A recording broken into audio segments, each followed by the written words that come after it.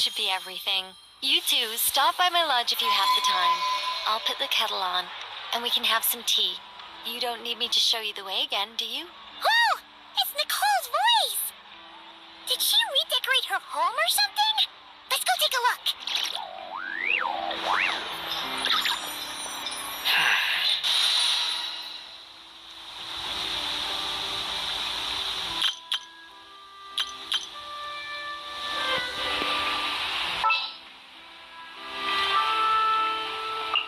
Trainee Forest Ranger Kale, reporting.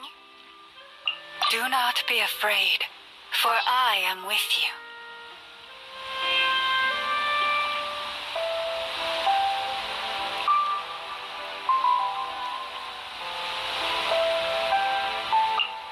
It's as good as done.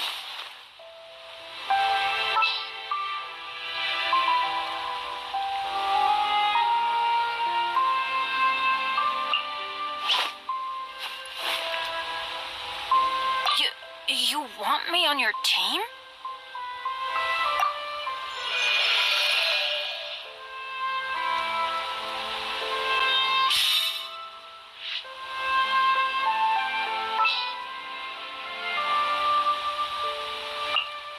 Let me down, Kerplunkatron.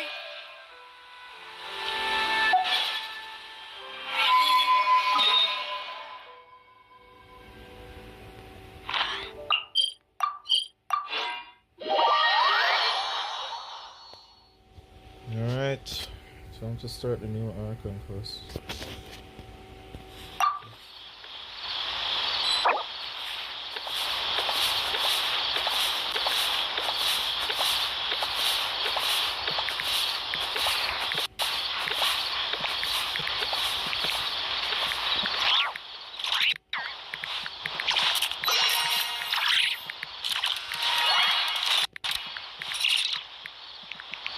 Welcome to Palais Mermonia.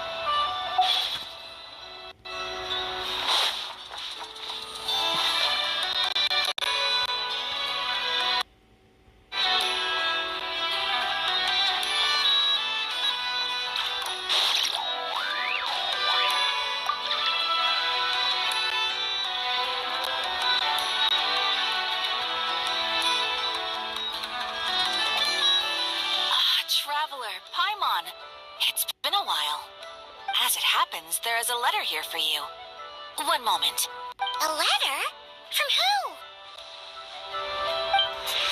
Dear Diary, I'm Kale. I work as a trainee forest ranger under my master, Tainari. I'm also studying at the academia. I've been getting better and better at reading lately. Mr. Al-Haytham says that the written word is a crucial medium for exploring the world and understanding oneself. That's why I decided to start this diary. That said, what should I write about? Things are pretty quiet in Sumeria these days. Life is good. Every day is a fulfilling and happy one. When I think back to the days when I suffered from Elazar, or way back to when I was injected with God remains, I am in a much better place now. I hope it stays that way forever. I'll leave it there for now.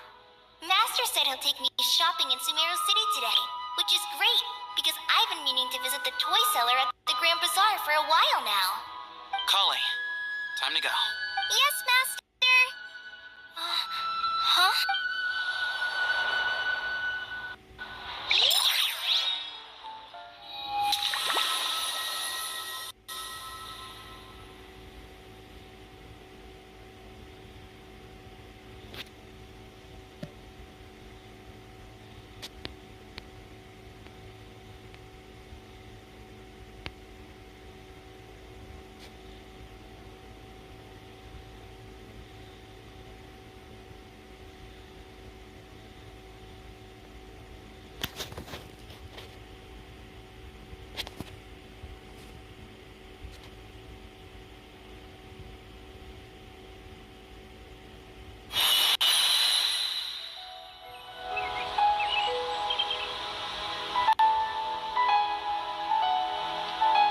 What's wrong, Kale?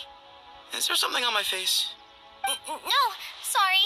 I didn't mean to stare. Did Master Tainari send you to pick me up? Master Tainari? What are you talking about?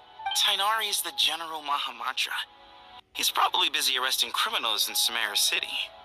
I mean, if that's what floats your boat, I can introduce you, but...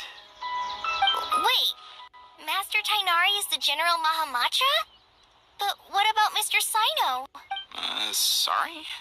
Oh, you mean that guy who just joined the Vahumana Darshan? Rumor has it he's the leader of the Temple of Silence.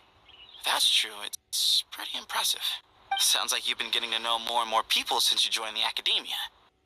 That's great, but don't let your forest ranger duties fall by the wayside, okay? What's going on? Sethos is acting like he's my master. And Master Tainari has taken over Mr. Sino's job. Is this some kind of prank? If so, it's a weird choice of prank. But anyway, Sethos doesn't look like he's joking. What is this all about? Hey, you're zoning out again. I'm gonna buy some tools for the rangers. Why don't you stretch your legs a bit? It's been a while since you last visited the city, right?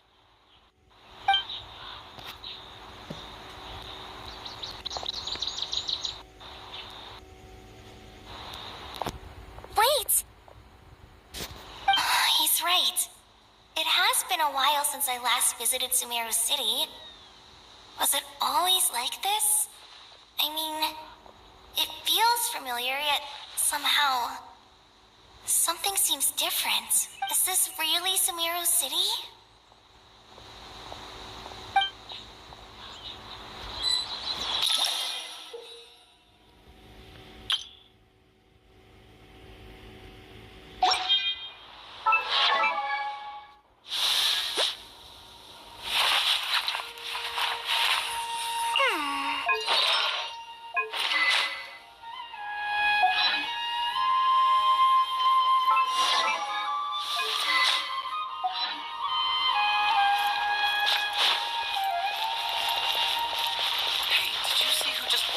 Courage to maintain a peaceful life, too. How will I ever save enough money to buy that custom?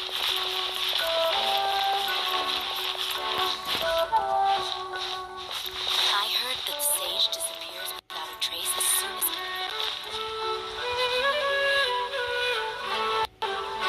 Lord Kabe Bay, did you get a chance to review this month's accounts? Any feedback?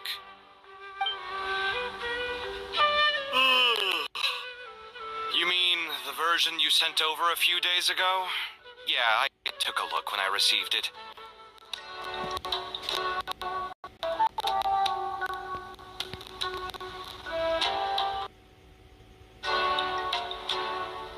I was thinking that maybe our profit margin is a little excessive. I visited some of our commercial partners last month. Their earnings are very slim. Are you suggesting that we give up some of our profits for them? Well, since we have more than we need, yes. Making money for its own sake is pointless. Don't worry, I've already planned for it, and the numbers look fine. We can adjust the rates starting from next month. Also, about that designer you hired. I've had to revise his proposal 3 times now, but he just doesn't seem to... Let's cut our losses. Pay him his fee and send him on his way. I'd like you to get Layla on this instead. She was Cyrus's student, and she designed the Palace of Alcazar-Zaray. Seems like a much safer choice.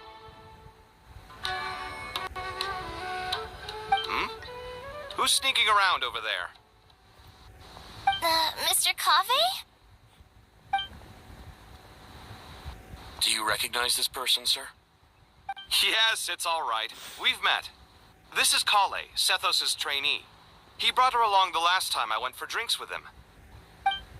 What brings you to the city, Kale? Is your master here too? No, this is all wrong! Why is Mr. Cave saying that too? Tainari is my master, not Sethos. This can't be real. I have to ask someone else. There's gotta be someone else out there who still remembers the truth. Hey, wait! Don't run off! How strange. What's gotten into her today?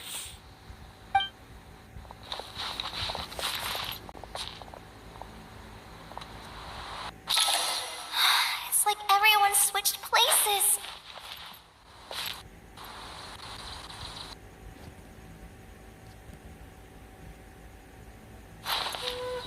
I guess I'll keep looking around.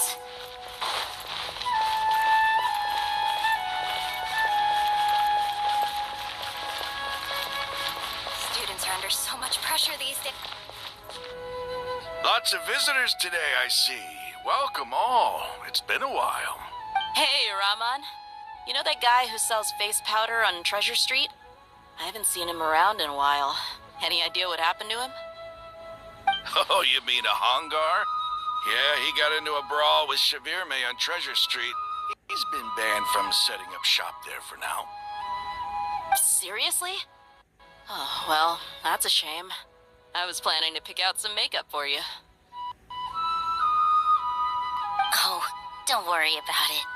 The legendary Flame Mane discussing makeup with the Zubair Theater star dancer. Now there's something you don't see every day. Flaming? You know, I'm not actually sure when people started calling me that. Maybe the other Eremites thought I needed a fiercer title to scare people off? To be completely honest, I think the title would fit you better than me, Dia. You think? Can't say I've never imagined myself as a merc. If I ever give up the dancing, maybe I'll head to the desert and give the Eremite life a try. You would? Is that so strange? Oh, not at all. In fact, I've actually had similar thoughts before. If I ever get tired of sleeping out in the wild, I think I might go look for a job at the Zubair Theater. I've adored the dance of Sub-Zeros ever since the first time I saw you perform it. If the chance ever came up, I'd love to try it out on stage for myself. Really? If our manager Sataria heard you say that, she'd hold you to it. Probably grab you by the sleeve and never let you go again. Hey, when that day comes, I'll do your makeup myself. How's that sound? Sure. If the day comes, I'd be honored.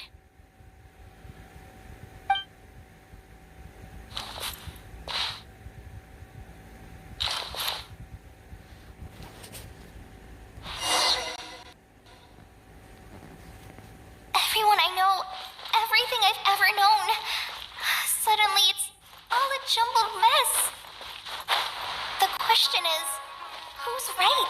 Them or me? Oh, my head feels so heavy.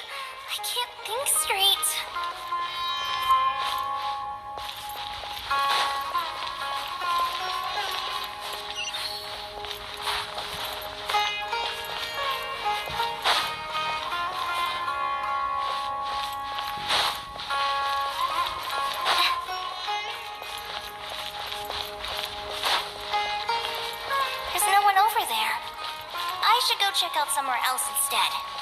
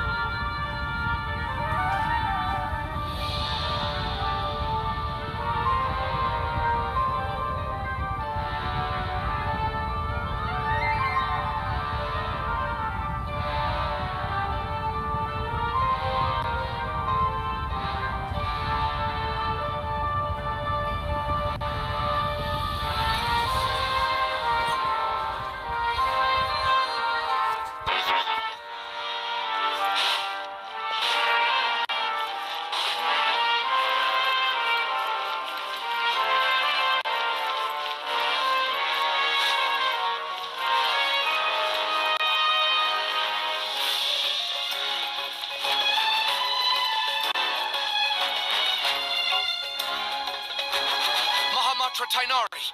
We've apprehended the suspect. They say that the fool is prone to blind faith, but the wise man is not immune to it either. Siraj, do you have anything to say in your defense? Tainari, you were the one who turned the sages against me. Just a few words of caution from you was all it took to destroy my research. And now you're trying to stop me again? You should know that mechanical life is the future. We must cast aside our useless flesh and... That's enough. I'm not in the mood to listen to your lunacy. Anyone could tell you how amateur your work is. Karina, Ilias, put him somewhere safely out of the way. Yes, sir. Next on the agenda is... Master? What is it? Wait, did Professor Zahahati send you? She's been encouraging me to take on an apprentice. Might be getting a bit ahead of herself there, though. No, Master! It's me! Kale! Listen to me. Something really weird is going on in Sumeru City. It's like everyone's identities have switched around. You're not the General Mahamatra. You're a Forest Watcher. Just yesterday, we agreed to come to Sumeru City today to go shopping together, and... All right, there's no rush. Let's back up a little. Your name is Kale, correct? Although this is our first meeting, you do seem strangely familiar somehow. Is there anything I can help you with? No.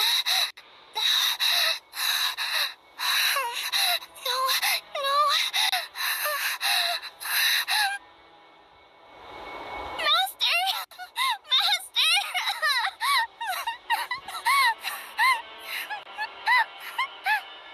What is it?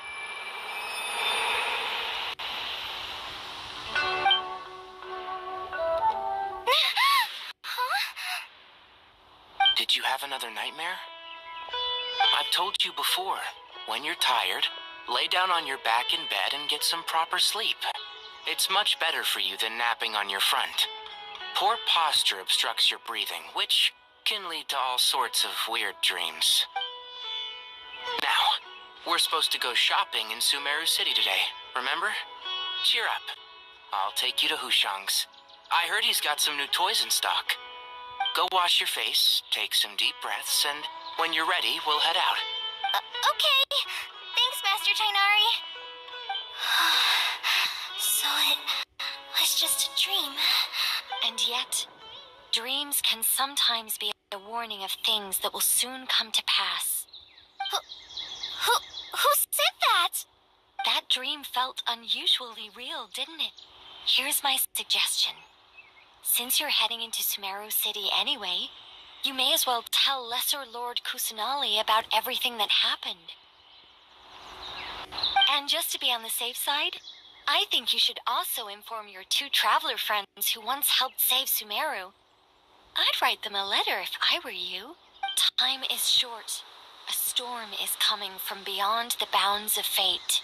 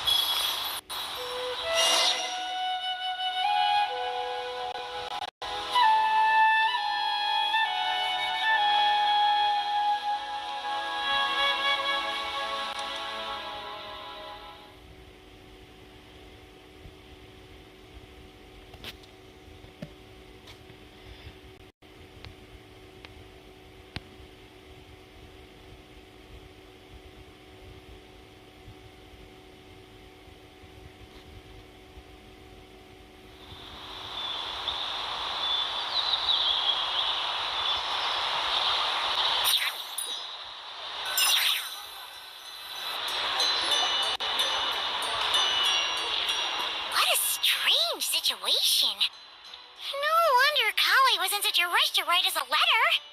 Imagine waking up one day to find that everything around you has changed. You might not even recognize Paimon anymore. Oh, that's a scary thought. Let's get to Sumeru and find out what the heck is going on.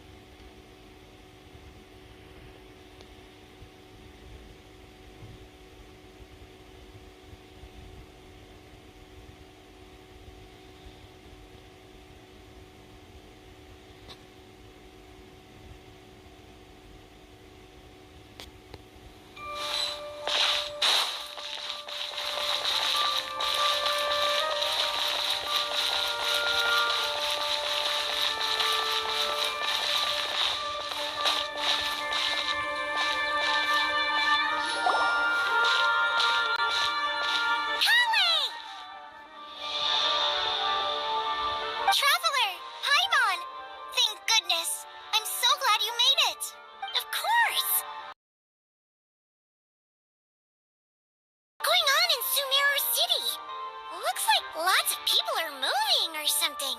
Yeah, I was just gonna say.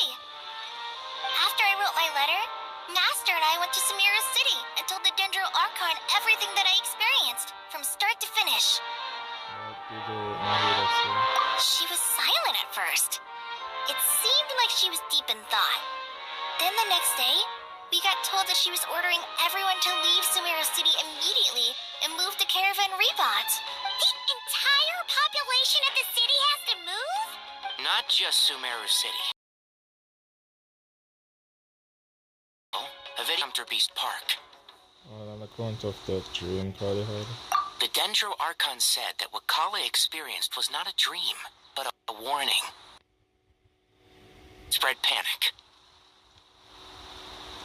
The official reason they've given is a large-scale renovation of the rainforest ecosystem. People are skeptical, but there haven't been any The Dendro Archon seemed really worried when we spoke to her. She said you can go visit her in the Sanctuary of Surasthana when you arrive. She also said she'd hold out until the very end. Tainari? Kale? You got a minute? I need a hand here. One moment, I'll be right there.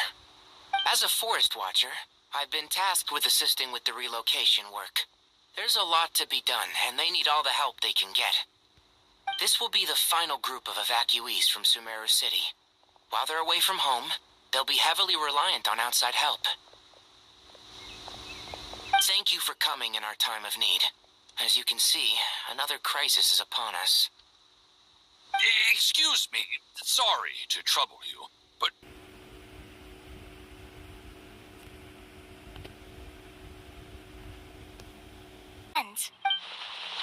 Tainari? Kale? You got a minute? I need a hand here. One moment, I'll be right there. As a forest watcher, I've been tasked with assisting with the relocation work. There's a lot to be done, and they need all the help they can get. This will be the final group of evacuees from Sumeru City. While they're away from home, they'll be heavily reliant on outside help. Thank you for coming in our time of need. As you can see, another crisis is upon us.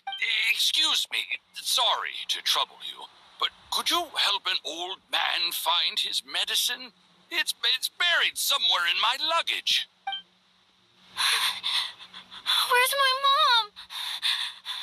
Where did she go? Don't worry. It'll be okay. Those items are worth a small fortune. Make sure you store them somewhere safe. You understand? I bet you thought you'd get away with this in the chaos, huh? Guess again. No petty thief gets past me. A mass evacuation inevitably comes with all kinds of problems. Mahida wouldn't have resorted to this unless it was absolutely necessary. The strange events of Kali's dream took place in Sumeru City. Whatever danger is afoot, it must start here, which is why everyone has to leave. We should go help the evacuees. See you around. I'm so glad that you believed me and came all this way to help. It means a lot. Please stay safe. Don't worry. We may not know exactly what's going on yet, but as long as we stick together, we'll find a way through this. Goodbye! Look after yourselves! Will do. See ya! Paimon's not sure how she found the words to comfort Kale because, honestly, she's kind of nervous herself.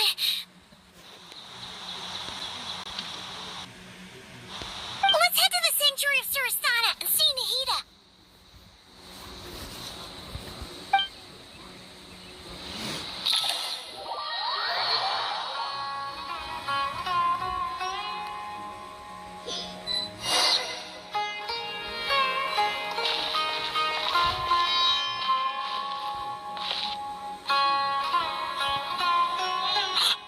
There.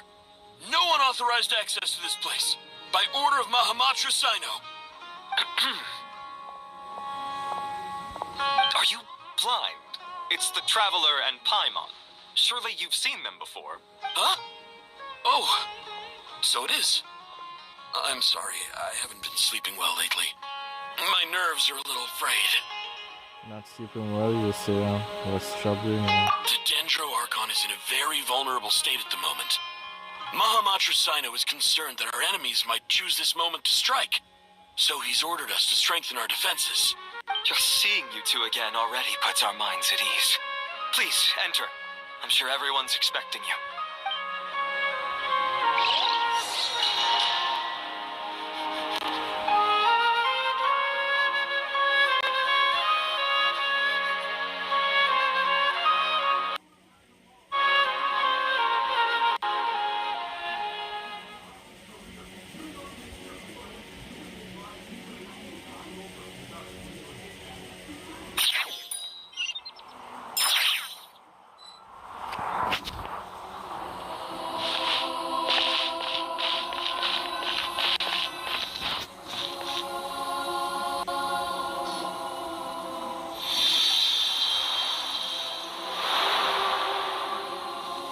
Traveler, Paimon, you made it. Aha! Perfect timing. Reliable helpers like you are just what we need right now. Oh, it's good to see everyone again. Kawaii gave us a rough idea of what's going on, but we still have a lot of questions. What kind of danger is Sumeru City in exactly? And how come everyone has to move to Caravan Rebot? At this stage, we can't be certain. We're investigating, but no definitive answers yet. I take it that Kale told you about her strange dream? Yeah. Apparently, everyone in Sumeru City was acting super weird. Even you guys. It was like you'd all switched places. That's right. Kale and Tainari reported the situation to the Dendro Archon. She believes that it wasn't merely a dream, and that whatever it was has something to do with Irminsul. It's a reasonable inference. Only through Irminsul can people's memory and cognition be so significantly modified in such a short time. We don't know why Kale would dream of these things, nor who is trying to warn her. The Dendro Archon decided to connect to Irminsul to investigate more thoroughly. Has she found anything yet? Irminsul is connected directly to the ley lines. The tree serves as a central hub where the ley lines converge, and its core function is to record and store the world's knowledge and memories. But something has gone awry, severely compromising the performance of this core function. Information is bottlenecking inside Irminsul, hampering the ley line's flow. If this continues, new information will languish unrecorded, with existing records thrown into disarray. In short, the souls of the dead will be stranded, while the living have their sense of reality warped. In the long run, Kale's dream could well become a reality. And that's just the beginning. There's no telling what other nightmares could end up coming true. Irminsul, the ley lines. I've come this far to use my death to open the gates of the ley lines to my people.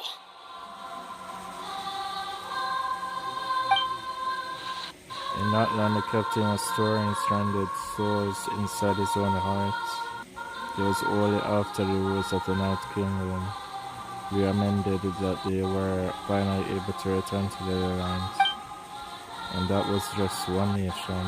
A problem with Irminsul itself could end up affecting all ley lines worldwide. Faced with a growing backlog of information, the Dendro Archon decided to connect herself directly to Irminsul and take over the recording and processing function herself. But it is an almost impossible task.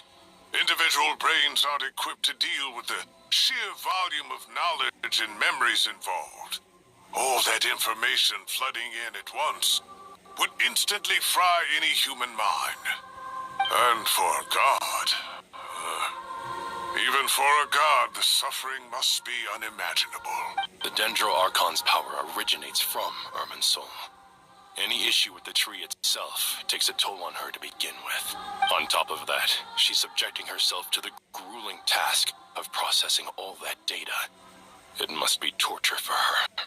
And despite all of this, She is somehow finding the strength to investigate the Irminsul situation from within and send us her findings. I finished analyzing the latest data.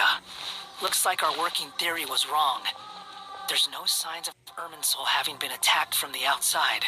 So it's internal then? Some sort of disease, perhaps? No. I've spent half my life studying the ley lines. If Irminsul malfunctioned this easily, the world would have met its end long ago.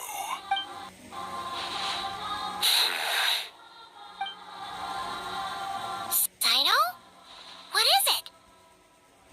Not long ago, I got a tip from the Core of 30 that a large number of unidentified merchant caravans had recently been spotted entering Sumeru through Beta Harbor. At first, I suspected that they might have something to do with all this, so I sent some people to investigate. But if Irminsul wasn't attacked from the outside... Don't you think there are more important things to worry about right now than guessing who's behind all this? It's been over 12 hours with no new intel. If even the Keeper of Irminsul is this badly affected, you can imagine how bad things are in there.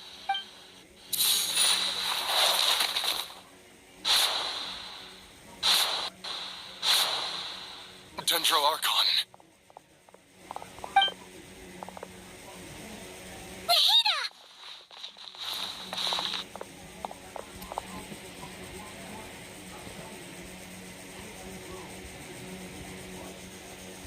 What's wrong? Her breathing is weak, and her elemental energy levels are dangerously low. Looks like it's time to move to the backup plan. What's the backup plan? Get out of the city and take the Dendro Archon with us. The entrance to Irminsul is directly beneath the sanctuary of Surasthana. That means this is ground zero if anything goes wrong. The Dendro Archon has a very strong connection to Irminsul.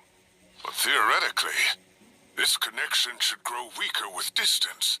Under normal circumstances, she can unleash her full power here. But with Irminsul out of control, our first priority is to get her away from here. The situation is critical. There's no time to deliberate. Everyone in agreement? I'll deal with it. I'll also let the Matra and the Core of 30 know to start evacuating.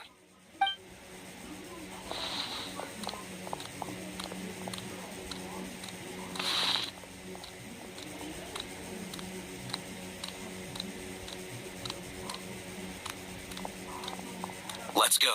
No sense grieving when there's nothing more we can do. Agreed. We'll be back as soon as this is over.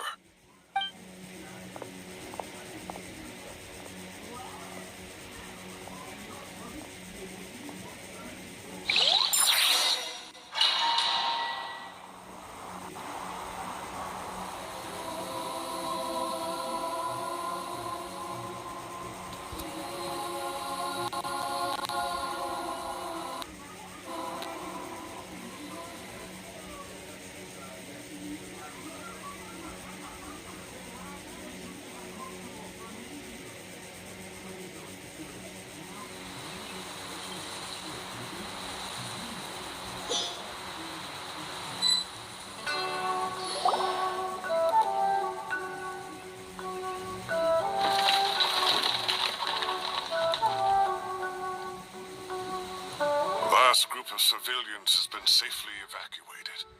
Dendro Archon's carriage will travel with them. Sino and Hat Guy will protect the convoy. That's good news. Let's hear those for the player. With the Dendro Archon in a coma, we've lost our means of investigating the situation. And with Irminsul still deteriorating, we have no choice but to evacuate Sumeru City. Feels as though we're being pushed along by an invisible hand. Stop moaning, Cyrus. We're the teachers here. We should be showing a little more confidence, don't you think? A wise judgment. Let's move out to Caravan Rebot.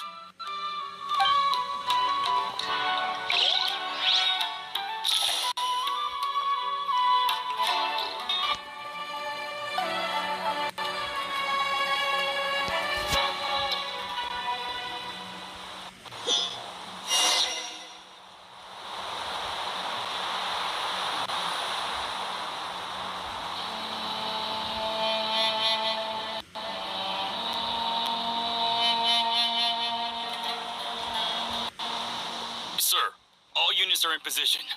Good. Everything is going to plan. Interfering with Sumeru City is a necessary step, so do not hesitate. The Irminsul situation will not harm you. Where the hell is this guy? I have a feeling it's a regretter. We need to speed things up here, too. We don't want to keep our client waiting, do we? No, sir. You have my word. Everything will be completed on schedule. That's probably a regretter. They say that fervent ambition attracts the favor of the gods, and with it, a vision. But we appear to be the exception. So, is our ambition not strong enough? Or does it threaten the very foundations of this world?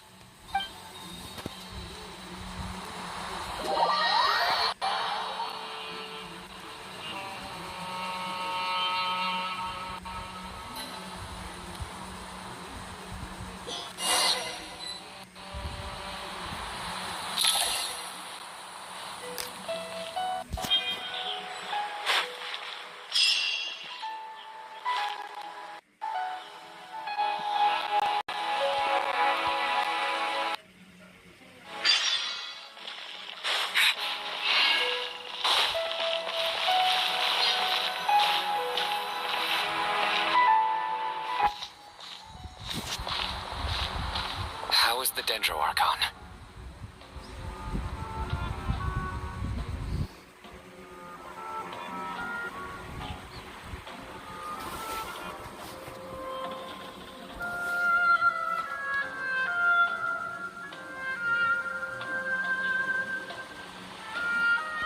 Her breathing is steady. I prepared some therapeutic incense for her, but it hasn't had much effect. Her vitals are still very weak.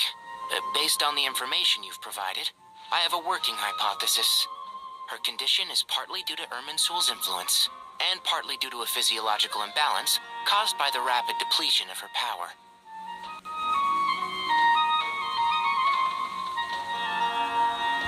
Elemental energy usually flows through the body at a relatively constant rate.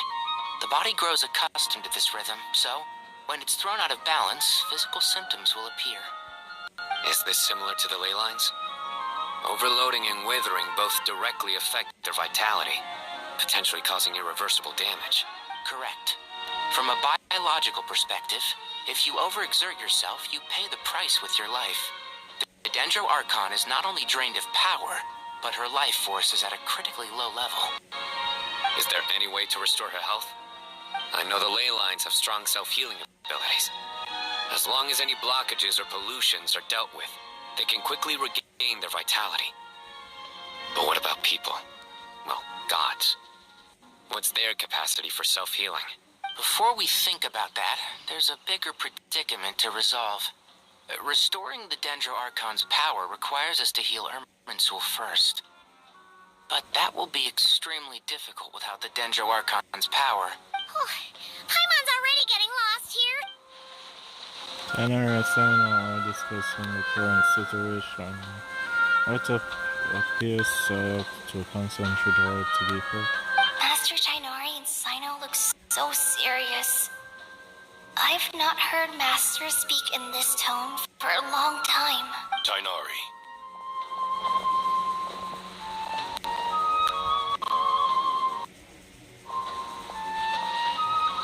Master Nephis, sages.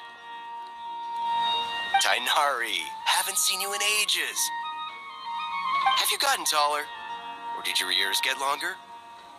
Hopefully the former, Uncle Baladuri. Sino, where's Professor Cyrus? I thought he'd be with you. He went out into the wild to investigate the situation. He said that the Irminsul anomaly will likely start to affect the real world soon. He shouldn't be trotting around alone at his age. Which way did he go? I'll look for him later. Would someone mind introducing us? Ah, yes, of course. Allow me to do the honors. I'm sure we're all familiar with the Traveler and Paimon. They're the heroes who helped foil Azar's conspiracy and save Sumeru. These gentlemen and I are the 6 current sages of the Academia. Balduri and I are part of the Old Guard, while the other 4 took office after Azar and his clique fell from power. We have Sage Alkindi of the Spantamad Darshan, Sage Farnas of Kasharawar, Ritawist Sage Shakir, and finally Harabatot Sage Rusht. Nice to meet you all. I've heard much about you. Delighted to finally meet you in person. You're younger than I imagined for someone with the power to stand up to fate itself. Thank you for lending your aid to Sumeru once more. Once we're on the other side of this, could we get a photo together? My daughter has a friend named Isak. He's always talking about you two. Of course! No true hero would deny a child their wish. Back to business.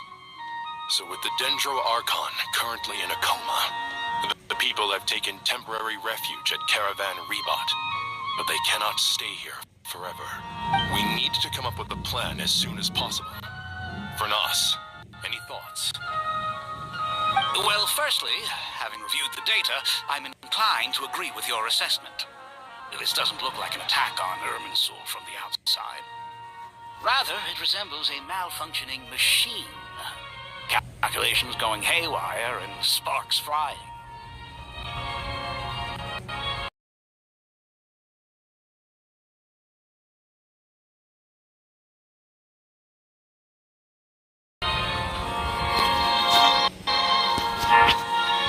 That being said, before we consider how to fix it, we need to understand precisely what has gone wrong.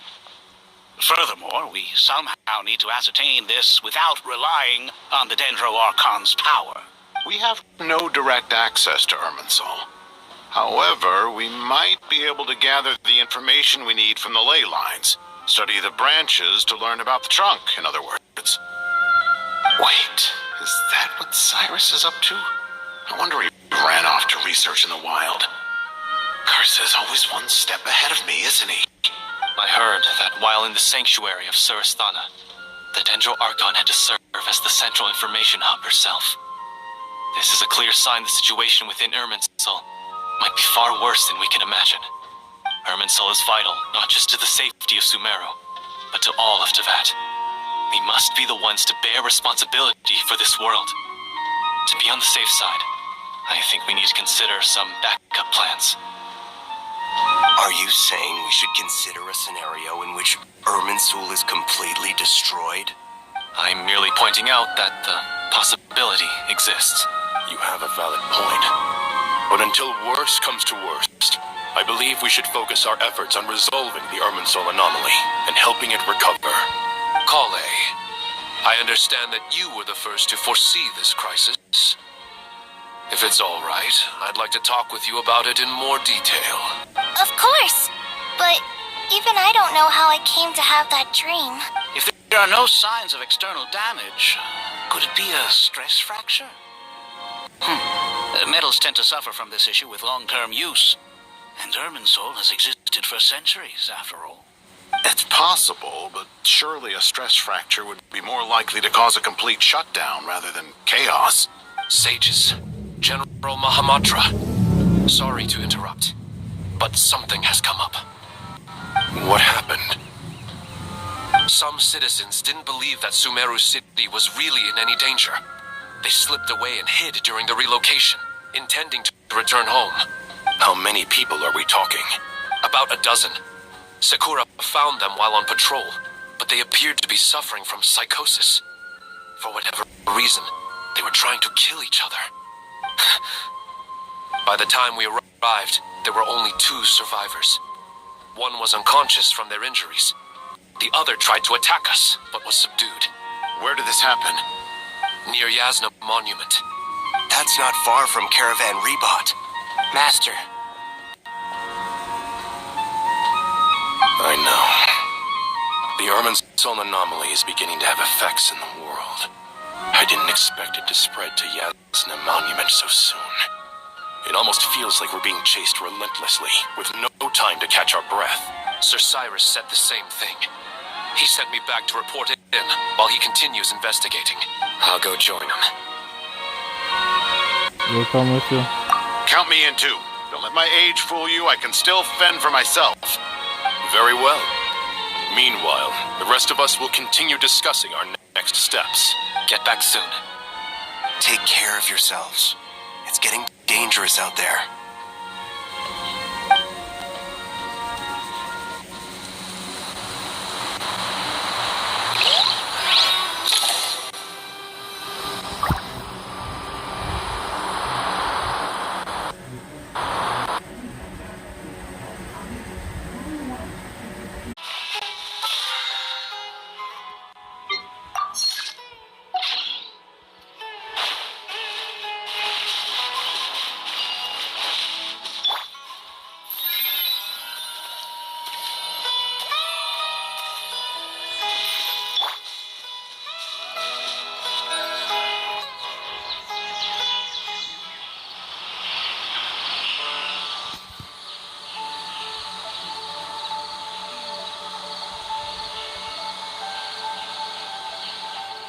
Please, don't go any further. As you get closer to Sumeru City, there's no knowing what dangers you might encounter. So this is our mentally disturbed man? I'm going to gut you all.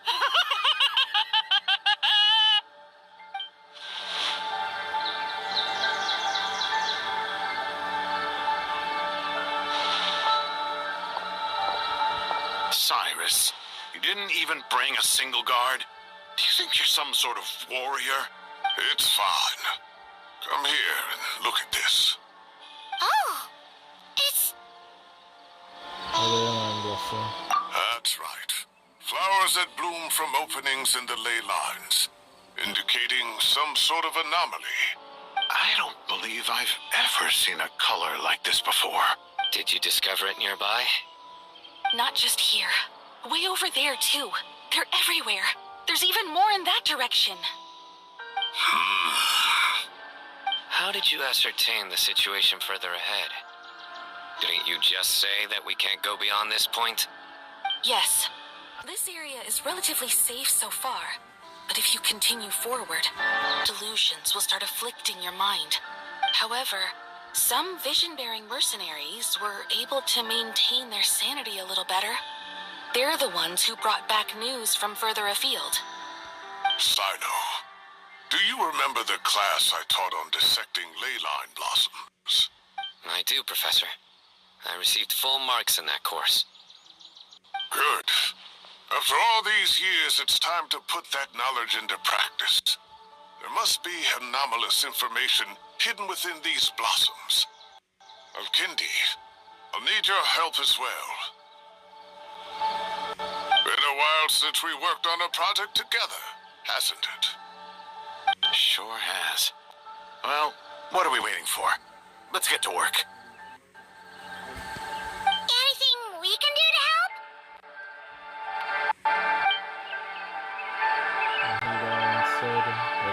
Doesn't contain any information about me, so if you're ready for it, I shouldn't be affected by such anomalies. You only heard that a bit to further. Well, you need my help? I should be fine. All right, well, don't go too far. There's too many unknowns at this stage. Let's regroup at Caravan Rebot later. Don't worry if you don't show up. I'll come and find you.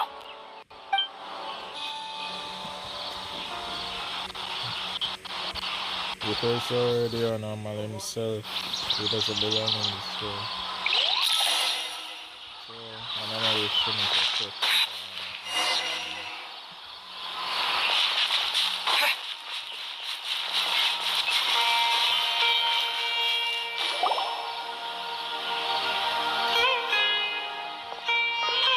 Let's go there in the score. A sure sign that a storm is approaching. Slowly but surely, the strange weather is spreading. Between forests to figure tribes.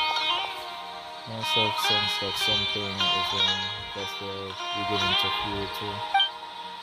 We don't have much time left. Purana said that to help the danger Archon. We're gonna reply. We need to heal Enter. It's healing Enter across the danger Archon's power. Is there any way to solve this puzzle? That should be the heart of Oasis. All we need to do is light it with the fire seed, and it'll restore a pep with elemental power.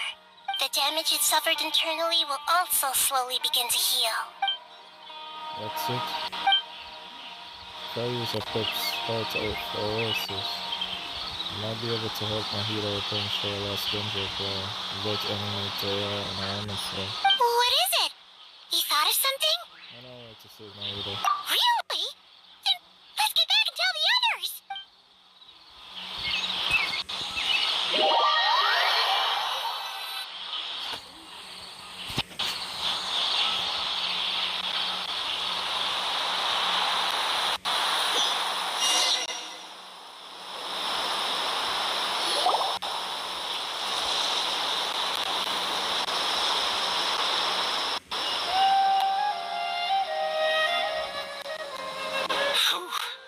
Glad to see you've returned safe and sound. Any longer, we would have gone out looking for you.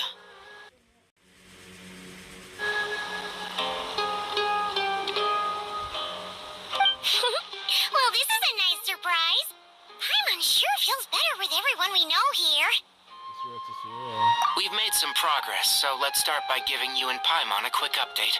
By dissecting the ley line's blossoms, we've been able to deduce that although Irminsul is experiencing an anomaly, it has not completely rejected access from the outside. The Dendro Archon has the power to connect to Irminsul, but there's also another way. I assume you recall the devices everyone was wearing when you first arrived in Sumeru? Devices? Oh, wait. You mean... The Akasha terminals? That's right. Of course! It's been so long, Paimon almost forgot all about the Akasha. Wasn't it shut down, though? Yes, but although the system isn't currently operational, the technological infrastructure is all still there. And it turns out that a certain someone gets so bored at work that he's actually read through every single one of the instruction manuals. No prizes for guessing who that was. If praising others is that embarrassing for you, you can simply spare yourself the ordeal. As much as it pains me to say anything nice about him, there's no denying his intelligence. He rarely forgets anything he's read. The Akasha is exactly what Sumeru needs at this moment. Between us, we should have all the knowledge and expertise we need to get it up and running again. But if I recall correctly, doesn't the Akasha need a Gnosis to function? That's exactly right. The Akasha relies on the Gnosis as a power source, and in its absence, we'll need to find an alternative. To tackle this problem, it looks like we'll be relocating once again. Namely, to the Temple of Silence. Ring any bells? It's the only major institution in Sumeru dedicated to preserving the knowledge of King Deshret's civilization. You might find the answers you're looking for hiding there. I agree. There's a good chance. Master Nephis and the other sages have discussed it. As the chaos from Irminsul continues to spread, Caravan Rebot won't be a safe haven for much longer. We have to move into the desert next. The scholars and sages will head to the Temple of Silence, while the civilian population seeks refuge in Aru village. The Eremites will keep everyone safe during the journey, and Candace will be there to receive us at the village. This leaves us just one thing to worry about. That Dendro Archon. She's very weak. We can't afford to wait until Irminsul is fixed. There has to be another way to help her. Huh. Well, luckily, the Traveler had a eureka moment while we were out investigating. Really? Wow, nice one, Traveler. Let's hear it.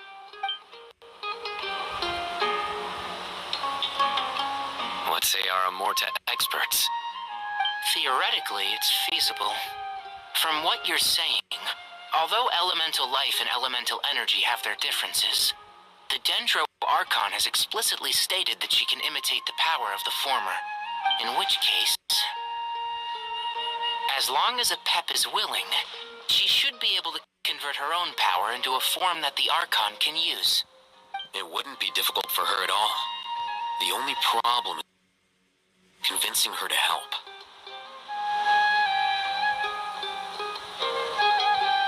I'll find a way to pursue them. Yeah! You though she wasn't exactly friendly the last time we met, she didn't refuse to talk with us. When she realizes the danger that Nihida is in, surely she won't turn a blind eye to it.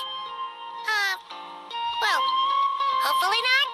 Either way, we're not exactly spoiled for choice here. Hey, it's better than having no options at all. I agree.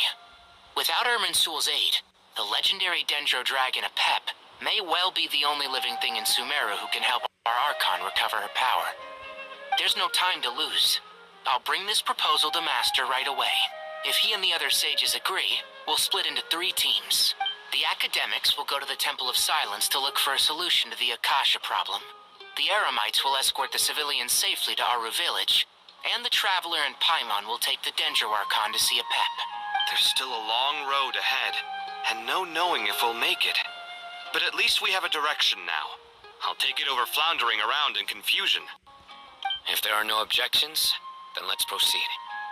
But before we adjourn, I would like to leave you all with some parting words. No matter the distance between us, there will always be an invisible force tying us together. May the bonds forged in the past shine bright like stars and open a new path before our feet. Huh. Is that from King of Invocations? No. This one's from King of Invocations, the sequel. What's the difference? The sequel's much cooler. Couldn't agree more. Well, it was very apropos. Once this is all over, I'll give everyone a copy of King of Invocations and the sequel to show my gratitude. Come on, let's get moving.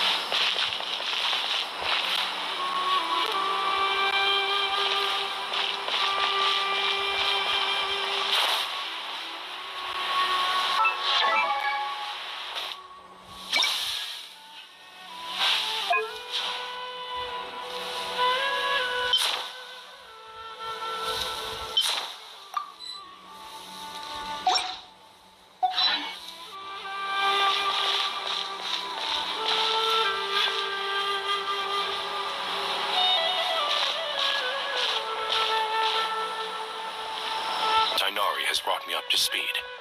I approve of your plan of action, but we can't proceed with everything right away. The people need to rest. For many of them, this will be their first time in the desert, so we'll need to find additional personnel to help escort them. You two, please go on ahead with the Dendro Archon. Let's rendezvous at the Temple of Silence later. No problem. We got this. Words can't express my gratitude, so let me just say, I hope everything goes smoothly for all of us.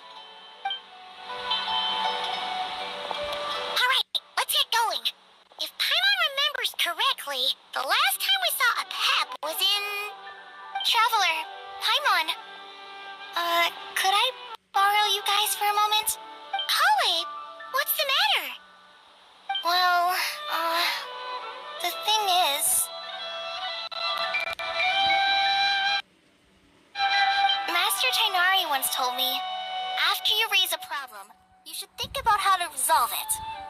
But ever since I had that dream, I feel like I haven't been of any help at all.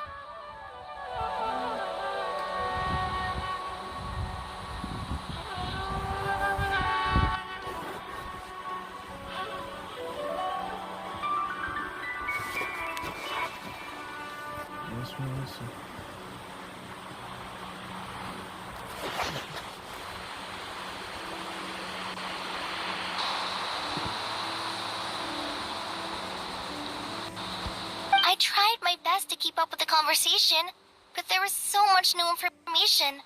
I couldn't take it all in.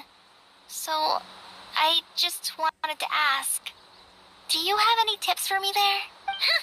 Paimon knows exactly how you feel. But fear not, everything you need to know is right here in Paimon's notes.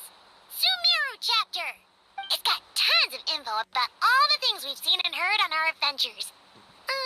Some parts are a little simplified, but hopefully it all makes sense. You sure kept that one quiet. Huh. You see? Being the greatest guide in Tibet isn't just a fancy title. It takes a lot of hard work. Paimon doesn't always understand the things you're talking about with other people. Whenever that happens, she notes down the confusing parts and goes over them in her own time. This is perfect. Could I borrow it? Sure. Matter of fact, you can keep it if you want. Paimon has another copy. The spare copy was originally meant for the traveler. Paimon used to worry that one day he might not need a guide anymore, so she wanted to have a gift for him, in case we ever parted ways. But it doesn't seem so necessary nowadays. We have so many more places to see together. One copy will be enough for both of us. Thank you so much. But still, these are your treasured memories. I think I'll make my own copy and then return the original to you. Anyway, that was all. I won't keep you any longer. Have a safe trip. See you again soon. See ya! Alright, time to bring the Hida to see a pep. Let's hope that old grouch is in a negotiating mood.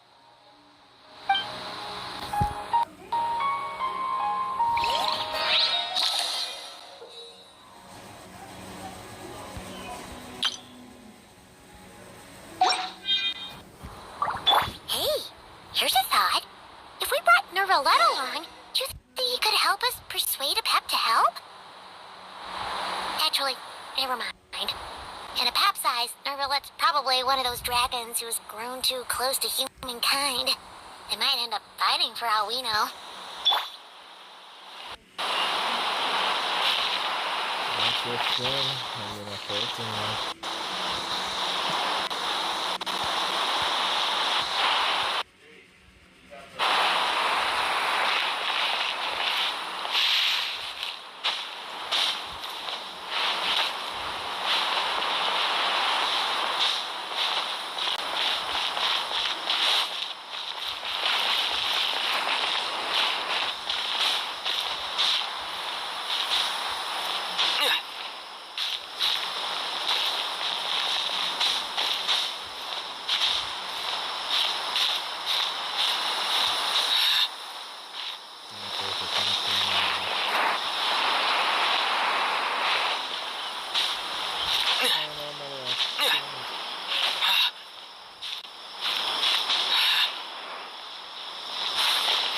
in the domain I would be prime, but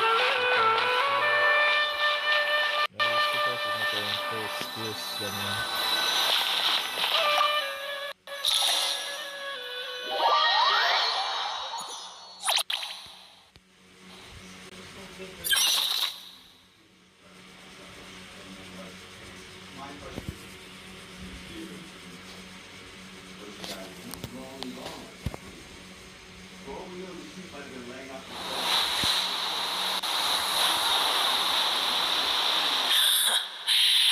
I had a feeling your kind might come calling.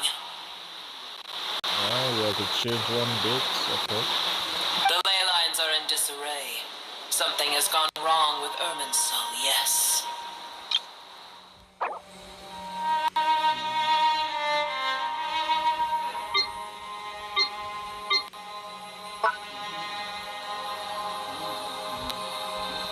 Yeah, I guess what point of is not just in case I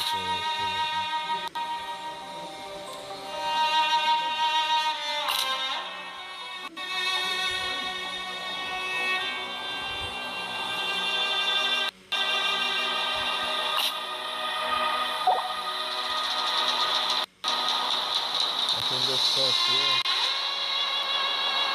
Unless you can skip the explanation. Even from a great distance away, I can sense that Sumeru is headed for destruction. You who took our home from us, prepare to watch as your own world is plunged into oblivion. Oh, how the cycle of history comes to a poetic conclusion. This isn't a joke, Apep. Nahida is in grave danger. Can you please help her? Is she now? Then do explain. For what reason should I lend Boor my assistance? The safety of Sumeru depends on it. The very survival of the world could be at stake. The age of the dragons ended long ago, and the world that replaced it is under the dominion of the heavenly principles.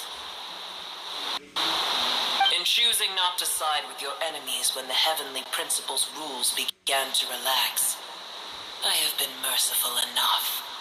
Do not forget that I have no love for this world you hold so dear. The safety of Sumeru depends on it. Because you are the possibility is where you cannot do it. Apep, if you truly despise gods and humans so much, well, after the great humiliation of being helped by a god in the past, shouldn't you be jumping at this chance to balance the scales? Now that is a compelling reason.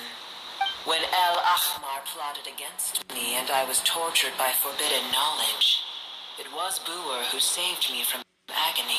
And though I regard with shame the pity of my enemies, to receive aid without repaying it would likewise tarnish a dragon's dignity.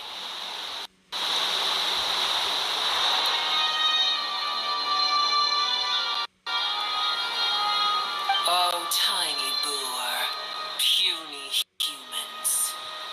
Just this once I shall deign to show you the true power of dragonkind. Whoa! It's happening again!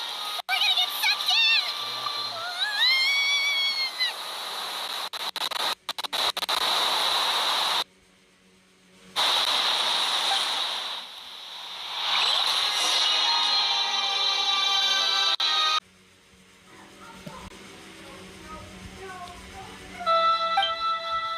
This is an awkward silence. Is silence a mandatory part of an audience with a dragon? It is done. The heart of Oasis is supplying her with life force as we speak.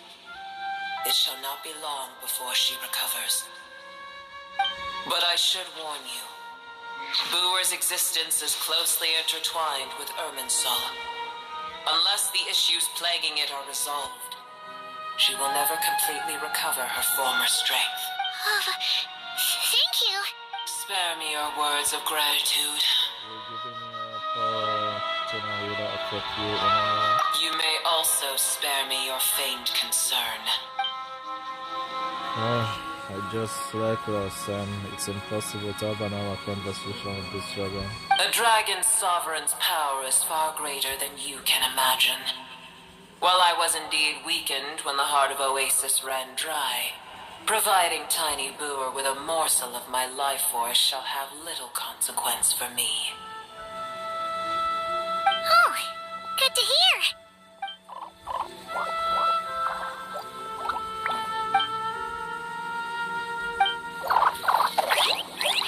It's like a Pokemon said, the elemental life forms who merge with her have now been reborn. The knowledge, memories, and emotions they once had are gone. They are brand new individuals now, and yet, for some reason, they seem drawn to Purana. Ever held in high favor, I see. Oh, well, you know. The compliment was sincere. Simply accept it. And to think of it, so I'm curious that I could sense the Leyline anomaly from how far away, and immediately guessed that something was wrong with her innocence. Did she know something that we don't? Do you know much about Emerson? I did once. That tree was not planted by the heavenly principles. Irminsul existed before they ever arrived in Teyvat. What? There was a time when it belonged to Teyvat, to dragonkind. Its appearance and function then differed greatly from today. The ley lines flowed with an abundance of a familiar, primitive form of elemental energy. You may know it as the power of the Light Realm. The heavenly principles usurped and refashioned Irminsul, made it serve humanity, and used it to anchor the fate of the world. Yet in the end, humanity has failed to protect it. Heavenly principles, God of gods. It makes me sick. The enmity between your kind and mine can never be bridged. As things stand today, holding a grudge against you would serve no purpose. But there will come a day when we reclaim this world for ourselves. The opportunity will arise no matter how long we must wait. I can already sense that far away from here, the Hydro Dragon has wrested his authority from the hands of the usurpers. But we have yet to meet. I know that we are both preparing for our revenge day and night.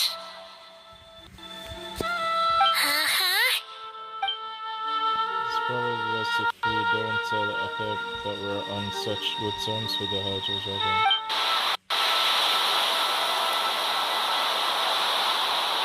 I hear a great disturbance out there. Huh? What is it? Sandstorms come. The Jinn. I see. Another calamity approaches. You both seem restless. Let us part ways here. Booer is safe with me. Once she has recovered, I shall return her to your side. Oh, thanks again. Take care, alright?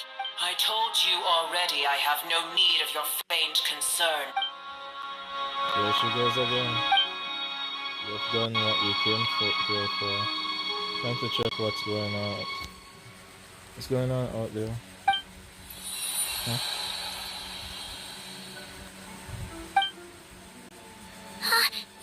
Nahida? You're awake! Are you okay? Cease your interrogation. Yes, she awoke for a brief moment, but she has now lost consciousness again. Take it. We shall talk more at another time. The statues of the gods are inverted from the heavens, but one alone is unique among them. This location is remembered to tell no one. Remember to touch the key and who the handed over, and a serious piece of information appeared in my mind. I don't know what it means, nor how to discover it, but I really felt committed to knowing. This must be incredibly important information. I don't know why Nahida would keep it a secret from everyone. But it's probably best that I will do the same for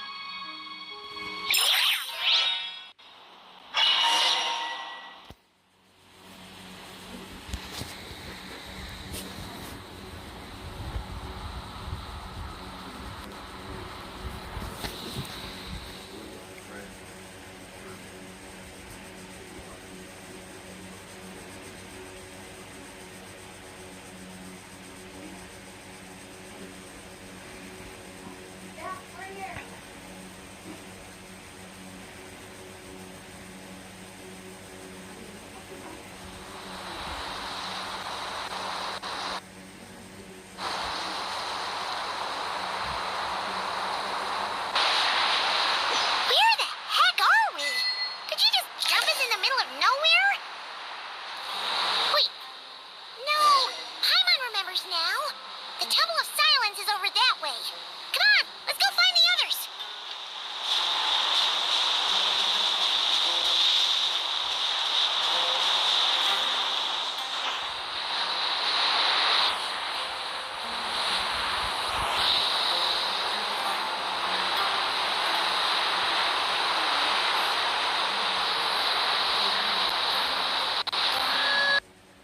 There's no need for everyone to stay here.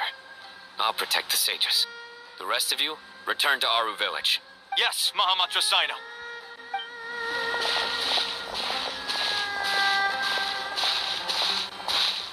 Sino! What's going on? You're back. How is the Dendro Archon? she's still with the pet, but she's recovering. What a relief. What's with these sunsons? It's the Jinn.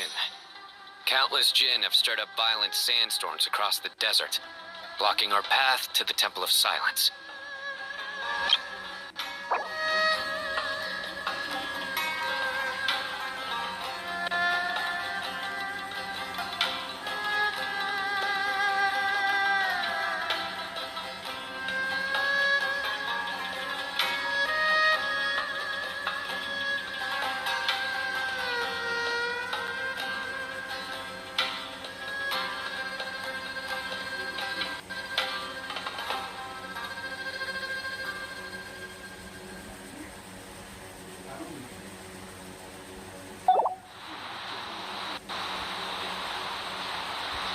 Tainari and Kale have returned to Aru village to help. The Jinn are being highly aggressive, so both the village and the merchant caravans require protection. It's just one thing after another. Where did all of them come from anyway? In all my trips to the desert, I've never seen anything like this before. As I see it, the only possible candidate is Gurabad.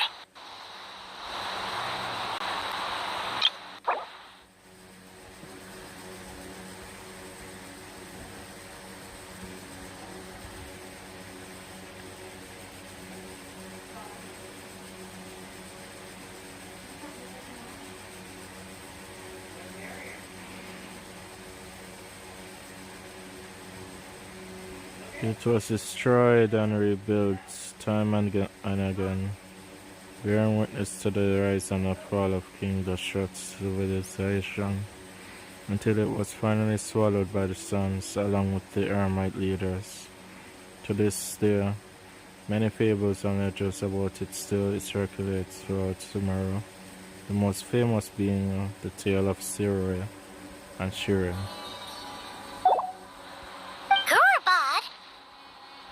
Baladuri could explain in more detail if he were here. All I know is a rumor I've heard about from previous trips to the desert. Supposedly, a great number of dormant Jinn lie sealed beneath that city. Jinn from Gurabad, huh? A familiar figure comes to mind. Gurabad is, for me, a fated land. I must therefore return back to this city, where my destiny awaits me still.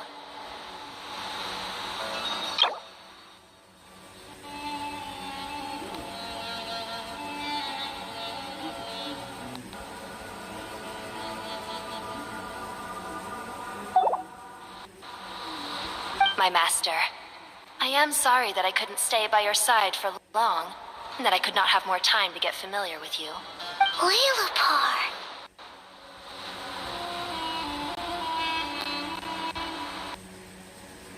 Herman and I should take a trip to Gorabag. Yeah.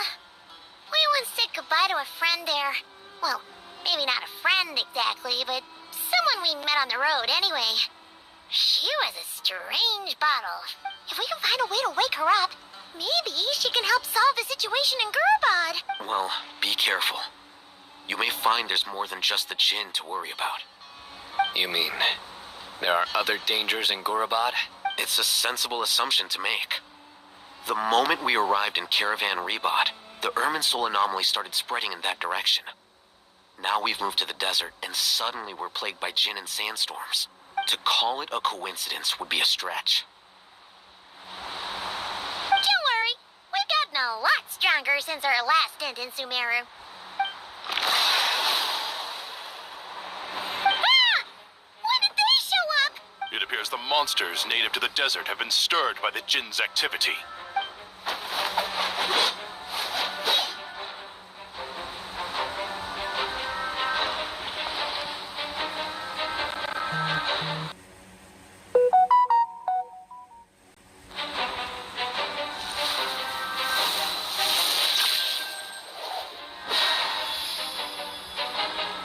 You should get going. We'll take care of things here.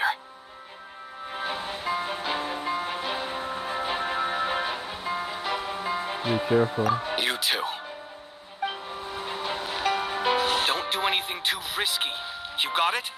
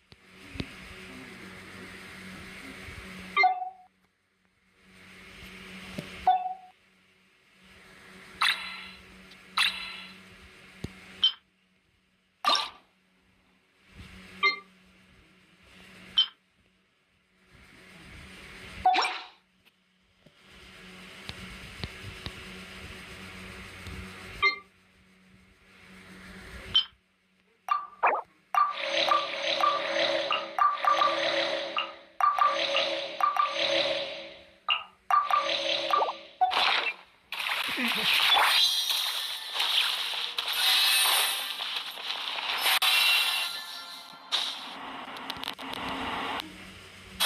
spotted! All units at the ready. Prepare to meet your mission! They must be using this place as a stronghold! Are they the ones behind all this? Fire! Ice! Just like we rehearsed! Terminate! Jammed! Ding dong water bomb! Branch into song. With one heart, we pray. Propagate!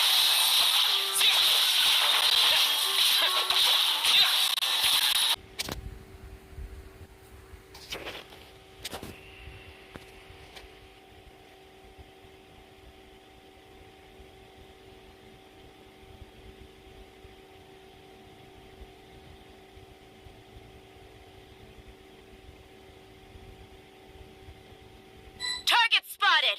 All units at the ready. They must be using this place as a stronghold! Are they the ones behind all this?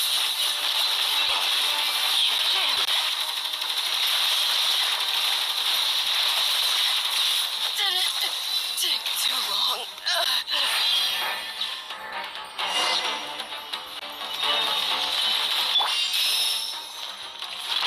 Chew on this!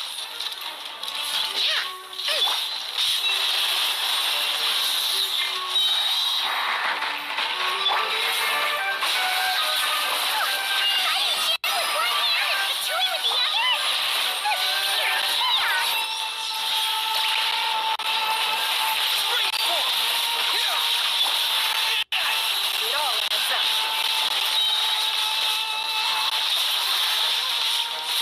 It all falls into place. Can't hide the truth. It all falls into place.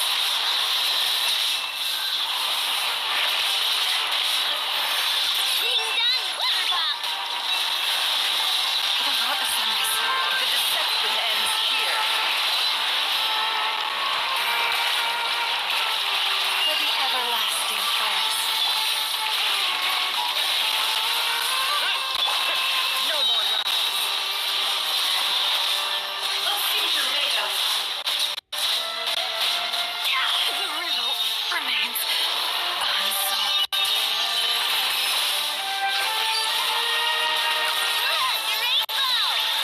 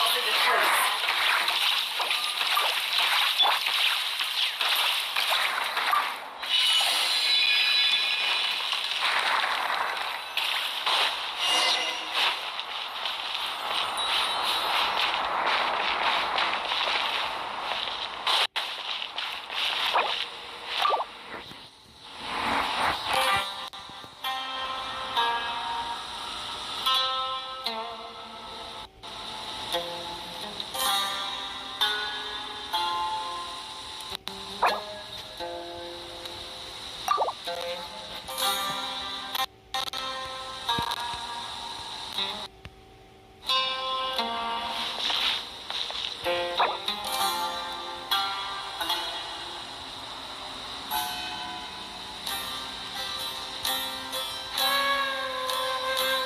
someone else I need to try to avoid. I'm fighting those rooms.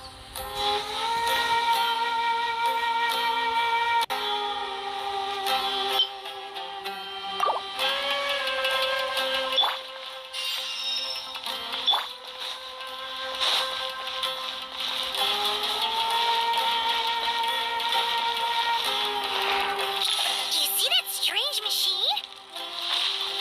Purana has a sneaking suspicion that that's the thing wrecking Gurabad and setting all those dangerous Jinn free. The target has reached the core zone. Requesting backup. Repeat, requesting backup. Backup en route. Stop him at all costs. I forgot to use this Francis Ford.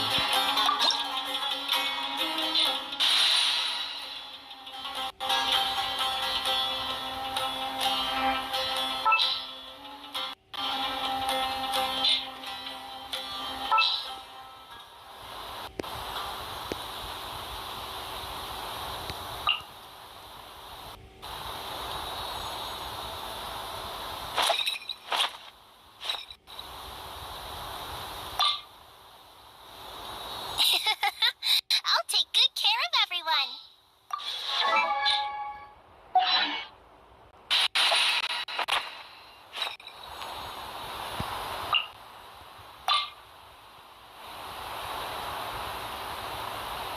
Glad to be working with you.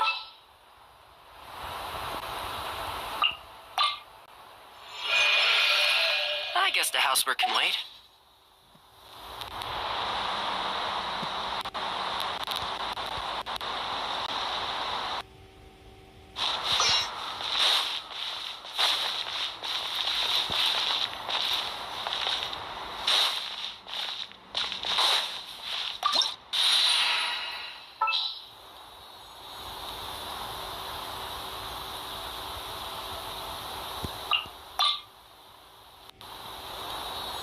I won't hold you back. Much.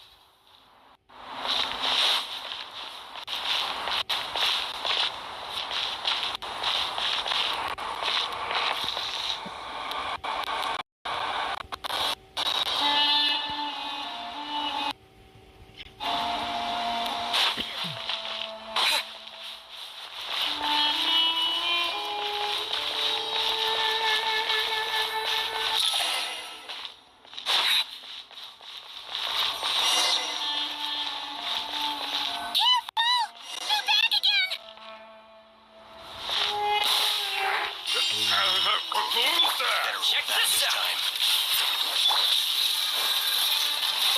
That's gonna hurt in the morning. Why do they never miss? Going in. Adventure time. For the Lord of the Night. Scatter. Target acquired.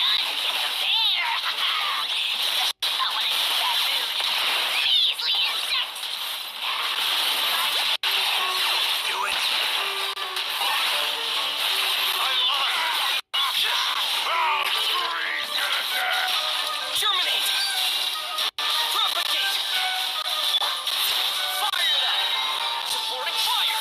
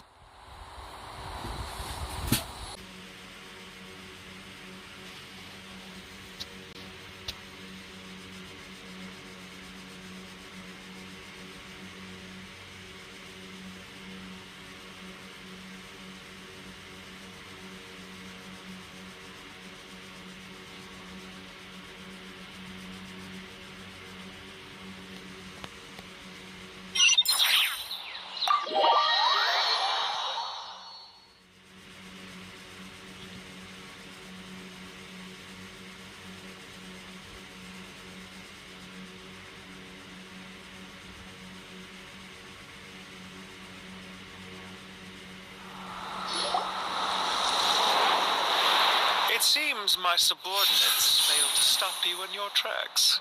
Bro, who the hell are you? Apologies, sir. There is no need to apologize. You did well to hold your ground against such a powerful adversary for as long as you did. I must commend your courage and perseverance. So, you're in charge here, huh? First the problems with Irminsul, now this mess in Gurabad? Are you the ones responsible for all this? I'm afraid I cannot answer that.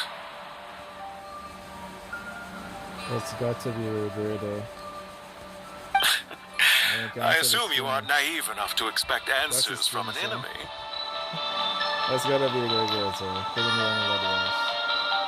Oh, this guy is so snooty! However you want to spin it, you're clearly involved in this somehow. So you can either start talking, or we'll have to make you talk. Okay. I think these guys are yet another person of the Future Avengers. I'll let you know here. Let's get him! Traveler? What's wrong? Something seems unusual about him. Is he trying to provoke us? This feels like a trap. Judging by the tents and surprise, there must be many more Future stations here than the few Isa and the way in. So where are the rest? You're remarkably calm. Some would act more rashly upon finding the ringleader all alone. But you keep your cool. Even as your enemy, I must applaud you. Did you show yourself just to say that? Is this you trying to take back control of the conversation? Unfortunately, I really don't have anything to say to you. I am here merely to indulge my own curiosity. Your names are well known among the Fatui. Naturally, I wanted to observe you up close while I had the chance. Hey! Don't treat us like we're some kind of exotic animals in a zoo! Oh, I wouldn't dream of it. You seem rather predisposed to misunderstand me. I'm quite aware that you are both heroes of great renown. You have resolved crises in many nations and won countless allies along the way. I've been following your adventures with great admiration. My only regret is that the trajectory of your journey conflicts with our goals. What do you mean, admiration? Sorry, but that sounds pretty weird coming from you. I don't see why. We may happen to occupy opposing sides, but there is no cause for deep-seated enmity between us. To respect one's enemy is to respect oneself. Well, now that you're observing us up close, what do you see? I've observed as keenly as I can. Yet, while I endeavor to understand, your true strength remains a mystery to me. Violence is not my area of expertise either, so, you see, I would much rather converse with you like this than determine a victor with the edge of a blade. Besides, I've heard that even 3 moons in the sky fail to eclipse your brilliance. I know better than to bite off more than I can chew. 3 moons? So you have a connection with the Harbinger, the Doctor. Well deduced. Our commander, Dottore, died in Nodcry. But there are things that do not end with his departure. We must... Look at me. I almost divulged more than I should have. What are you after? Revenge for Dottore? Or are you plotting something else? I've said quite enough, I believe. There's no point in continuing this conversation, except to say, I've noticed that you seem to know your way around here quite well. A repeated visitor to Gurabad, are we? I'll take that as a yes. Then I'm sure you'll have heard the story of this place. The mother of the Jinn, Lilupar, and the tragic tale of her vengeance that spanned 3 generations. It was right here that Lilupar once helped the wise to ascend to the throne. But from that moment on, every king who sat upon it was corrupted by power. These degenerate rulers lost control over their nation, and with it, the right to occupy that exalted seat. What are you trying to say? I once admired you for your adventures. That is the earnest truth. But it appears to me that your journey serves ultimately to uphold the rules of this world. Are these rules truly just? Does the heavenly principles rule with wisdom or folly? And how can we be sure that the Seven, who wield authority over the world, will not be corrupted? Do you seriously think you're gonna convince us of anything? Convince you? I'm sure my commander already tried that. Why would I waste my breath doing the same? If a few words from a stranger were enough to make someone completely change their stance, it would only prove that they never had a firm will to begin with. I am merely stating my position, so that we might understand each other better. One's enemy in the present may not necessarily be an enemy for life. As for what game I'm playing here, I'm simply buying some time. But now I must bid you farewell. It was a wise decision not to attack me immediately. Since you did not fall for my ambush, I will now have to ask those in hiding to reveal themselves. Leave this to us, sir.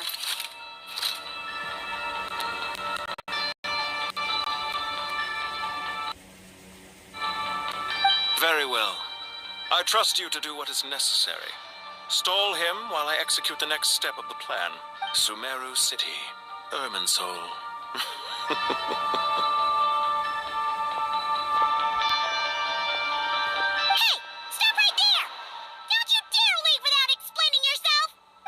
Stop them! Protect the commander! Did you hear that? He mentioned Sumeru City and Irminsul. Oh, what else would we be in Sumeru? We can't let him get away! Get rid of him! Nasty soldiers, quick!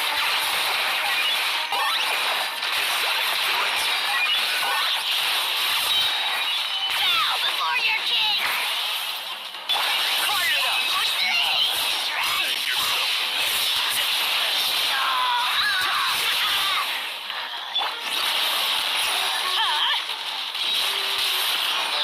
I always found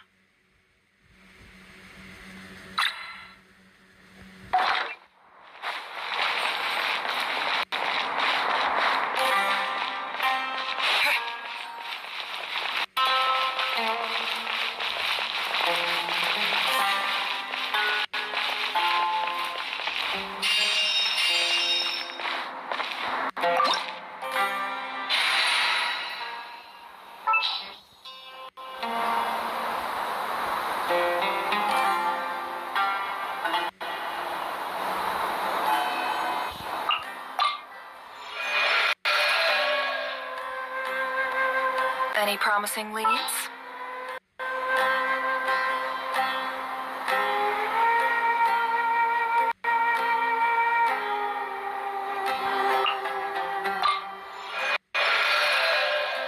I know. Present.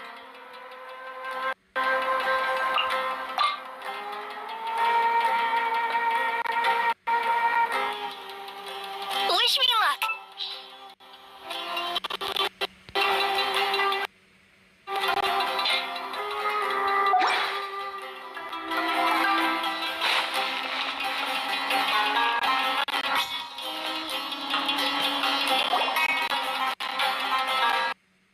Found him. Over here. You're very persistent. Hey, you! Stop running and explain yourself! What are you trying to... Come on, wait. What's this? Relax.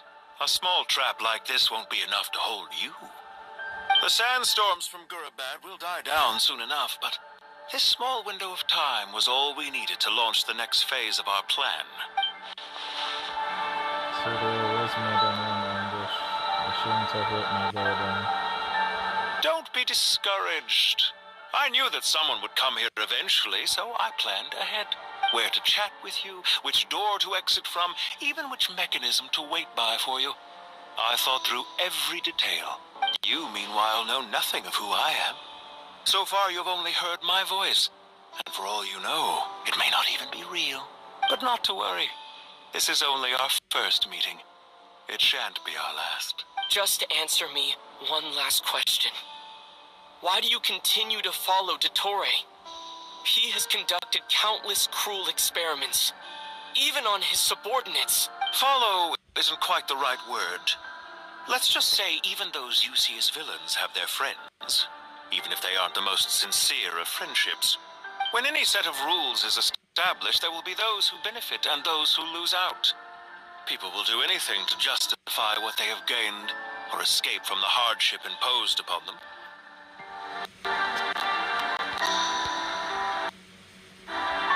Neither he nor I are tolerated by the rules of this world.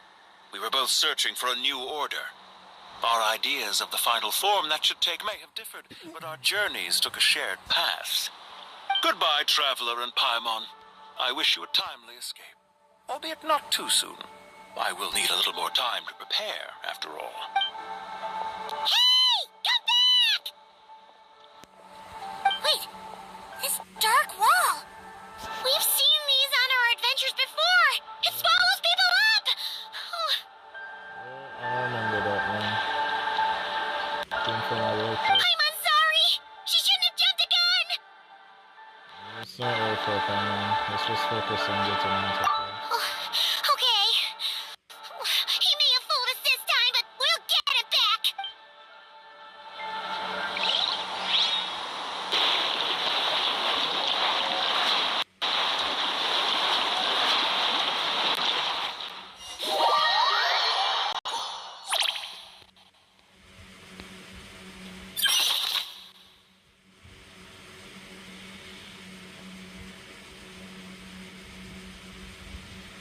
I notice. Yep.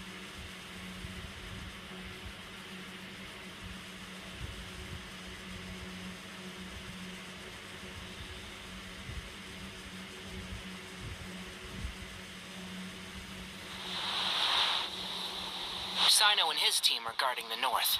We'll take this side. There's so many Jin. We can't let them get into Aru village. Don't fret. I am well prepared for this situation. Huh. So you have a solution? Perhaps you're unaware that I have a trusty genie partner of my own, Plumpy. If I send her to negotiate with the others, this whole thing will be resolved before you can say Mora. Off you go, Plumpy.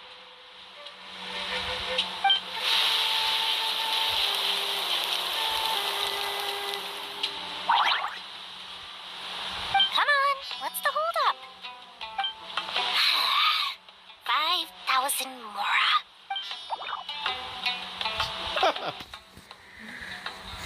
That Jim is just as greedy as her. Yep, that's definitely her Jim. 20,000 Mora.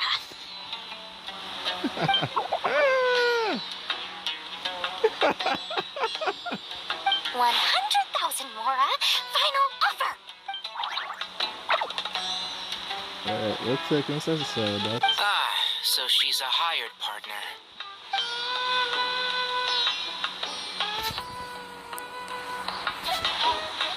Hired partners are reliable too. Lumpy here is a highly skilled negotiator. You'll see. Just a few words from her and...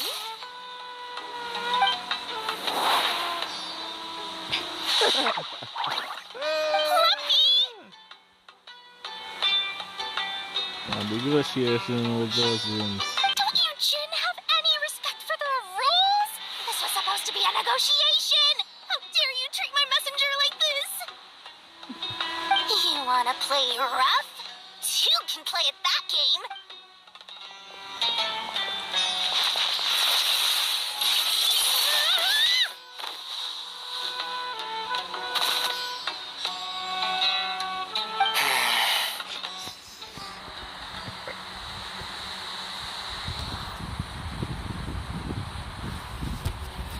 Okay, so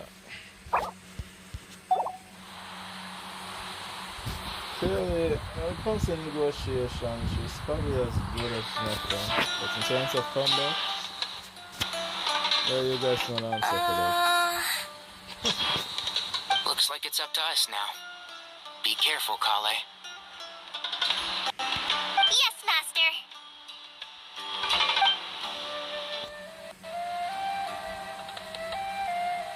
How did I pass out? Never mind. It's time for revenge. You know, this reminds me of when you first arrived in the forest. We were trying to help a child retrieve a lost toy when you stumbled upon Spino Crocodile territory by mistake. Yeah, I remember. Our first time being side by side. Fighting side by side. I seem to recall swooping in to rescue you with a team of forest rangers. Please stop. Let's nip that in the bud.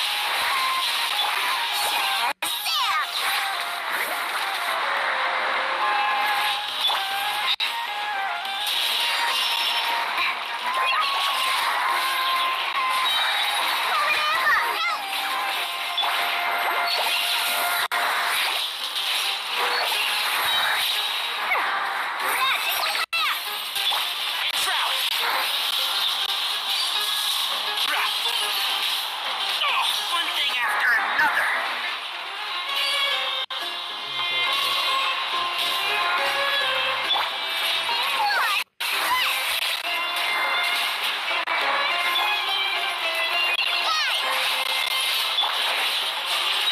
Can't see. I hear everything.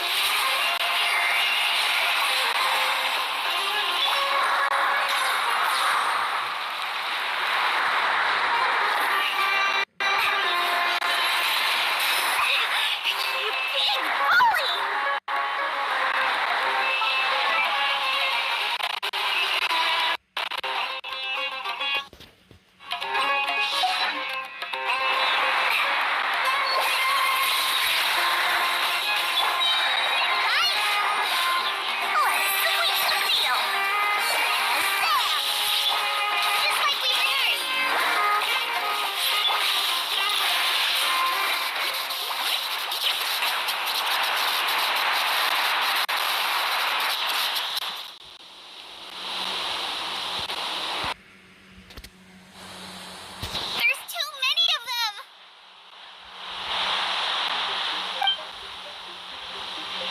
I can't believe I used 12 rare items in one battle. Ugh. I shudder to think how this is going to affect this month's accounts. The sight of that glaring deficit might be more than my poor heart can take. Tainari, how's the situation on your end? We held the line, though it was a close call. But it looks like they're preparing for another attack. Has something happened? They've breached our defenses in the south. The Jin are pouring in.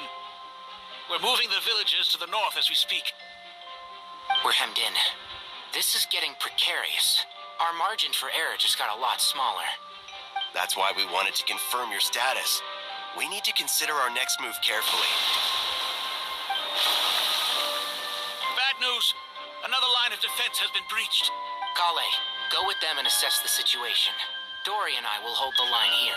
But Master, even with 3 of us, we barely managed to... This is not a discussion, Kale. Don't worry about us. She clearly still has plenty of tricks left up her sleeve. Wait, you can't pin all your hopes on me? Oh, great. I've almost run out of the things I brought with me, and the rest is back at the caravan. I should be able to hold out for a little longer, but still... Master!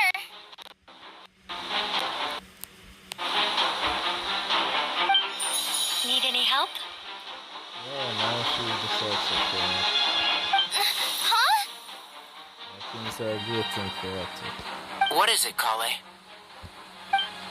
If things continue like this, it won't be long before Aru village is overrun by Jin, and the sandstorms are sure to follow in their wake. I do have a plan, but I can't guarantee it will work. I don't care. Whoever you are, please just help us. The only one who can help is you. I am merely here to guide you along the correct path. I am a spirit created at the beginning. I am a flickering illusion. I am the shimmering light that flows from the eyes of the Creator. What do you mean?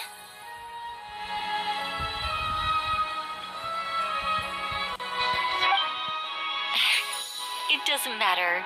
You don't need to understand it. Just repeat after me, one line at a time. Watch out! Jin incoming!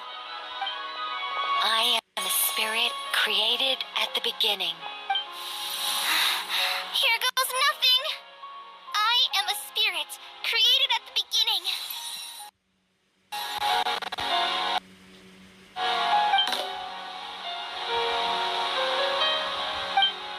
I am a flickering illusion.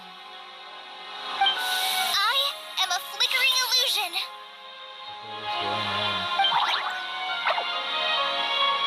What's wrong, Plumpy? I've never seen you so agitated before. That's... But how do you... Do you know what Kale is reciting? I am the shimmering light that flows from the eyes of the Creator.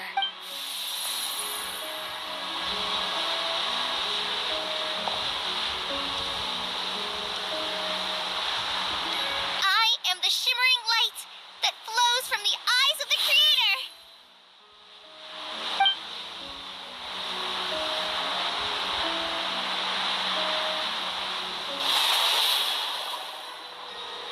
It's a song composed by the goddess of flowers, but very few records of it remain, even in historical texts.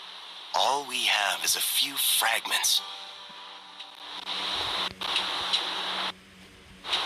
Is Kale an avid historian? Not to my knowledge. The Jin have actually quieted down. Although... No, it's more than that. It looks like they're showing... submission. Clearly, the songs left by the goddess of flowers have a soothing effect on them.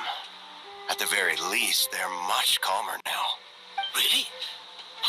Let me try. I am a spirit created at the beginning. I think that's gonna...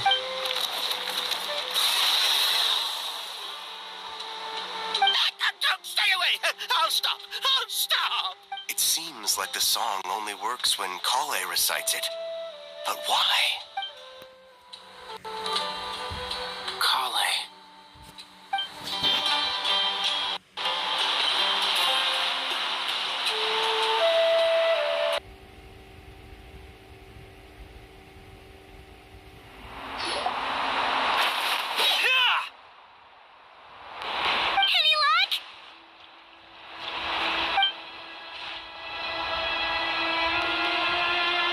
Alright, this is it. The only way out of here is by brute force, Purana force, and the Victorians need help. The mechanism is right outside. Maybe there's a way to... When I heard that loud rumbling in the distance, I thought the shifting sands had bust open the gates to some ancient treasure vault. Turns out it was just you guys. So this is what she's saying. Huh? Wait, that sounds like... It's been a long while. Did you miss me? So this is how Jet sounds. They finally found the right voice out of her. And then sounds to someone to her. Jet! Ben! Let's save the catching up for later. First, I gotta get you guys out of there. I don't need to recap her. Remember Jet. This should be the right mechanism. Ben, can you handle it?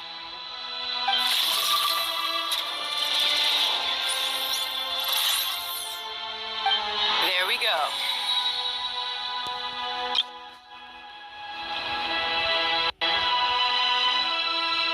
Come on, let's leave this place.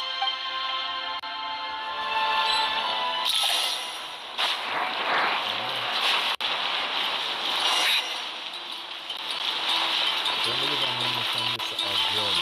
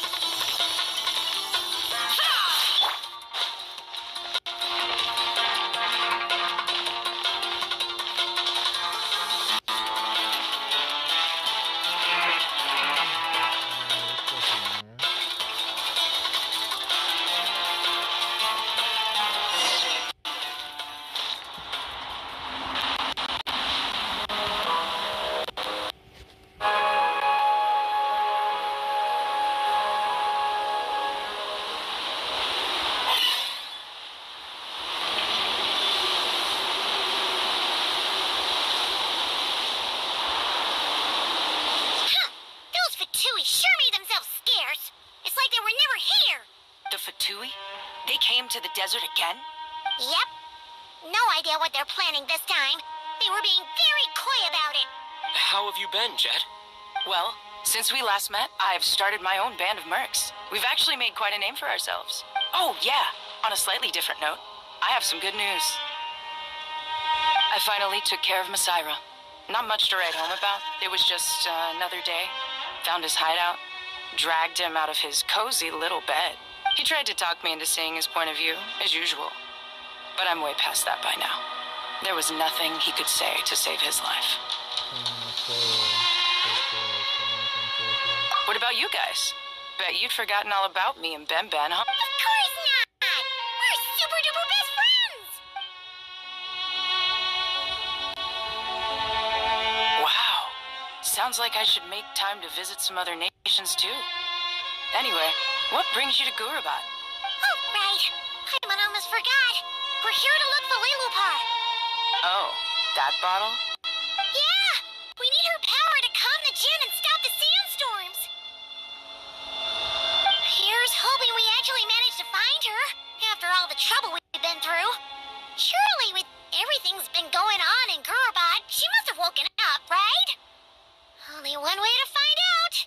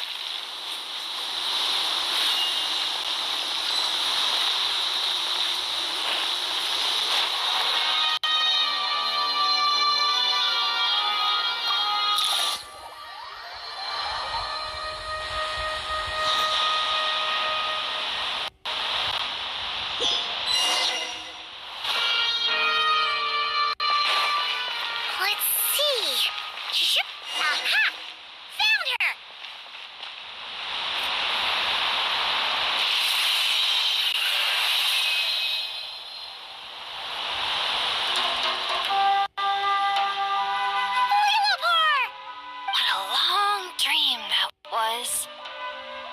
It's been a while, my master. Oh, and you're here too, little wildcat. The four of us back together again. Imagine that. After we last parted ways, I merged with the land beneath Gurabad to suppress the dark calamities stirring in the depths. It rekindled the flame of vengeance within the Jinn, depriving Gurabad of any hope of peace. I fought against it for a long, long time. Until one day, I sensed a change in a foreign land to the west. Suddenly, the pitch-black abyss fell silent. From around to the west, but the abyssal present beneath the city fell silent when we defeated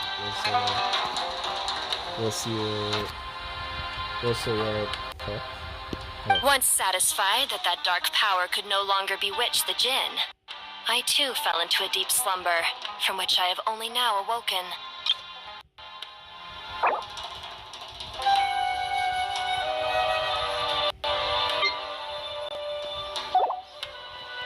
Why have you returned to Gurabad, my master? And why is my sand-swept homeland in disarray once more? Well, basically, Sumeru's in danger and a lot of our friends are affected. Some bad guys messed around with Irminsul and now they've released the Jinn in here. We managed to chase off the culprits, but we have no idea how to seal this place back up and stop the sandstorms. Child's play. I shall quell the Jinn and scatter the storms. Thank you, Lilupar. No need to thank me, my master. I have granted many wishes in my time, and this was the most trivial of them all.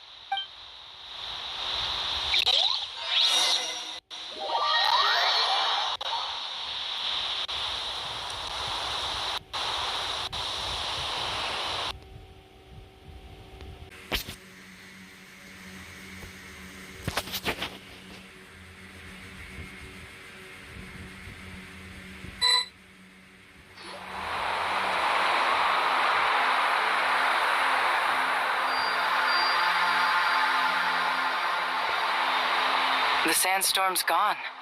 The sun shines bright again.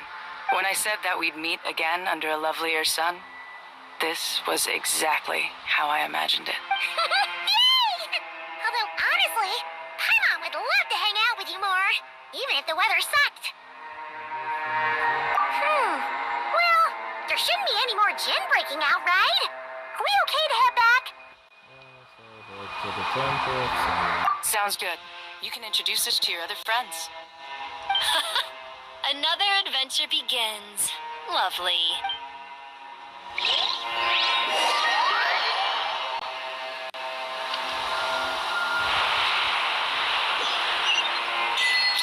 storms have stopped. We should be able to get to the Temple of Silence without any problems now.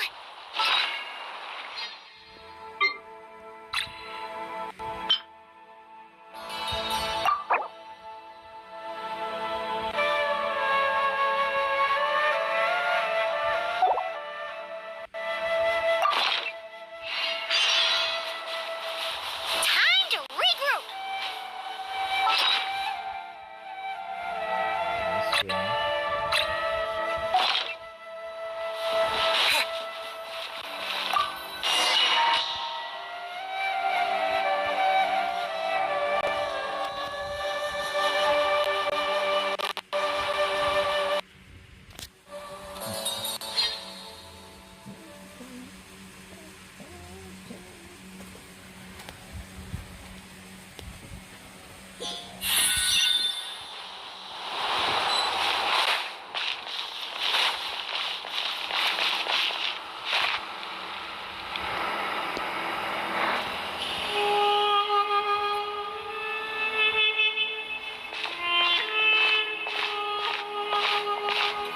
So, this is the Temple of Silence.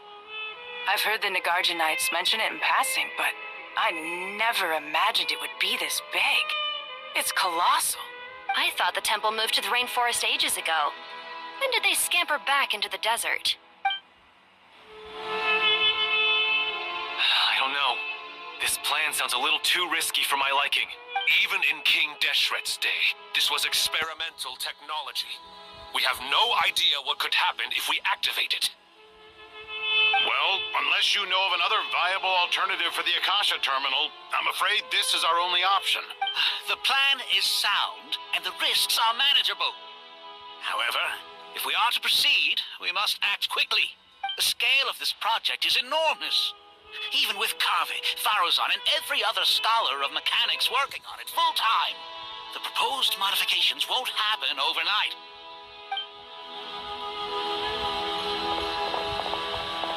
You're back.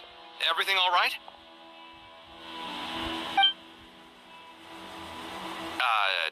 And who are they?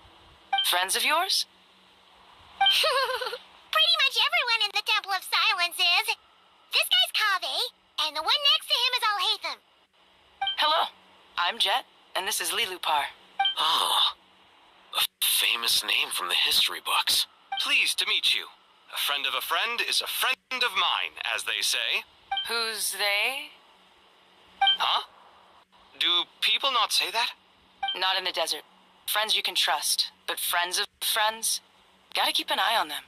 Still, I do trust the Traveler's judgment. I'm sure you're good people. The sandstorms have calmed down. I take it the Gurubot problem is resolved? What did you find?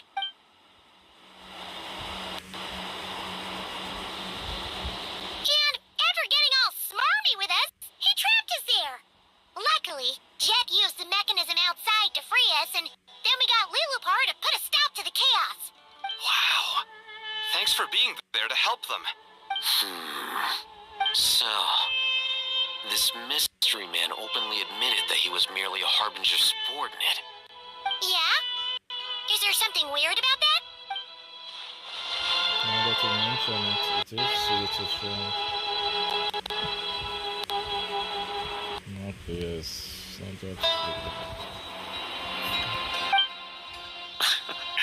I assume you are naive enough to expect answers from an enemy.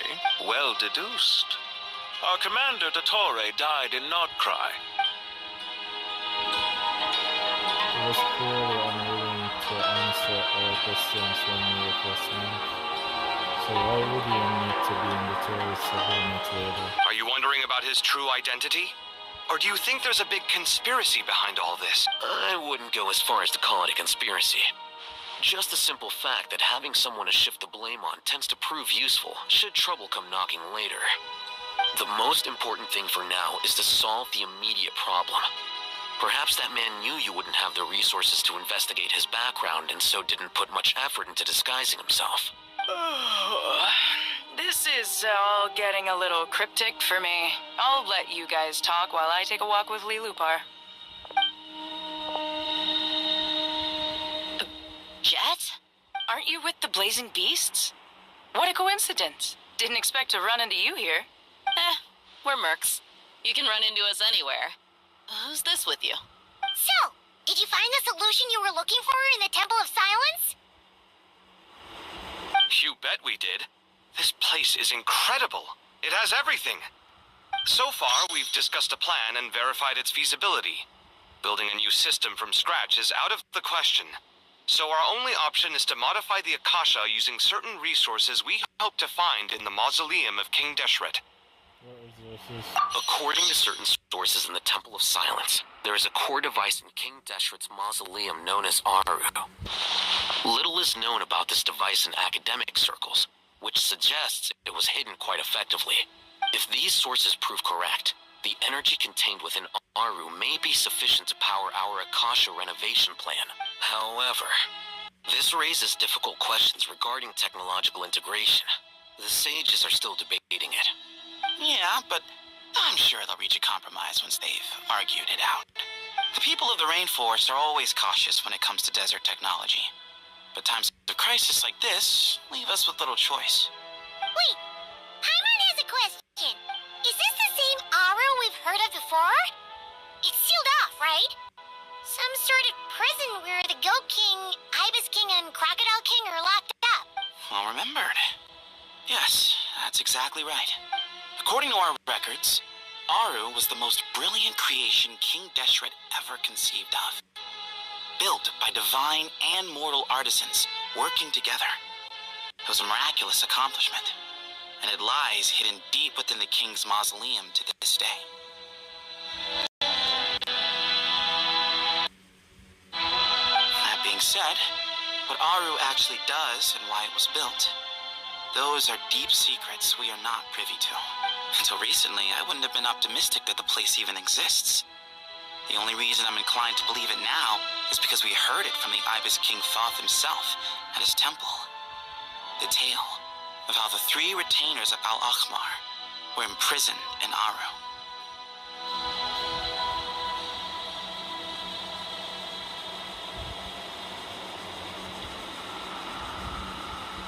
Paimon totally gets that. When Paimon first heard about it, she thought it sounded pretty unbelievable too. Do you guys still remember that? The Ibis King told us they were trapped in Aru and that they had to answer 3 questions to get out. I think I remember. What causes our rise and fall? What obliterates love and hate? And what determines truth and falsehood? Those were the 3 questions, right? Yeah. If only Nefer were here. She's dealt with the Ibis King before, so she might know more. Oh, Nefer's a friend we met in Nagcry. Nagcry? Funny. She showed up here earlier. Huh? Yeah. Had another lady with her, too. Both said they knew you. They contacted the sages, claiming they might be able to offer some assistance. Really? They came here to help out? Yes, really. It was just before you got back. One of them said she's made Nagcry her home. If she's the person you were talking about, then... Looks like betting on Aru was the right choice. See? They're right over there. Nicole and Nefer. Nicole! Nefer!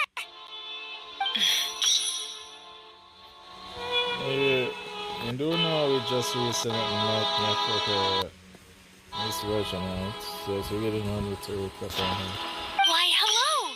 We're here to help.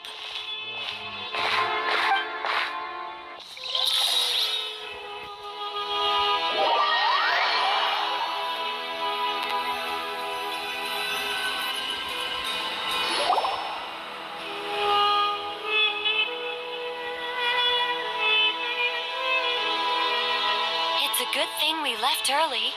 We almost got locked out. Locked out? What do you mean? Oh, you haven't heard? An invisible barrier has appeared around Sumeru's borders, cutting off all travel in and out. No one can leave and no one can enter. Sumeru has become a lonely island. Are the Fatui behind this too? Actually, no. This has nothing to do with them. I suspect it's a defense mechanism within Irminsul itself. Irminsul is the source of Tevat's ley lines, after all, and Sumeru is the nation closest to it.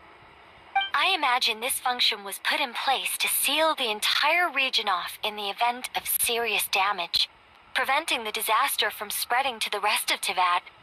It may have been implemented long ago. But doesn't that mean that the people here won't be able to escape to other nations if the anomaly keeps spreading? Currently, that does appear to be the case, which is precisely why I am here.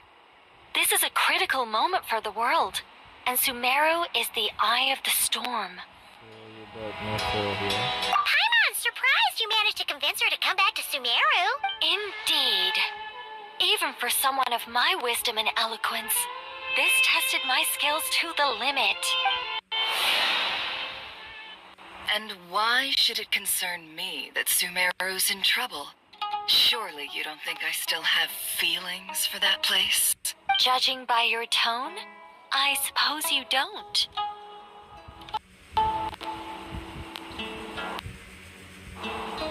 Sounds like you don't know much about my past. And here I thought you knew everything. All I know is that the Ibis King is the source of your power. He was quite a prominent moon envoy once upon a time, so I do know a thing or two about him. As for your past, I have ways to learn the full story if I wish to. But everyone has secrets they'd rather keep to themselves, wouldn't you say? I'm glad you see it that way, Miss Nicole. I've chosen to call Nodcry home, which is why I did my part in its hour of need. That doesn't mean world savings become a habit with me. I have no particular desire to play hero in Sumeru, thank you. I understand. Human emotions do not appear and disappear without cause. There is always a reason to be found behind both salvation and destruction. Still, if time has taught me anything, it's that human emotions are often complex and in conflict. That's why people change their minds about things all the time. But that's where we angels come in. Our duty, ultimately, is to guide people towards their deepest, truest desires and help bring them to fruition. So I wish to hear about your past, because I do not believe you are motivated by hatred alone. And if we still arrive at different conclusions in the end, that's okay.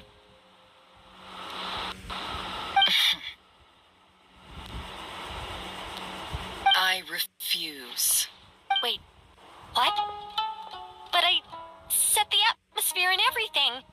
Isn't this supposed to be the moment when we finally open up to one another? Is it? Maybe I'm not so good at reading the atmosphere.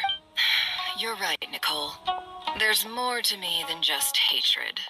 Had it consumed me, I'd be left stuck in the past forever, never living in the present. But I don't think that your guidance can change my mind. The all-consuming sands, the bloodshed, both deserved and undeserved. Those old emotions cling to me like a shadow. Do you wish to shake them off? No. I hope to remember them forever. Those emotions and memories shaped me into the person I am today. They'll always be a part of me. In that case, would you like... Sure. It's not every day you get to hear an angel's opinion. A long, long time ago, when the angels still walked freely upon the earth, I found life tedious. Monotonous work, lukewarm relationships. Things weren't nearly as interesting as they are now. And yet, since the angels' demise, I have found myself missing those days on more than one occasion. Human emotions are often attached to a person, a place, or an object. When those things are gone, the memories quickly fade, and the emotions slip away along with them. If Sumeru were destroyed, both rainforest and desert would be no more. With the object of your hatred wiped from existence, it would not take long for the memories buried deep in your heart to slowly fade. Both love and hate are intense emotions, but they are nothing compared to the void left behind when they disappear. Most sophisticated, Miss Nicole. But anyone focused on the future could only ever applaud the destruction of the things they hate. Still, I'm a special case. Someone once told me that human memory is more selective than a Mora-hungry merchant choosing between customers. We all need a reality check once in a while, so we don't forget the truth. As much as I dislike Sumeru, this is no way for it to perish. All right, you win. I'll help you out a little, but I won't work for free. How much will you need? You're not gonna milk this for all it's worth, are you? What do you think? I'll be upfront with you. I don't have much more on me. If that's what you need, I could borrow some from Alice. Or perhaps I could pay in sculptures. The ones I carve are actually worth quite a lot.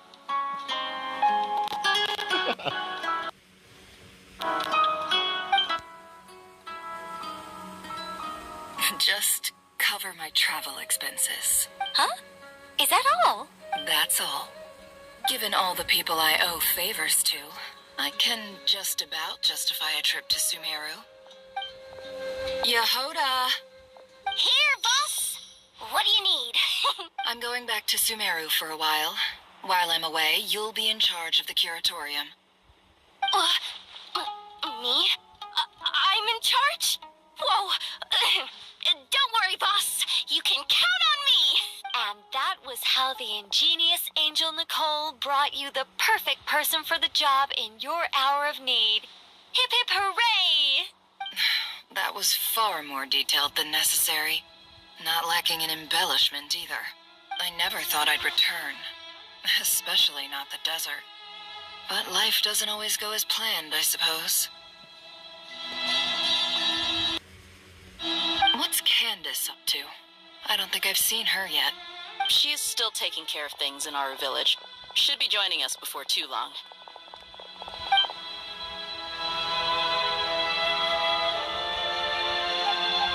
Oh, and sorry. Hope we're not interrupting anything.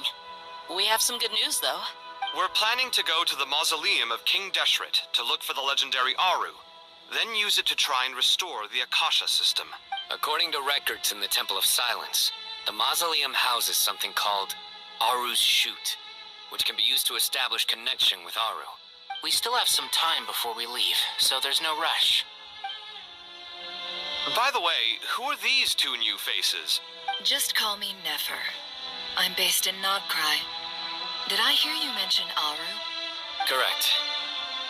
Well, I happen to have a connection with one of the 3 retainers imprisoned inside, the Ibis King.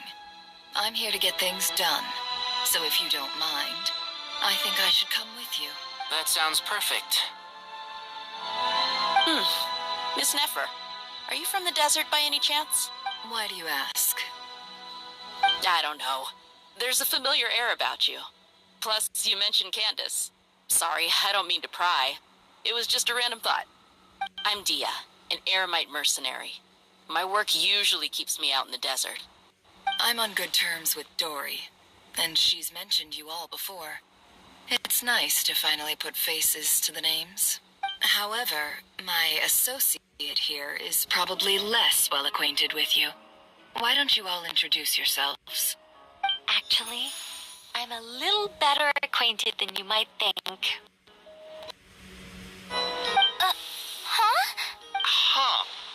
Are my eyes playing tricks on me? It looked like you spoke without moving your mouth. Ventriloquism. I have heard tell of it before. What is it, Kale? It's you. You're the voice who's been speaking in my head, aren't you? You encouraged me to report my dreams to the Dendro Archon, and got me to recite that magic prayer. I have many titles, but let's go with the most pertinent one. I am Nicole Rain, an angel who has lived since ancient times. An angel? Sounds like a big deal, but, what exactly is an angel? Oh, well, we're a rather long-living race of beings. Not gods, technically, but we can still tell you a lot of stories from ancient history. Yep, and she's also an amazing sculptor. You could say she's a real creative type. Well, ma'am, if both the Traveler and Paimon give you rave reviews, you must be pretty impressive. Oh, please don't call me ma'am. I find it so awkward when people get too formal with me. Just relax and be yourselves. No need to be nervous. Miss Nicole, if it's okay, could I ask you a few questions? Yes, you may. I can see your heart is filled with confusion, and you are desperate for answers.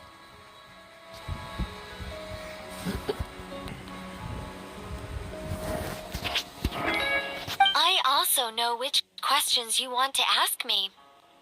Why did you dream of Sumeru City in disarray? Why did those verses soothe the djinn only when recited by you?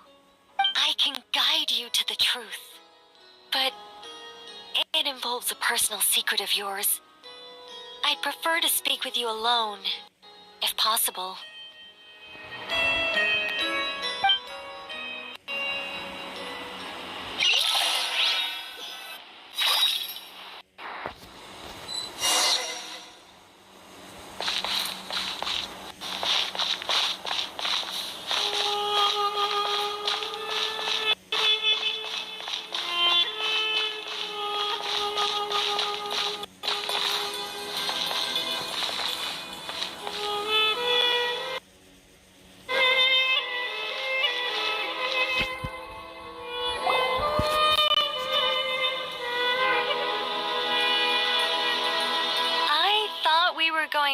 alone.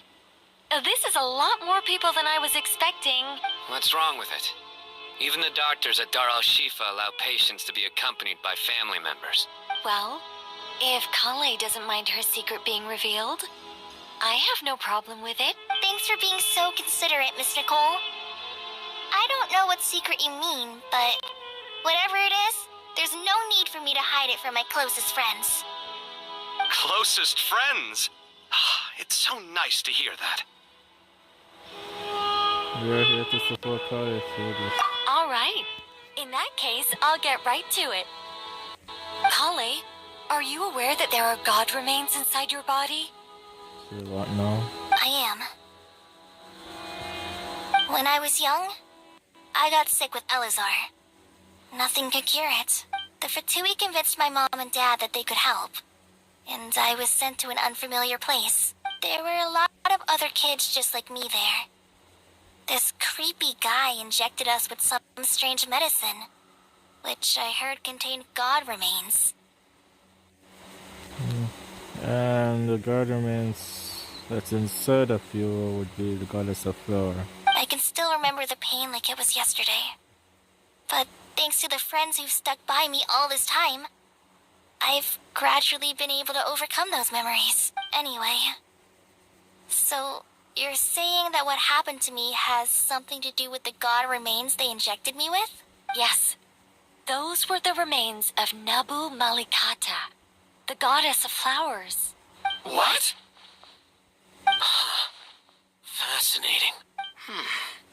You don't seem surprised like the rest of us. Why? The possibility crossed my mind when Kale recited the Goddess of Flowers song and calmed the jinn. You made Paimon jump! What are you doing here, Lilupar? I was merely passing through when I heard the name of the Goddess of Flowers. Be assured that I share your surprise. You, with the hat. Are you certain? I sense no trace of the Lord of Flowers within her.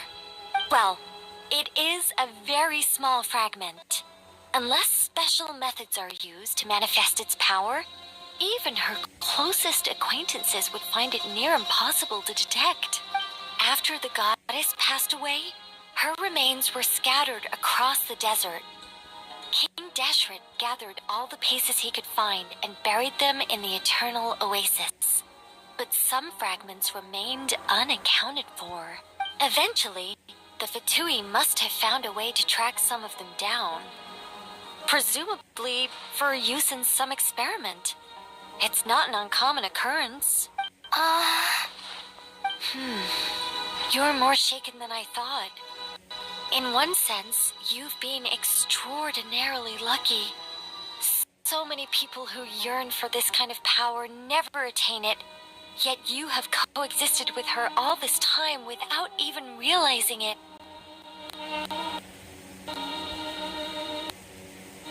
I don't know what to say. I'm glad that I could help everyone with this power, really.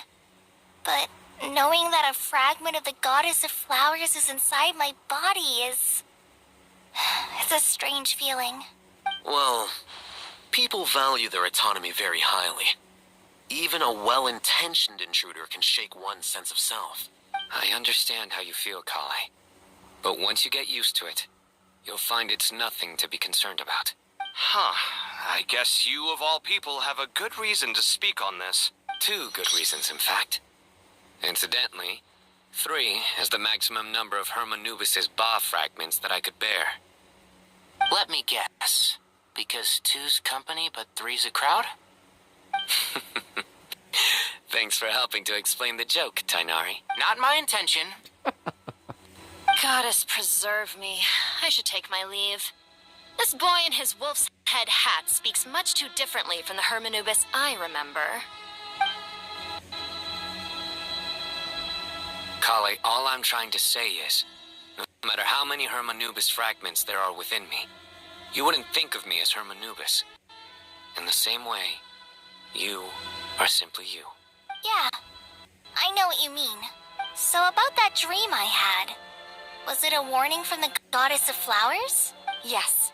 Just like me, she was an angel created by the primordial humans, born with the instinct to guide living beings.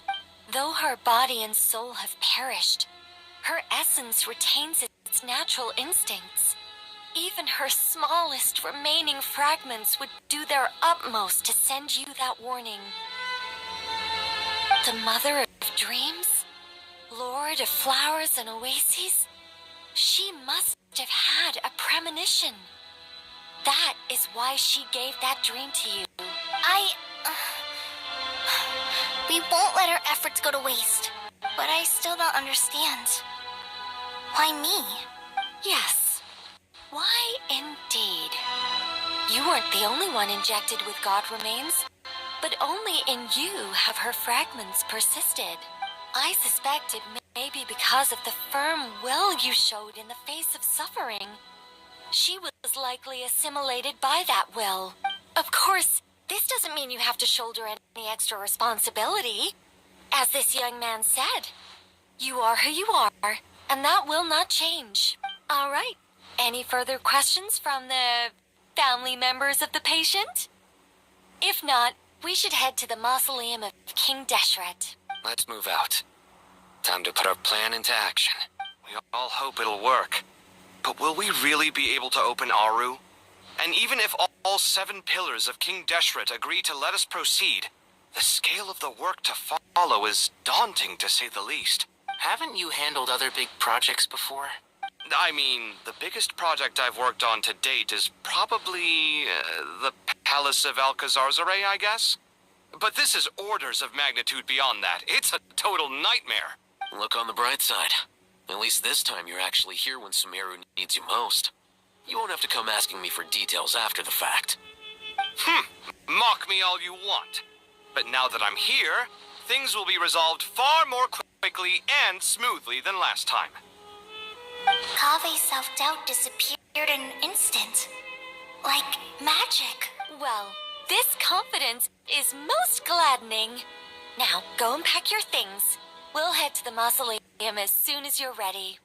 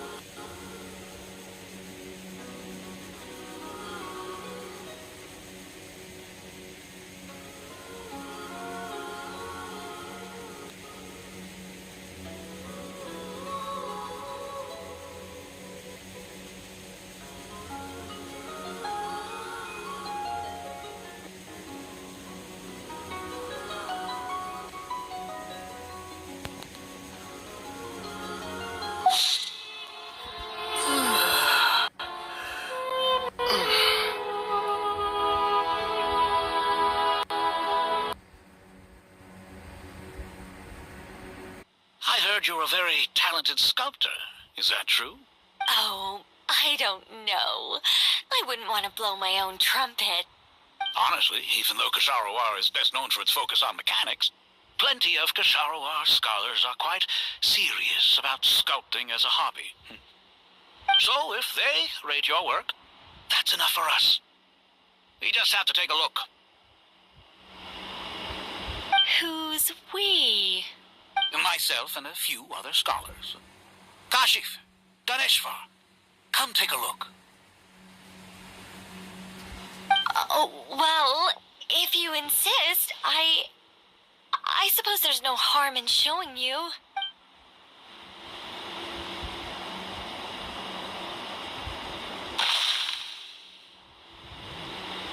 Whoa! Where did that come from? Look at the level of detail. It's so lifelike. The squirrel descends from the heavens like a champion, and the earth trembles beneath its feet. What do you think? Striking, isn't it? Kave? Kave, come here for a sec. Oh, and Madam Faruzan, didn't you used to study in our darshan? Come take a look. All right, but hang on a moment. I have to finish reviewing this proposal first. You called? What is it, youngster? This squirrel statue. Isn't it cute?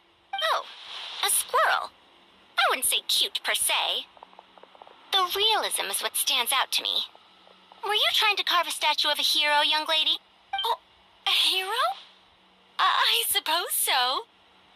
Actually, I didn't really have a specific theme in mind. I just started working on it, and this is how it turned out. I see. Well, do you tend to read novels about heroes in your spare time? As a matter of fact, I do quite enjoy those. Everyone loves a good tale of daring do, right?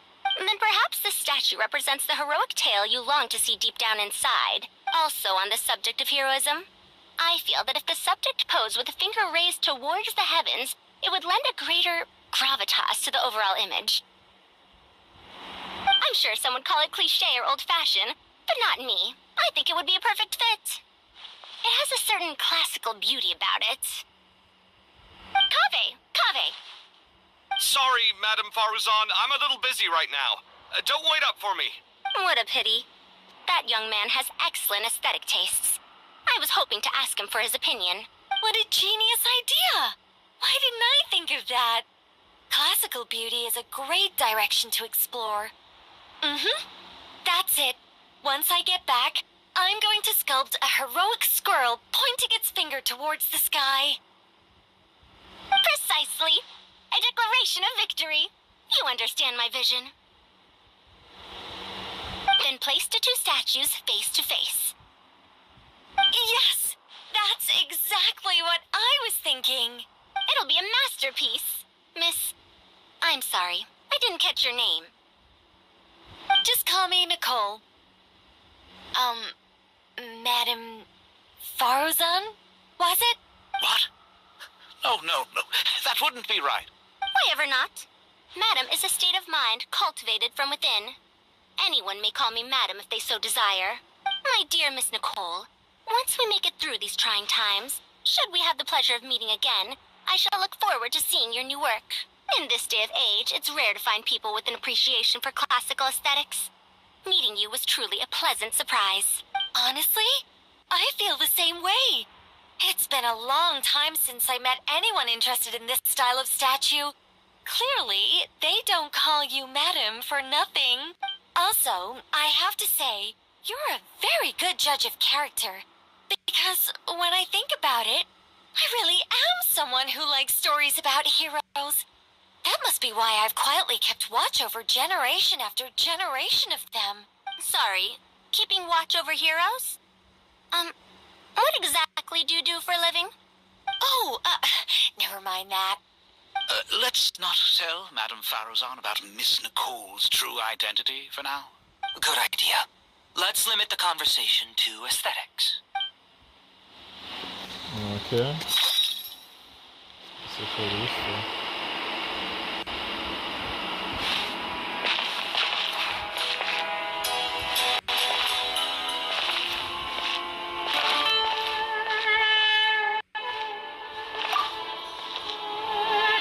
Let's not tell Madame Faruzan about Miss Nicole. Good idea. Let's limit the conversation.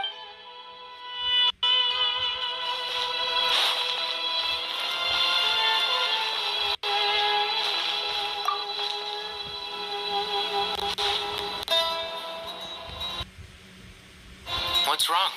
You look a little depressed. Kale got a fragment of the goddess of flowers, and all I got was one of the 7 pillars who served under King Deshret. I lost out, didn't I? That's what you're upset about? You're such a child.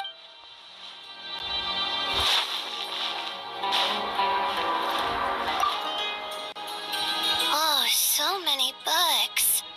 More than I could ever read in my life. But I've learned a lot that the textbooks could never teach me. I never realized that people in the distant past thought about some of the same questions we ponder today.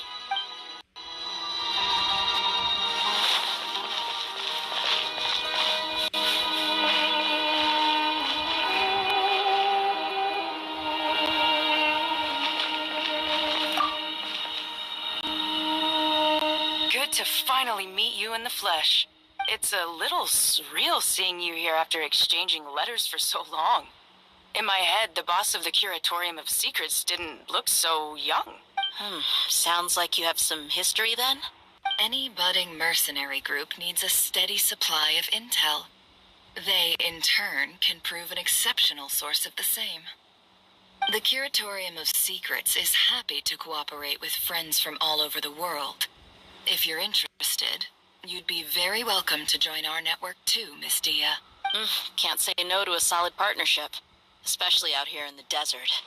Having intel can mean the difference between life and death, but cooperation's built on mutual trust, and there isn't much contact between the desert and Nodcry. So, I'm guessing you reached out to Jet first, Miss Nefer? What's behind your interest in the desert? Nostalgia? Or is there someone you're looking to take care of? Let's put all our cards on the table first.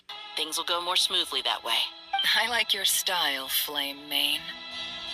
Actually, I had this same discussion with Jet before we started working together. To be clear, I have no intention of using you for any ulterior motives. And I have no enemies in the desert as things stand now. Were that to change, I wouldn't drag outsiders into a conflict that doesn't concern them. There's no point in doing certain things if you don't do them yourself. Wouldn't you agree? Well said.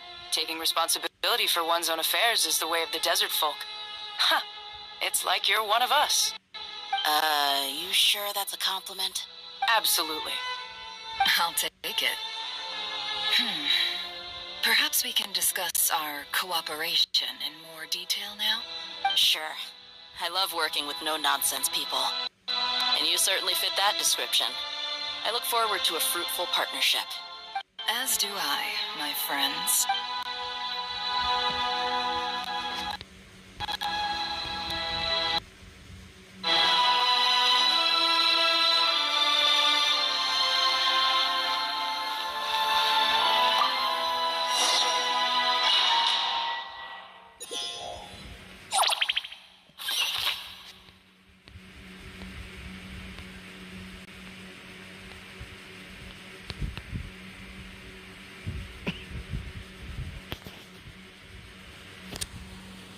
I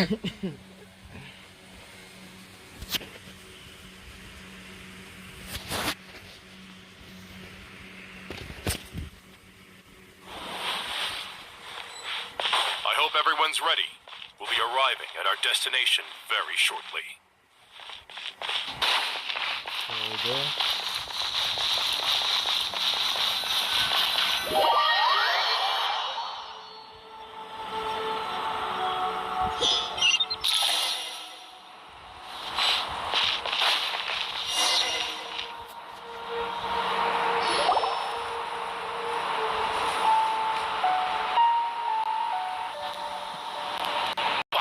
Seen so many visitors ever, really?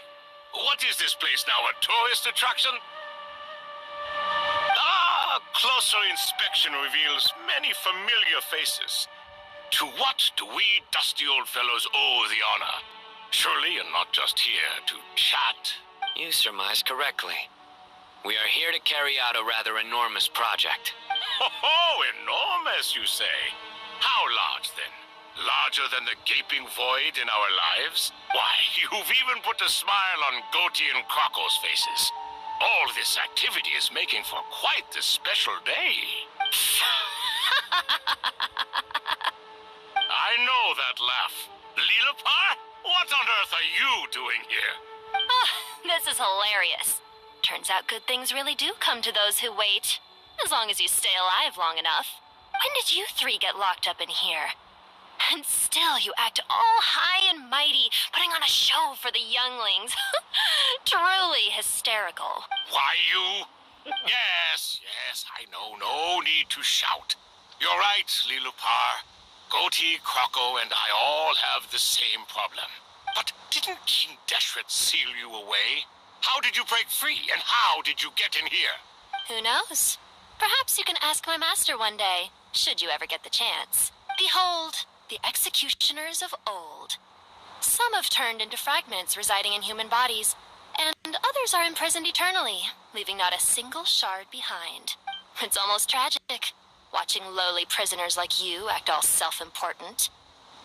Curiosity gnaws at you, doesn't it? Your interest in the outside world threatens to burst you at the seams. I'm starting to take a liking to this magic bottle lady. Time is of the essence. Let's get down to business. We come to you, O three ancient lords, to request your assistance on behalf of the Academia. If we can help you regain your freedom, then please consider lending us your aid. As for precisely what we need your help with, it's a long story.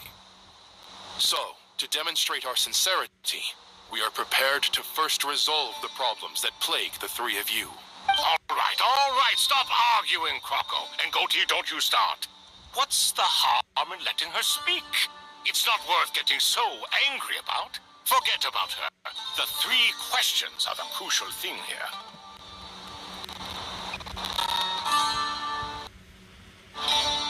But do you really have a way to answer them? You once answered the final question, Nefer, but the seal did not open. Unless, with the passage of time, you have found a new answer? You could say so. When you first asked me what determines truth and falsehood, my answer was a liar's soul. Liars are the best at seeing through the falsehoods of the world. But if you want them to tell you the truth, you have to reach their soul. I think that makes sense. I found it quite compelling myself, and I told Nefer so. Unfortunately, it brought us no closer to liberation. Well, that's simply because it was my answer, not the one King Deshret was looking for. Can you guess which answer Al-Ahmar wanted then? Time. And that's not only the answer to the final question. It's the answer to all three of them. All things wax and wane with the passage of time. Love and hate eventually fade into nothing. Current affairs are always fraught with conflict and controversy. Only time can distinguish between right and wrong.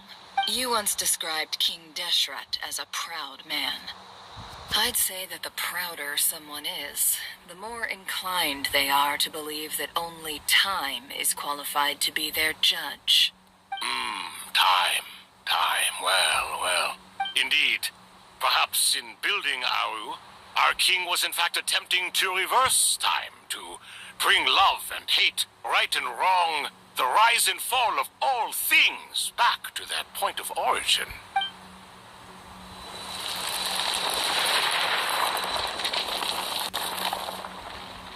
Well, it seems that really was the answer.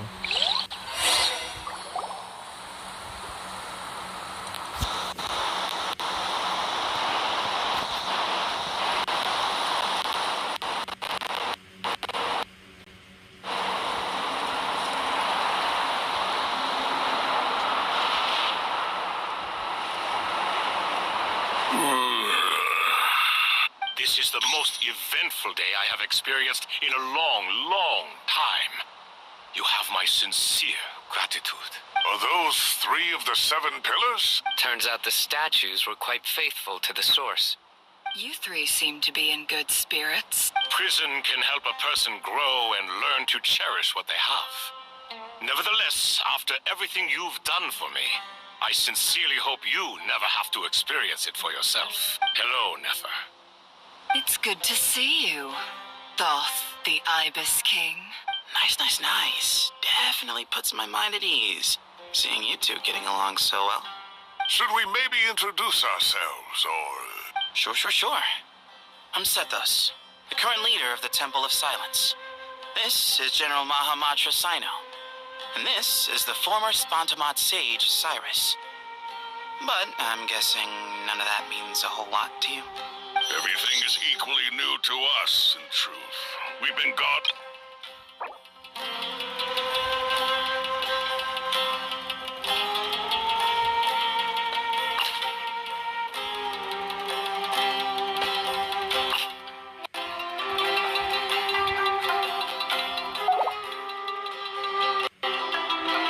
Let's hold off on the introductions for now. We can always ask Nefer about you later. It'll give me something to talk about with my chosen disciple. You're like a helpless parrot.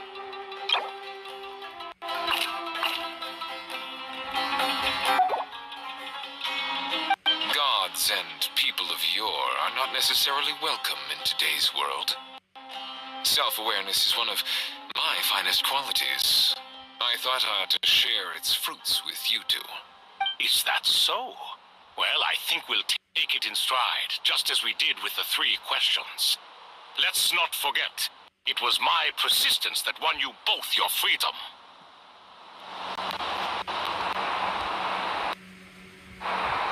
Fair point. I have to applaud your persistence. And I must praise you for your wisdom. Now, state your wishes, young ones. I'm sorry? Why, your tremendous accomplishments deserve a reward, do they not? You must let us do something for you in return. General Mahamatra, what do you think? I won't beat around the bush. Sumeru is facing a crisis the likes of which have never been seen before. And we need your help. Every calamity throughout the ages has been connected to us in one way or another, whether we were its cause or consequence. Whatever is wrong with Irminsul, it severely affected the Dendro Archon. She fell into a coma and is currently receiving treatment from the Dendro Dragon. The Dendro Dragon? I'm sorry, the Dendro Dragon is helping to heal the Dendro Archon? Not a pep, surely. Not vicious, cruel, a pep who possesses no virtues aside from her basic instincts. Ah, good heavens. I shudder to think what could have caused Lesser Lord Kusanali to suffer such a plight. Still, why would the Dendro Dragon lend you her aid? She has always held nothing but contempt for the Archons. I suppose she and Kusanali must have some history. You can help us make history, too. Smooth talker.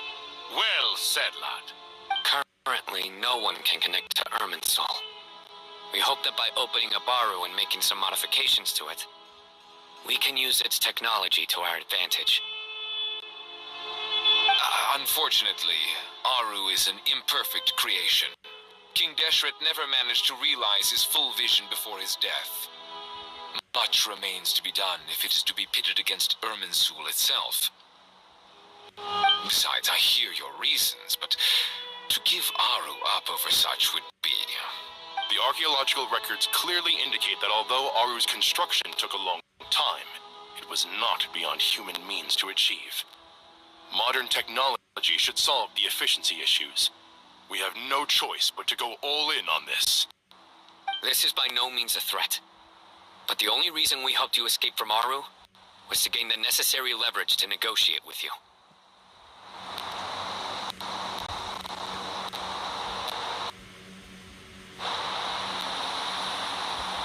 You asked us to state our wishes, and we have.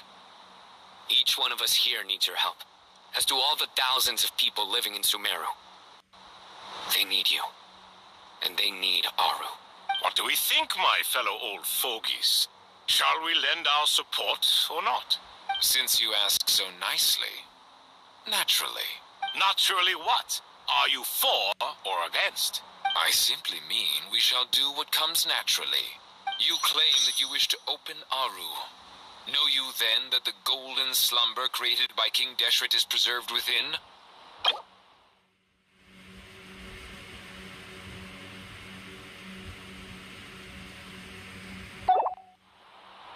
We do. We understand the risks involved. In all likelihood, the mortal world will never again be able to replicate King Deshret's work. Never will there be another chance to come so close to creating a utopia. Knowing this, are you sure of your decision? We are sure. Before people can dream, they must first live. If your minds are made up, very well. We shall summon our erstwhile colleagues to discuss this further. Saint Shezepank, Saint Bennu, once you surrendered to silence and were buried with King Deshret. But now, we invoke the right to awaken you with our voices.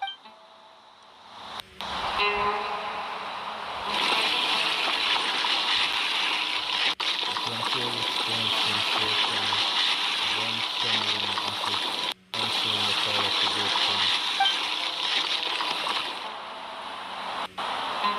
Saint Binu, responding to your call. 3 kings detected. Initiating autonomous will.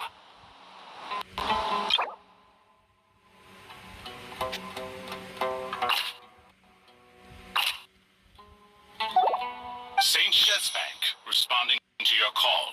3 kings detected. Initiating autonomous will.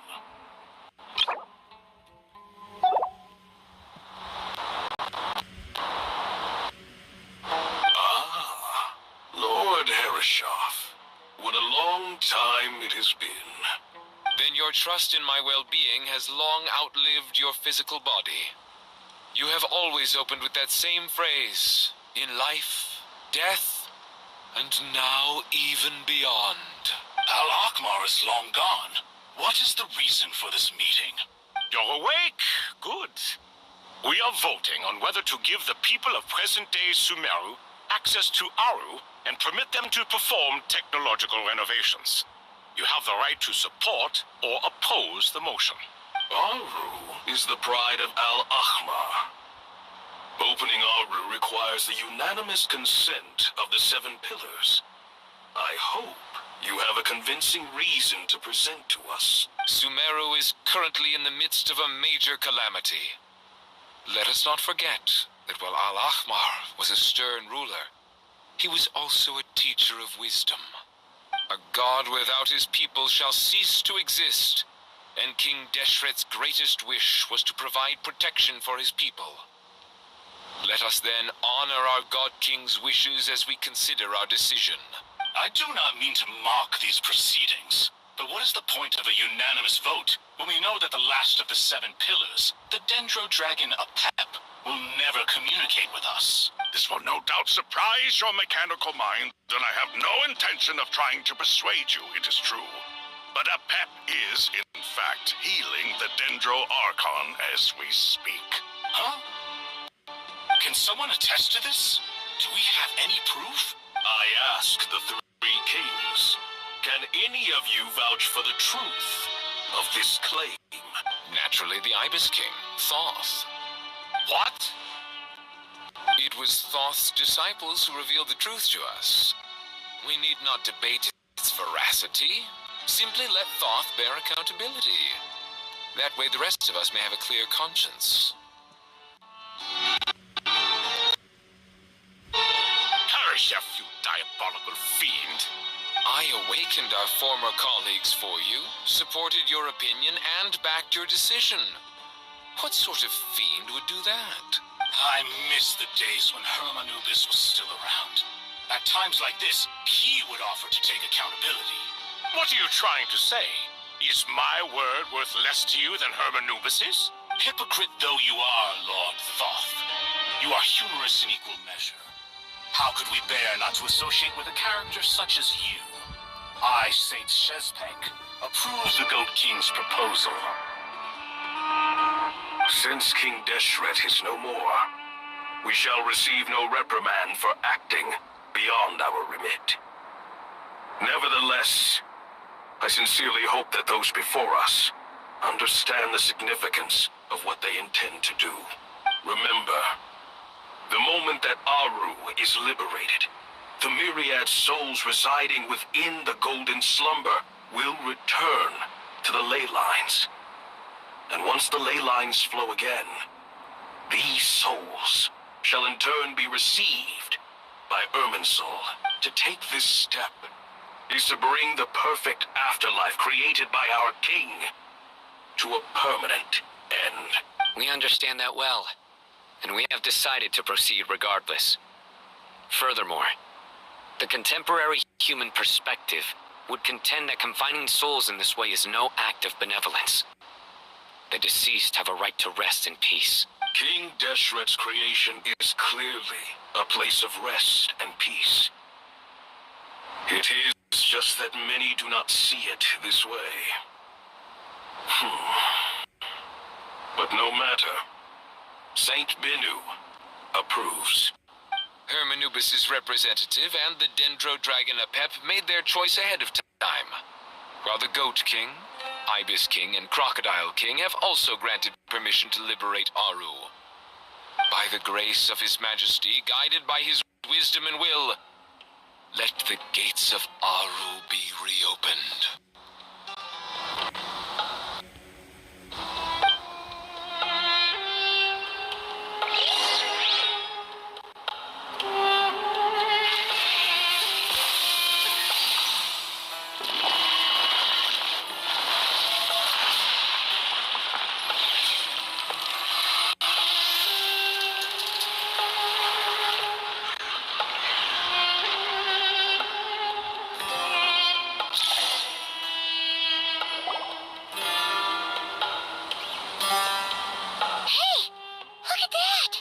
What's this? Are we under attack?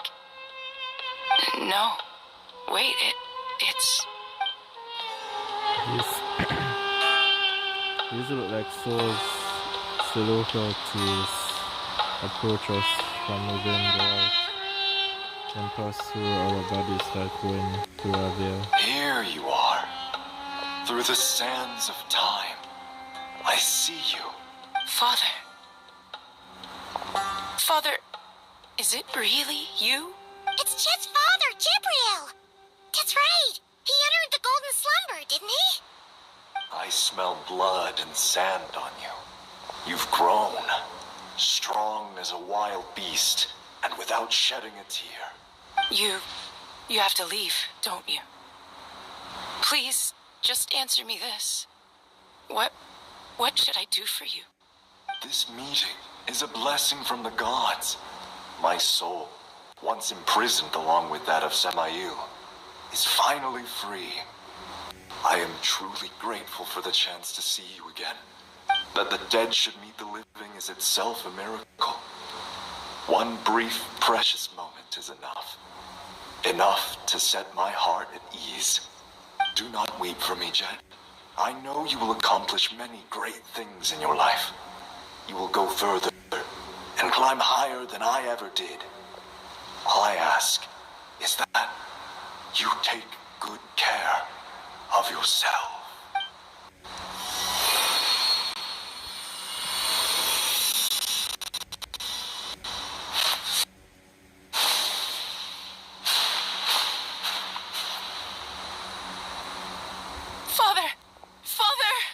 Father. Hey, Jed.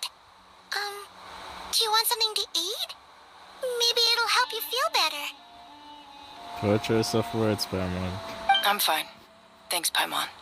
It was just a little sudden. The chance to see my father again meant the world to me.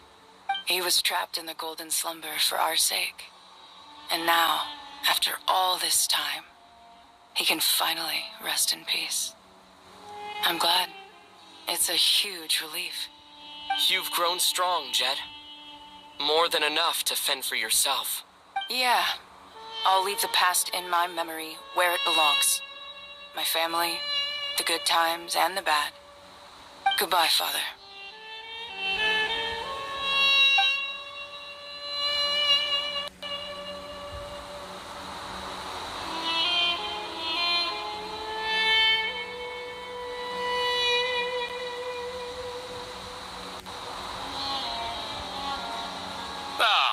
What a touching reunion that was.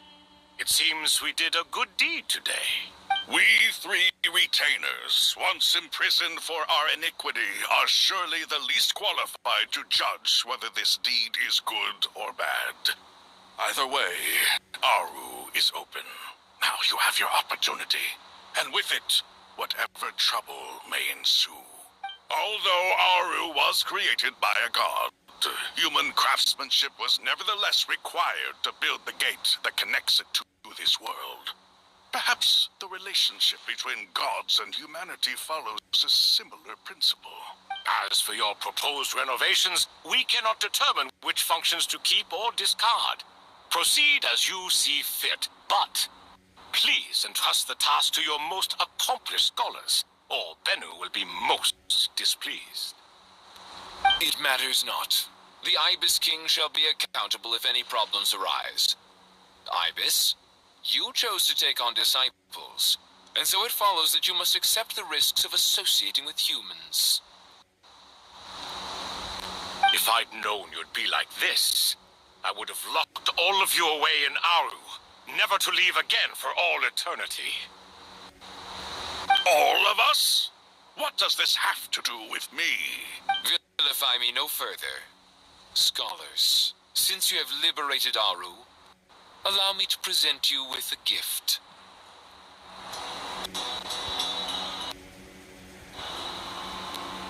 Using Aru's power, we shall install a defense mechanism at our king's mausoleum. You must be guarded even against Irminsul itself. This shall afford you some convenience, unseen and unheard. From this moment forth, none may by sight or hearing perceive anything said or done within the mausoleum. Amazing. And all this is achieved just with the power of Aru? With technology from the heavens, the possibilities are endless. Just because King Deshret did not use it for this purpose does not mean that it cannot be done. So, marvel away. This is the reward you have earned. All right. Well, that resolves the issue of confidentiality. What about the technical side? Do we have the manpower? Why, yes. I've already contacted them. They'll be here soon. Finally finished one.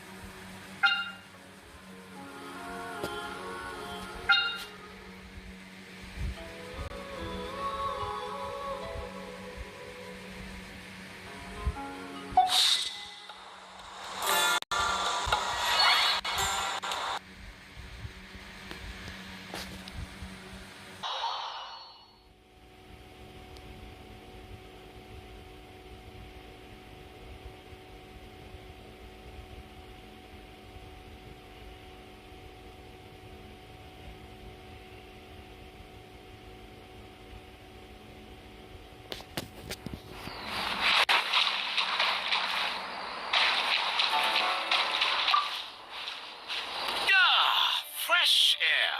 A wondrous feeling. Naturally. I have a sudden urge to stretch my legs. Can anyone recommend a suitable leisure activity? I might have had some recommendations for you were this the past, but here and now, for someone who has just left prison, there could be no greater joy than simply being outside of it at last. I could not agree more.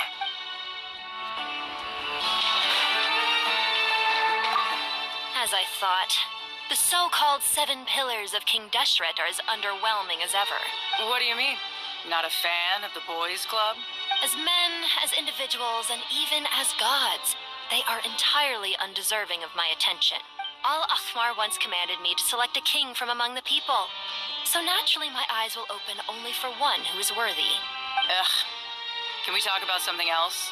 It all sounds pretty complicated, and I haven't read that many storybooks. You think this is a mere story?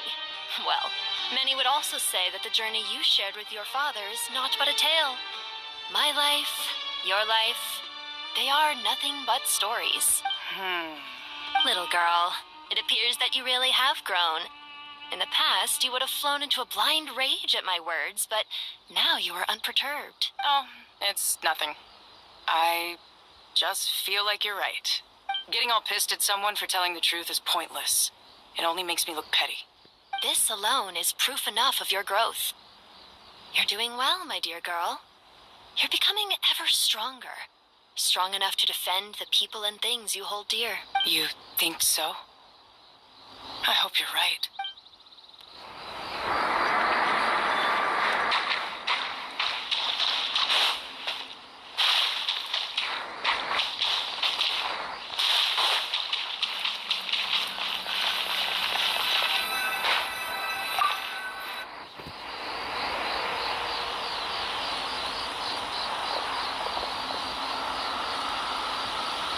Be the ones tasked by the Academia with renovating Aru? That's right. Good afternoon. I'm Kave, and these two are Termezi and Naisaburi. Hey, I'll hate them. Come and introduce yourself. We've met before. This is Thoth. Afternoon, gentlemen. I've only ever seen these two in murals. Ah, the paintings in the temple. Chess. Precisely the activities we most enjoy, funnily enough. No, only you enjoy playing chess. We were just humoring you. I wouldn't go that far. Back to the matter at hand. A preliminary assessment by the Academia indicates that this project requires expertise in various disciplines, including the deciphering of ancient texts, mechanical engineering, the restoration of ancient ruins, and elemental theory. The most capable minds in their respective fields are here before you. If there are no objections, we'd like to begin our work. The artisans who built Aru for Al-Akhmar gave their very lives to create this splendid work. Follow their example by giving your utmost devotion to this project. I didn't know that. We'll do our best, of course, but we certainly won't be sacrificing our lives. Such brazen words. Humans these days are a far cry from their ancestors. What little respect you show for King Deshret. No, that's not what he meant. Please don't mind him. He shares your sentiments, just not your, penchant for hyperbole. Assuming that's what you were going for? I just think it's important to manage expectations. Forgive my lack of courtesy, but we simply can't sacrifice our lives to the gods on completion of the project like people in the legends of old. Here's a first draft of the project proposal for your perusal. Please let us know if you have any requests. Normally, I'd have made it look a lot more visually appealing, but we were really pressed for time on this occasion. I hope you'll forgive me if it's a little rough around the edges. Naturally. Yeah, just keep on saying If my fellow ministers deem this meager display of respect sufficient, I suppose I can consider agreeing to their proposal.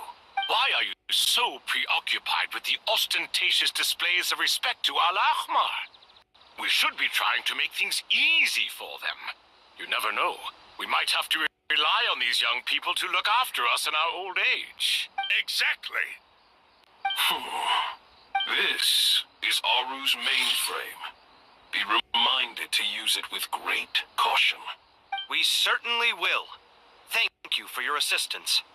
You may attempt to lay out punishments should you so desire, though I'm afraid it would be futile. You and I both know that certain components of Aru can only be operated by humans. King Deshret always believed in humanity.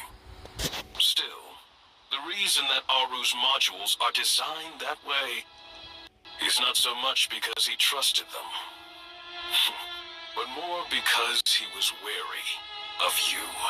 Is that true? No wonder human artisans helped to build Aru then. He actually required human assistance to create his greatest work. Naturally. Have you noticed that the Goat King keeps giving superficial responses? It's like he's just going through the motions and leaving the real debate to his colleagues. He understands the art of perfunctory speech. That's what earned him his position as the Minister of Ministers. It seems the rumors about King Deshret being a poor judge of character are baseless after all. Excuse me for being blunt, but it sounds suspiciously like you're putting yourself on a pedestal and mocking me. You're mistaken. And while there's nothing strictly wrong with making every conversation about yourself, it's not exactly a positive tendency either. You? Whatever. I knew it'd be like this working with you. All right, let me past. I need to look at this console.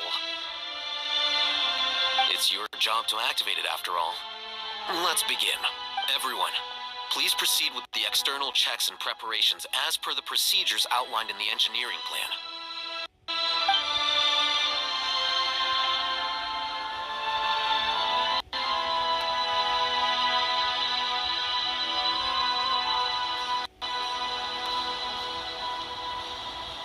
Hello there, youngsters. Whoa, the Ibis King came to life. What do you mean, came to life? I've been alive the whole time. You did say we could start our research, right? Are you having second thoughts now? I've reviewed the proposal. The work you're planning to carry out on this grand device is ambitious in its scope. You have ample confidence in your abilities, I take it? I wouldn't say I'm feeling hugely confident, but given how bad things are, I'd rather at least try something than sit around waiting to die. You are the top scholars of your day. I trust you are aware that there are countless links between Aru and the Akasha. Aru and the Akasha? But I thought the Akasha was the Academia's greatest technological accomplishment, created years ago by the Dendro Archon to help her people access knowledge. And you too? Do you not know either? You've read the instruction manual, right? You tell them. An instruction manual? The Akasha has an instruction manual? The Dendro Archon is a kind and thoughtful god indeed. It used to sit on a shelf in the corner at the House of Dana. Not the most popular read. If the manual is to be believed, Aru was in fact the original inspiration for the Akasha system. What? But there are so few records about Aru anywhere. And practically none of these scientific expeditions into the desert had anything to do with it. But this is something you could not possibly have known. You may have heard many stories about the desert, but what is the most important aspect of history? Consider this a quiz. Anyone from Vahumana present? I'm from Vahumana. It's, well, veracity. Precisely. And a large part of veracity is the chronological order in which events occur.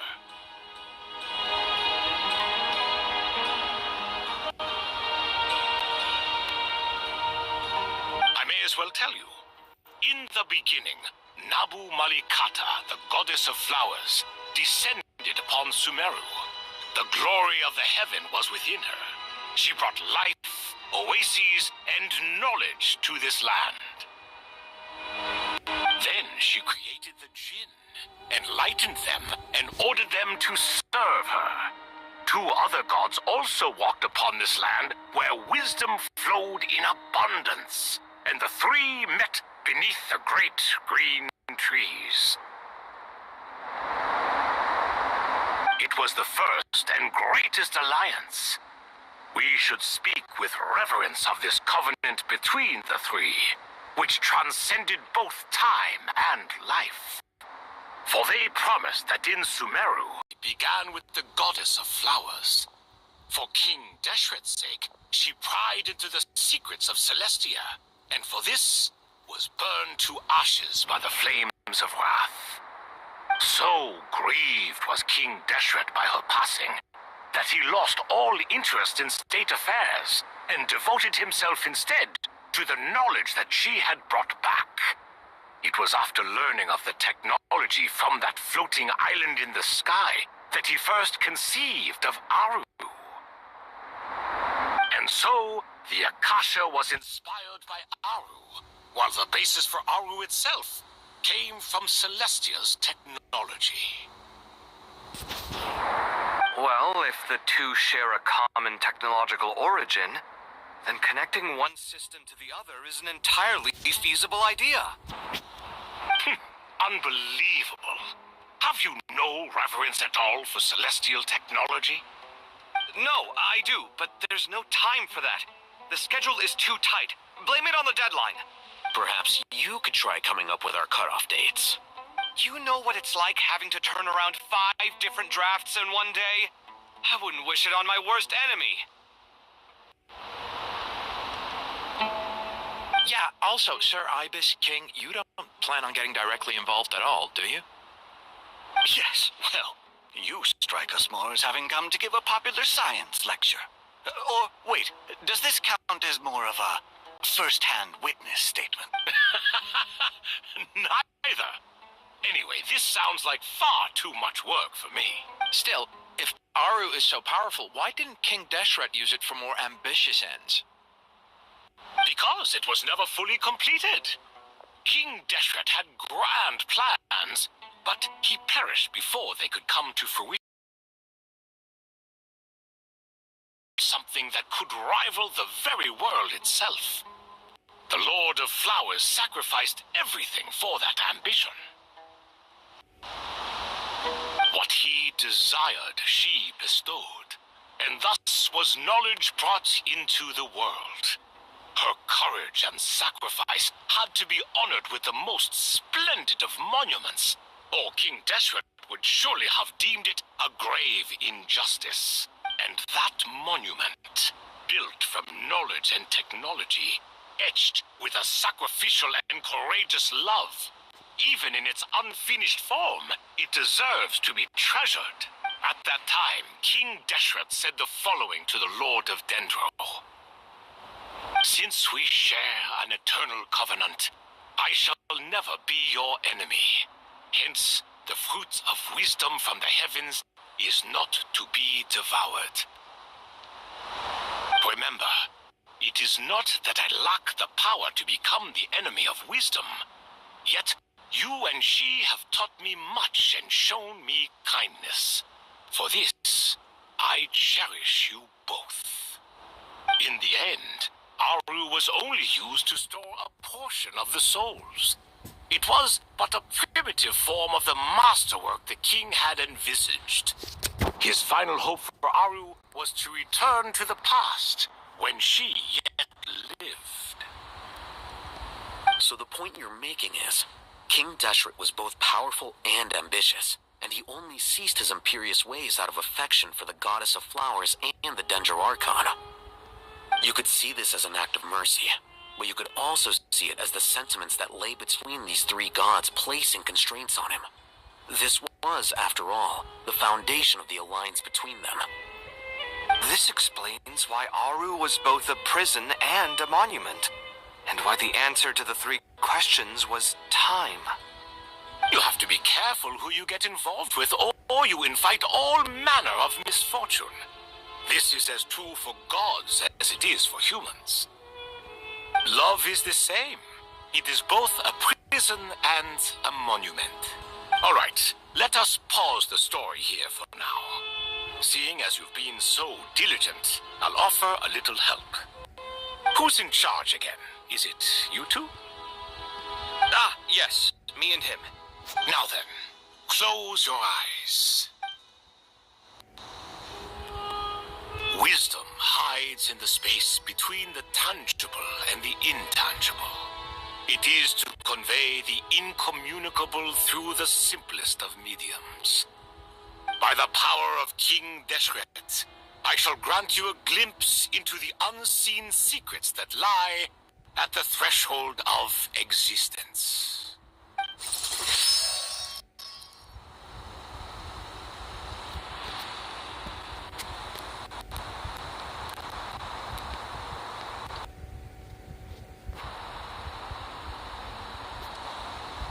Where did this come from? Is it a new mechanism? It looks more like some form of externalized information. You've rendered it visible? Just as the Akasha allows the power of our king permits one to perceive ingenuities that do not belong to this world. This is no ordinary mechanism. It reflects the internal structure of Aru. Whether you choose to increase or decrease, keep or discard. Come, use these to achieve the outcome you desire. Looks mechanical to me. Better let me handle it, just in case. But wait, how do I get up there? Turn around. So that's where the elevator is.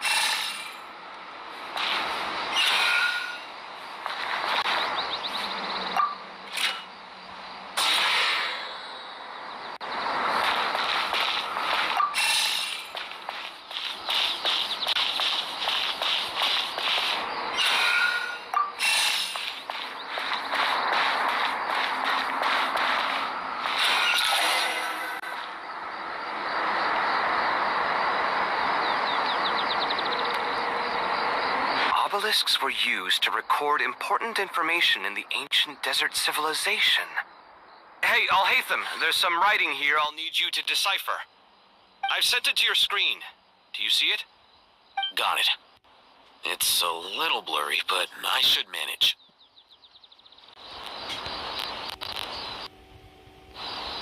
Take a look and tell me what it says.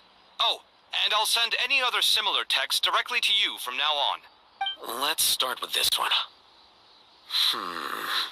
It's a variant of an older script.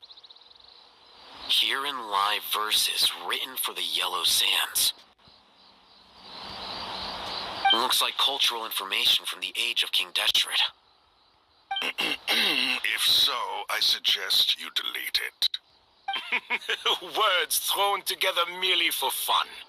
I had no idea Aru kept a record of this. Well, as long as you're certain that this is strictly private information, that's fine. It is unimportant. All right, well, I guess I'll start now.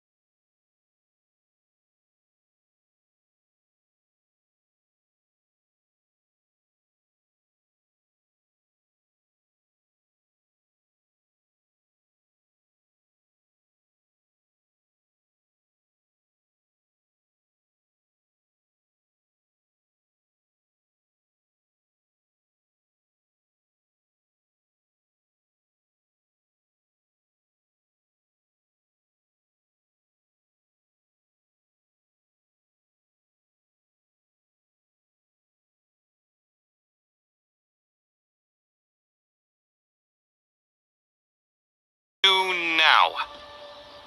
These are all reports about the Gurubad conflict. Can we delete them? I'd say so. Most of this information has already been archived anyway. What if there are details in there that Vahumana missed? What are we supposed to do if they come after us in the future? They'll just have to live with it. If we don't resolve these issues now, there won't even be an academia in the future, let alone a Vahumana Darshan. Yeah, you're right. Okay, done. There's some other similar monuments nearby. I'll check them out.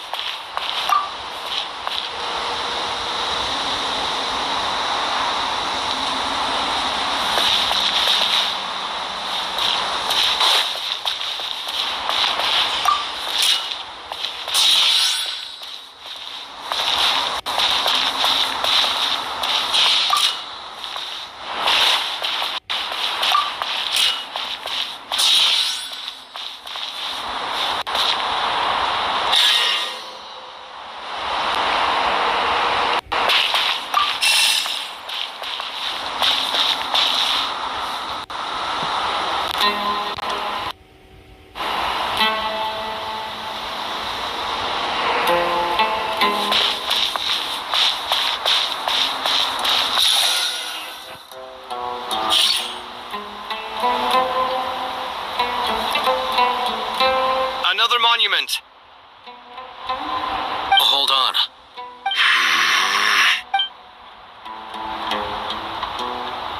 You're still reading it? How long is it? It records the development and governance of the Oasis civilization. Most of it concerns the Jinn, but it also contains records left by the artisans who built Aru. Is it important? Some of it. There was no way for me to read the whole thing in its entirety, so I had to rely on my intuition to pick the parts worth keeping. What about the artisans' records? What do they mention? They're speculations, mostly. For instance, they were wondering how to protect themselves if King Deshret decided to silence them after the construction of Aru was complete. Sounds like pure mythology to me. Surely that kind of thing didn't really happen. The records do emphasize that this was merely their conjecture based on various myths. Still, the artisans did leave details of their plans to survive, including blueprints for their escape route. Even that got recorded? Okay, well, I'll make a copy of this first before I delete it. Is that truly necessary? You won't be needing those. No, the blueprints are important. I want to keep them as a memento.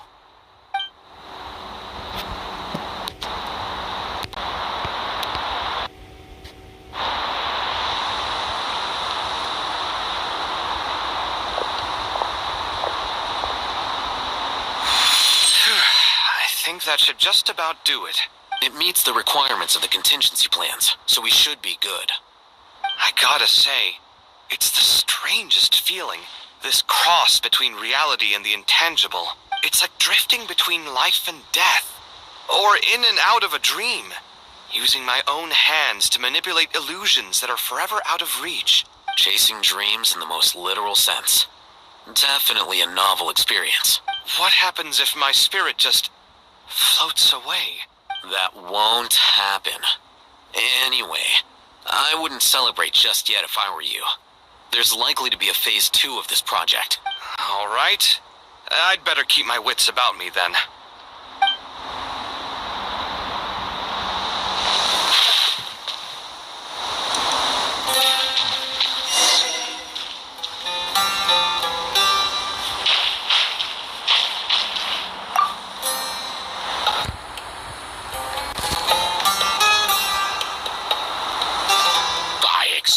That the outside world no longer respected the ancient gods, but even so, I do find the tone of these youngsters to be dreadfully impolite. It should hardly come as a surprise to you. I remember you saying the same thing last time. I assumed that was just a one-off. I did not realize it was the norm. Don't you think that young lad's matter of matter-of-fact tone sounds familiar. It bears a rather uncanny resemblance to you, Goatee. Surely a sign that he is a man of rare intelligence. Oh. The rest of them, though, much better. The blonde-haired one, for instance. So sincere. That's the kind of kid I can respect. Oh, really? Well, what about your disciple, Nefer? She's about the furthest from sincerity that a person can get. And now you hit the crux of the issue. Thoth is spouting lies again. He cares nothing for sincerity. He likes Nefer simply because her personality is just like his. Thus, in giving his approval to Nefer, Thoth is simply validating himself. The rest is but smoke and mirrors. You have some nerve saying that. There really is no helping you two. Shut up, chess rookie. What nonsense is this? How dare you tell me to shut up? How can you engage in such banal chitter-chatter at a time like this? Aru has been opened. The glory and splendor of a bygone age is about to sweep over the earth like a flood. And you're here squabbling like petulant children. All three of you are insufferable. King Deshret was merciful, indeed, giving you a chance to be released from prison. I say, you should have been locked up for good.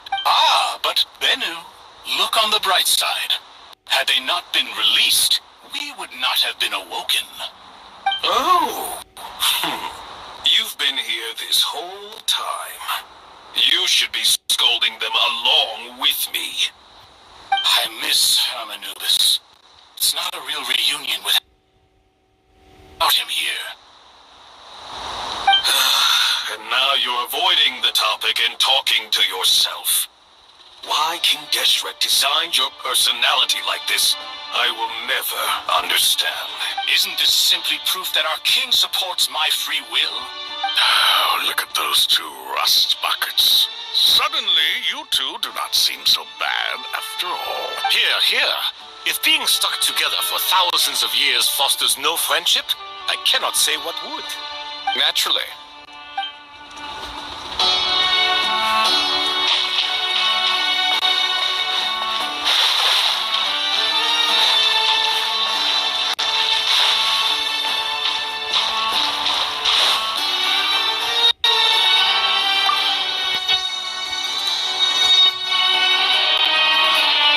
How's it going?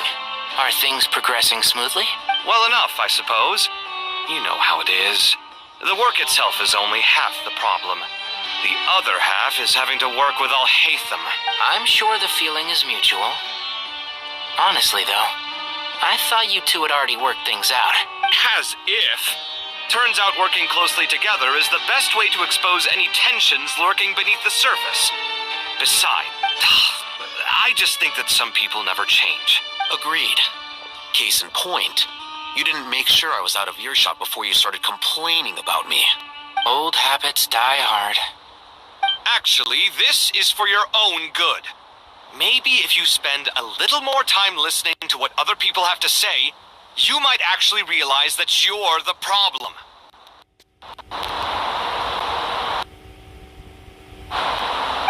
Naivete is another old habit of yours.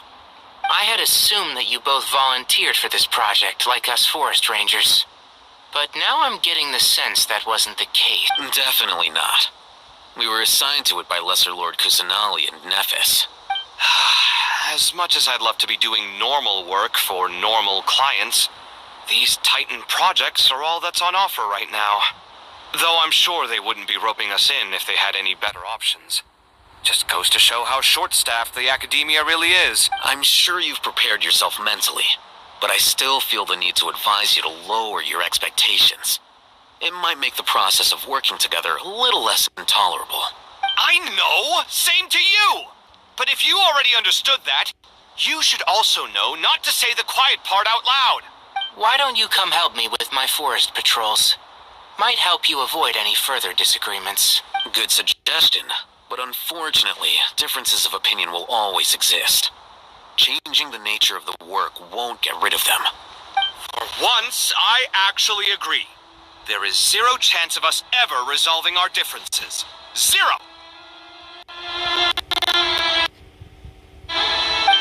But even so, the work must be done. Care for some coffee? I'm glad to see you making progress. Don't act so smug! It'd be nice if you made some too. I feel like even I've made some progress today. In the past, I never would have dared to try and mediate a conflict between you two while you're both right there in front of me. Apologizing probably makes it sound like I'm in the wrong, but I'm sorry. I was just kidding. Truth be told, I don't have any work to do at the moment, so I'm just here to... How's Kale?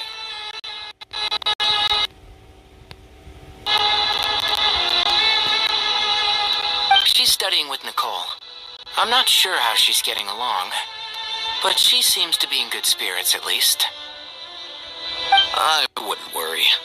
Angelic affairs are probably above your pay grade anyway. I know what you mean, but Sino and I are still a little concerned for her.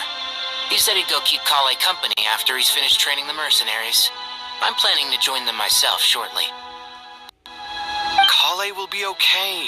Have faith in her. Even we can see how much more confident and outgoing she's become in these past few years. Thanks to you and Sino being there for her and providing guidance every step of the way, she can finally stand on her own 2 feet. On her own 2 feet? Does it feel bittersweet? Watching the younger generation grow up and move on? No, not yet, at least. I was just thinking, I wish there was more I could do for everyone. She'll be fine. Yeah, she will. Just try to relax.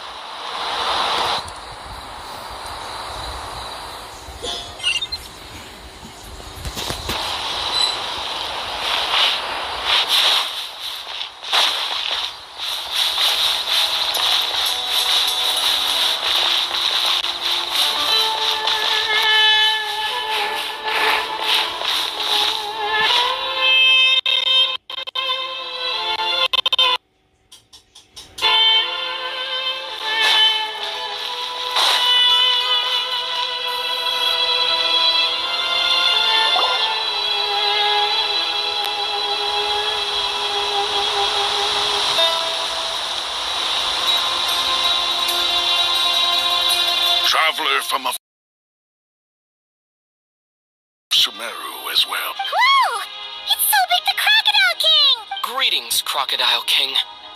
Please be at ease. I'm just here to chat with you about Lesser Lord Kusanali. Sounds like you really care about her. Yes, although to be exact, it is a mixture of both concern and curiosity that I feel. Speaking of Nihida, Paimon was wondering how she's doing. Wait a moment. What is it? I tried calling out to a pep, but there was no response. This can only mean that she is focusing all her energy on taking care of Lesser Lord Kusanali. All the gods who serve King Deshret seemed super surprised to hear that a pep agreed to help Nihida. Guessing she made a bad impression on you or something. Are you aware of the history between her and our king?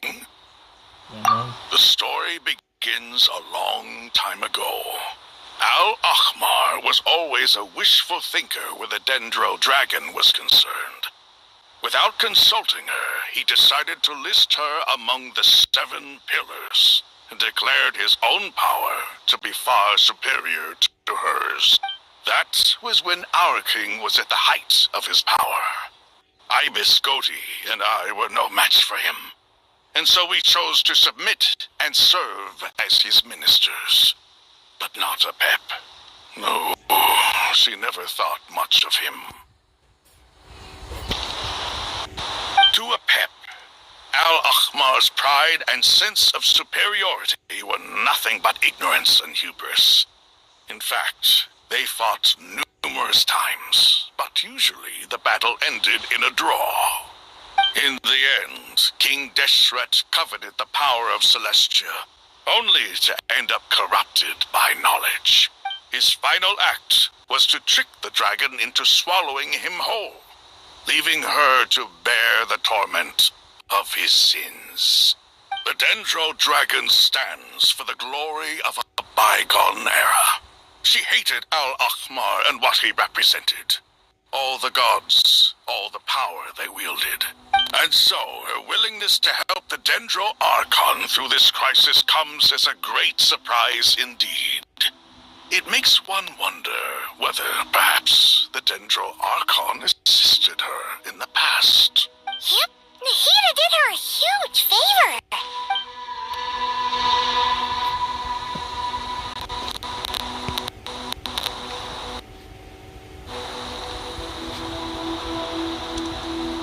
So Lesser Lord Kusanali put an end to the Dendro Dragon's many long years of torment. As much as she loathes the Seven, Apep knows kindness when she sees it. No wonder she was willing to make an exception. Yeah, that's the sense we got from dealing with her too. She is not incapable of coexisting with other living things. Rather, she actively chooses to avoid coexistence. And this despite the fact that she symbolizes life itself. How ironic.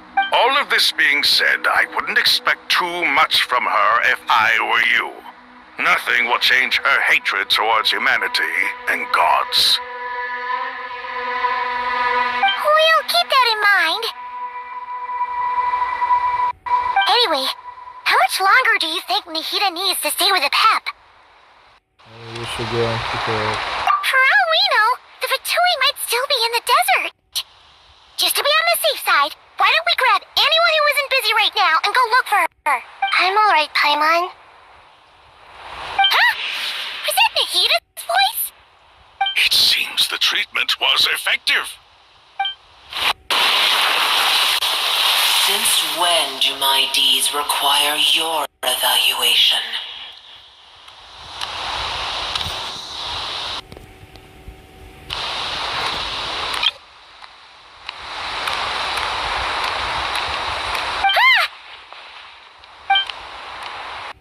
Here will do just fine. I had no intention of taking you any further. One ought not expect greater generosity than they have earned. You always hide your kindness away like an oasis within a sandstorm. Only those who make it through the swirling winds can know just how beautiful that oasis is, and how much hope it brings. You dare appraise my being? No, I'm expressing my gratitude. I want to thank you for sharing your precious life force with me.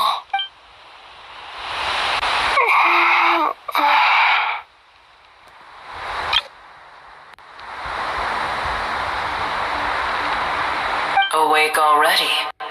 You are more resilient than I thought.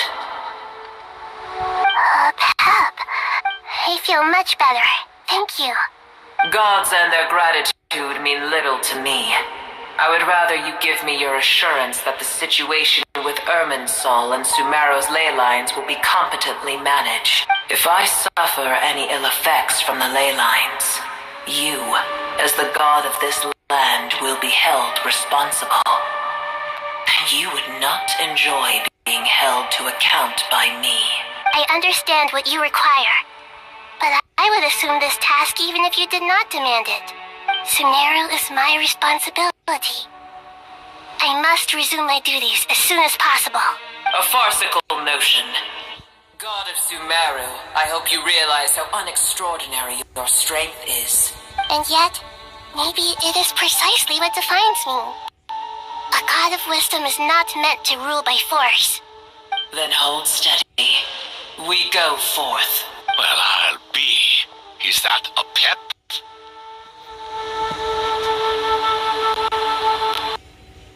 Do my always deceive me? Of all places, the Dendro Dragon has decided to visit the mausoleum of King Deshret? I see that after all this time, El Ahmar's menagerie of ministers remain as vile as ever. It's a pleasure, Dendro Dragon. Had you arrived but a little sooner, you might have attended a meeting of the Seven Pillars. What a nauseating thought. You are not the first insects I have had the displeasure of dealing with today. A swarm of them tugged on my tail on my way over. Goodness knows what hovels they crawled from. Why do all the creatures of this world remain so lowly after all this time? What did you do with them? I cast them away. What would you have me do? Keep them as trinkets? Booer, this is where we shall part ways. To be clear, I do not wish to see you or anyone else here ever again, unless absolutely necessary. Then I wish you peace as you return to your dwelling place. Thank you for helping Nahida. It matters not to me. Simply refrain from bothering me again.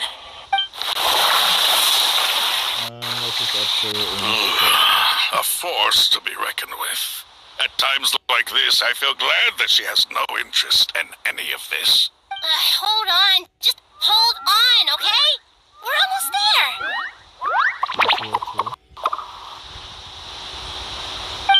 We made it. Huh? Wait, that voice. It's... Uh-oh. I'm gonna fall.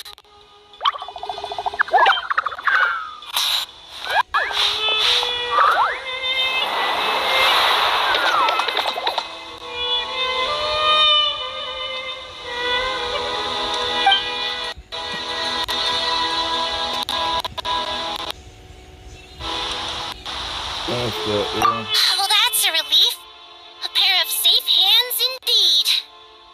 The Dendro Archon's familiars. They are the last thing I expected to see here. Huh? Wait, what are the R&R doing here? Don't you guys hate the desert? Obviously I was worried about the Dendro Archon. I've been supporting them with my party powers the whole way here. Oh, you seem pretty nervous. Is it because there are too many people around? Not just people. It's all these non-human beings, too. It's hard on them. I can't believe you made such a long and dangerous journey just for my sake. I appreciate your support so much. I'll have to ask everyone to wait while I help our new arrival settle in. Once I'm done, I'll gather everyone to discuss our next steps. Traveler, Paimon, shall we find a place for our friends to stay? Sure. Awesome! Let's go! Well, first I have some questions.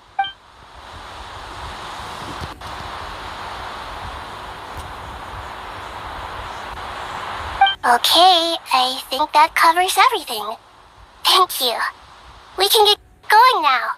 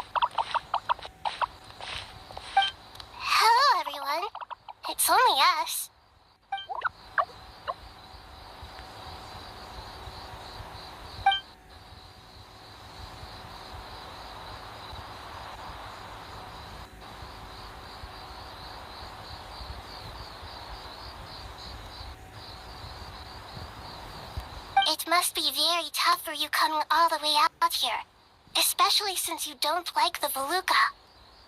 Is everyone back in Vanarana doing well?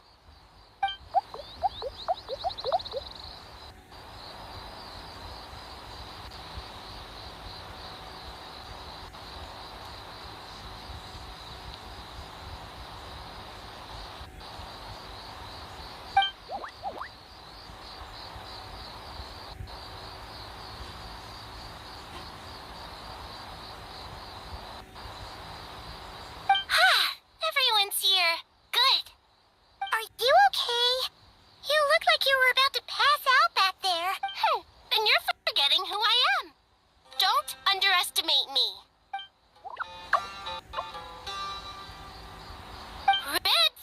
Oh, excuse me. Are you comparing me to Paimon? I suppose everyone is gathered here because of me. As we can see, the situation is critical, and everyone is very busy with their various tasks, so...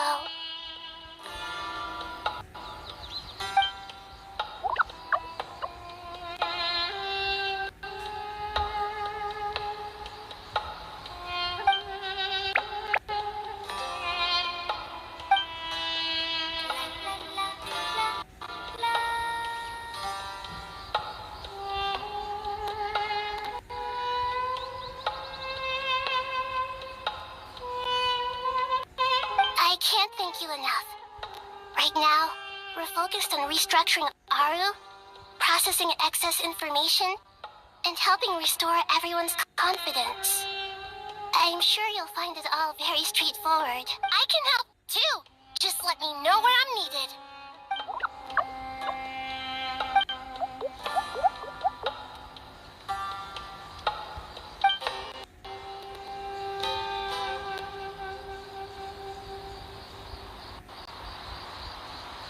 Up to no good?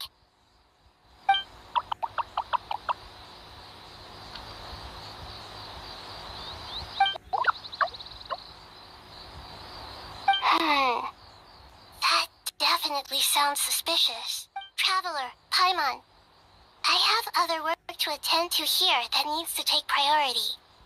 Could I trouble you to investigate the situation Arabalika spoke of? No problem. Leave it to us. Thank you. I'm counting on you.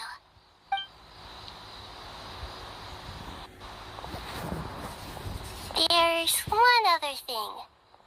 If you are to work alongside the people of Sumeru, you will need to make yourselves visible to them. Is that acceptable to everyone?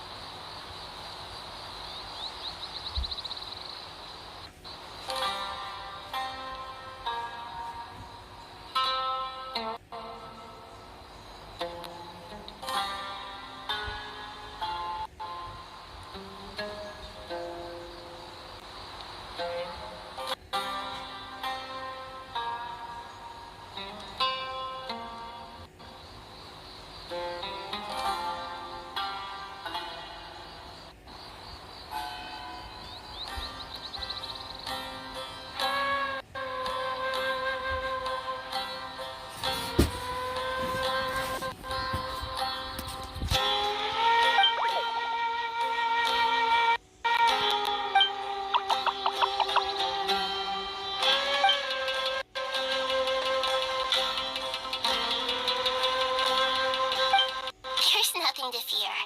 No one here will hurt you. But if you do feel afraid, don't worry. Just call my name and I'll be there.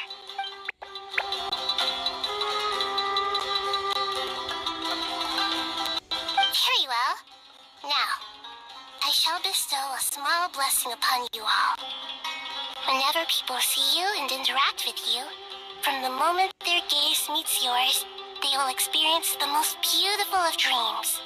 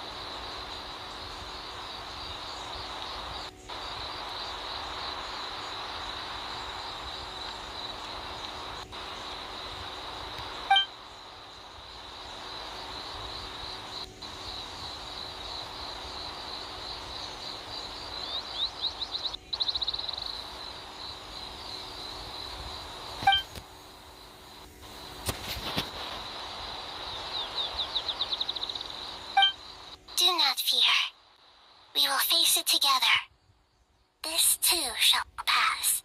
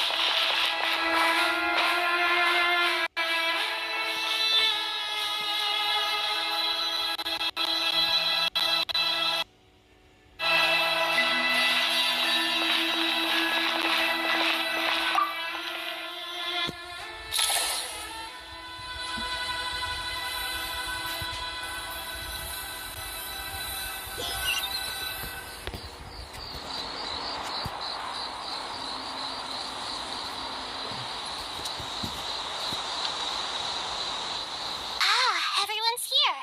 Wonderful. Dendro Archon, you're back. Are you recovering all right? You mustn't push yourself too hard. I'm doing very well. Thank you for your concern.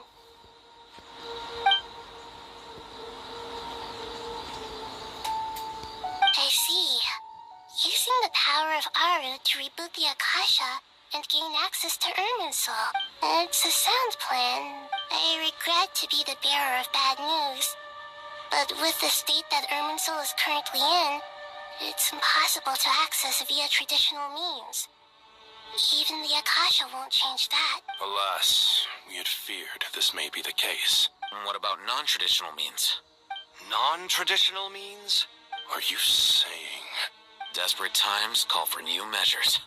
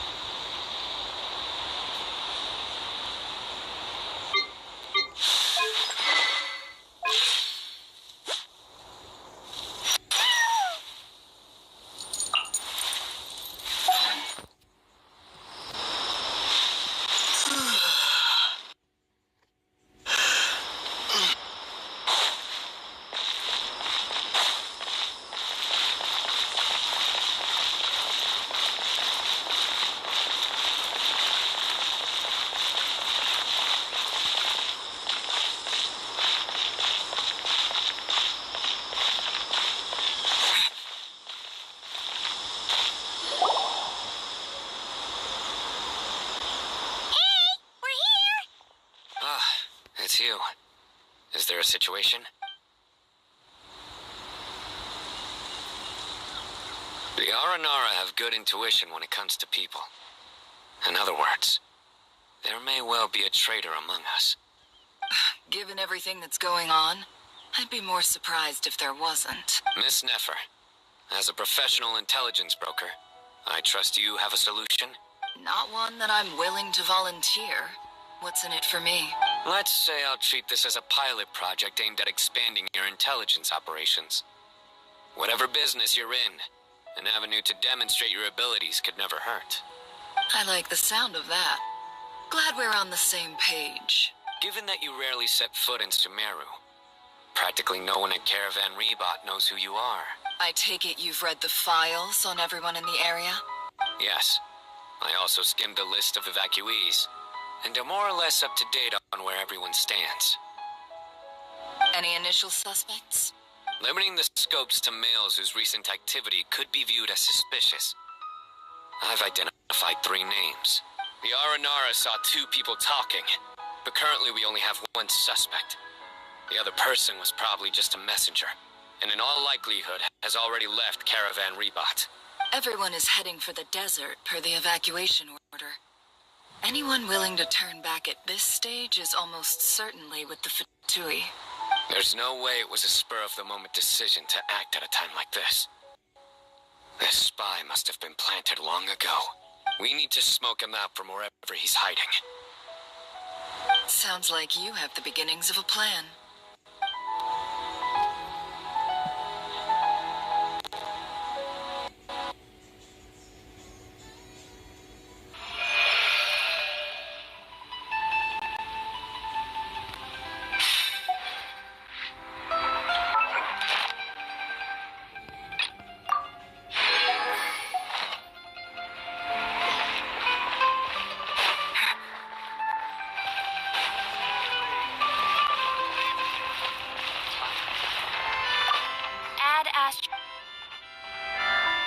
Thank you for completing today's commissions.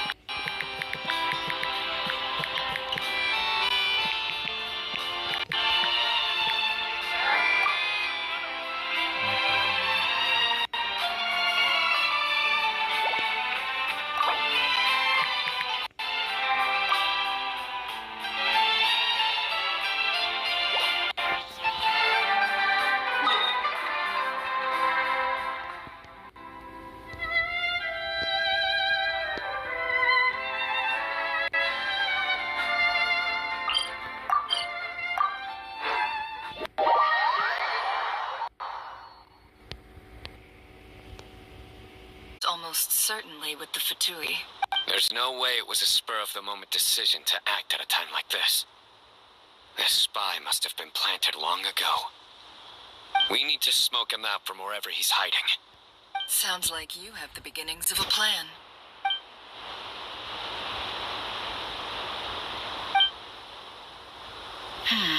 I see. Your suspicions are well-founded. I'd be watching him too if I were you. So far, we still lack solid evidence that he's been bribed. He hasn't made any recent purchases that would indicate he came into some cash. Then let's get closer to him to confirm before we make our move. I can handle it. I'm not based in Sumeru, so barely anyone at Caravan Rebot knows who I am. And you're certain you've never encountered this person in Nodcry? I'm certain. Besides, it's extremely rare for me to have had any direct contact with Sumeru mercenaries besides Jet. There's no way he could have seen my face before. Sino, stay out of sight and wait for my signal. If he raises any red flags, I'll bring him toward the main road. Understood. I'll take it from there. Excellent. Well, it's a pleasure working with you.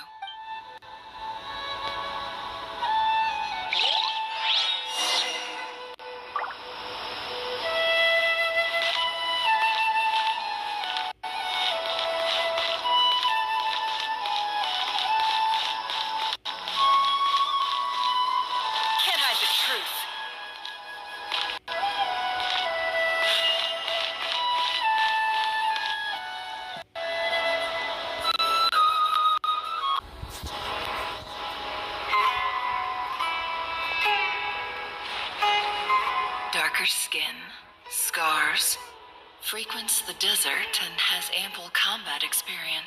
Nothing unusual about how he dresses or acts. What's that he's looking at? A coin. Interesting. Could that be how his contact paid him?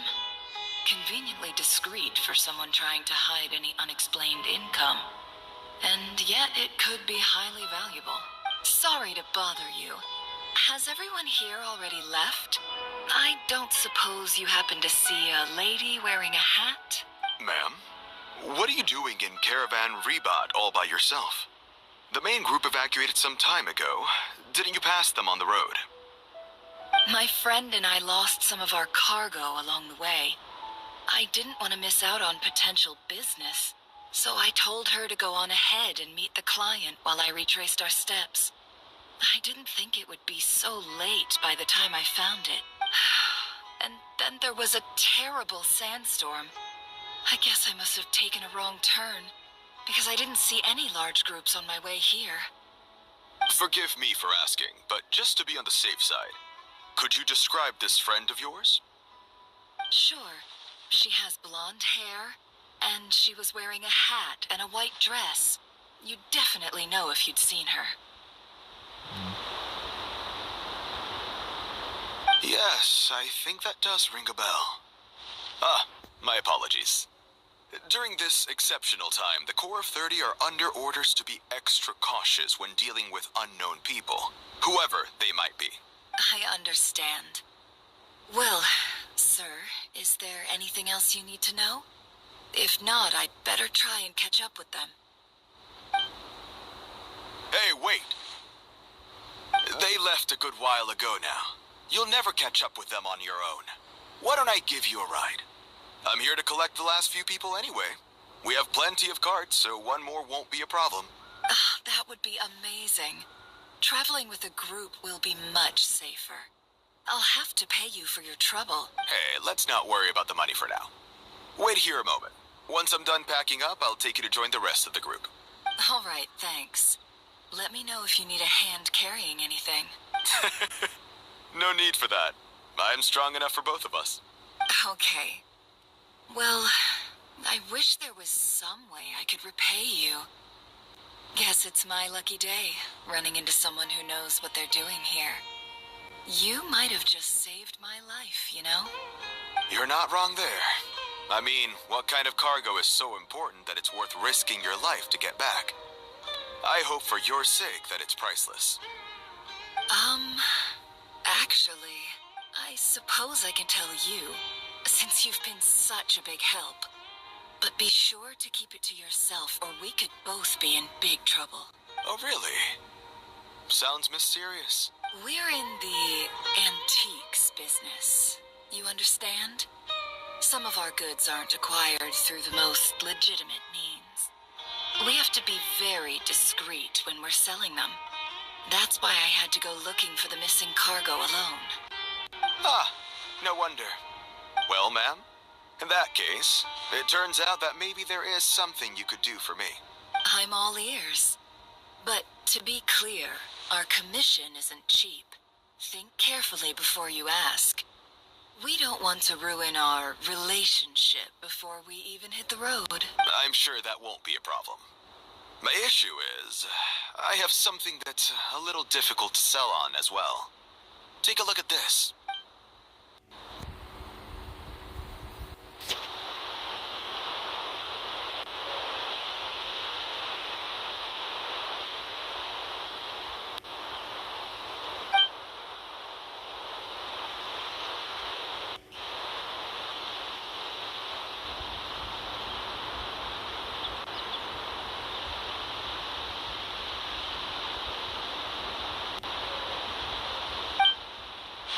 Pure gold. That's quite something. How'd you come across it? Dig it out of some ancient tomb? If you look hard enough, there are many treasures to be found in the mausoleum of King Deshret. It has no distinct Snezhnayan markings. That'll be why he's going with that story. And he clearly doesn't want to arouse suspicion, so he's on the lookout for an opportunity to make a quiet trade. Surely you have an existing business partner. Won't they take it off your hands? I hope I won't be attracting the wrath of my competitors by helping you sell this. The shop I used to work with is having cash flow issues at the moment, after losing some money. I'm under enough pressure as it is without having to deal with them. On the off chance anything went wrong, I'd never get my money back. I understand. Gold is the last thing that traders with cash flow problems want to see. Well, in that case, I think we can work something out. As it happens, I'm just about done packing. Shall we make a move? Sure. Let's walk and talk.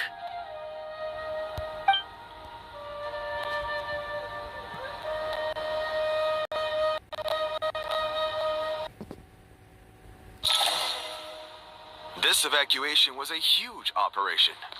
They needed a few people to stay behind and tie up loose ends. And I ended up being one of them. You're lucky you ran into us in time. I certainly am. I don't know how this happened. One thing led to another, and look how it ended up. I just hope our client doesn't get spooked and cancel their order. Fingers crossed. But either way, life goes on, and we all have to make a living somehow.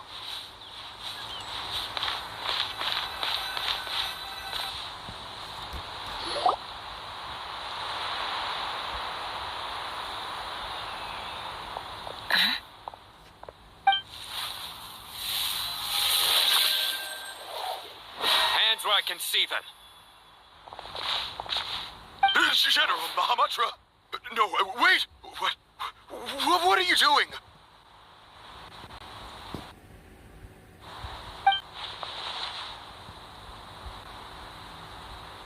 This is the coin?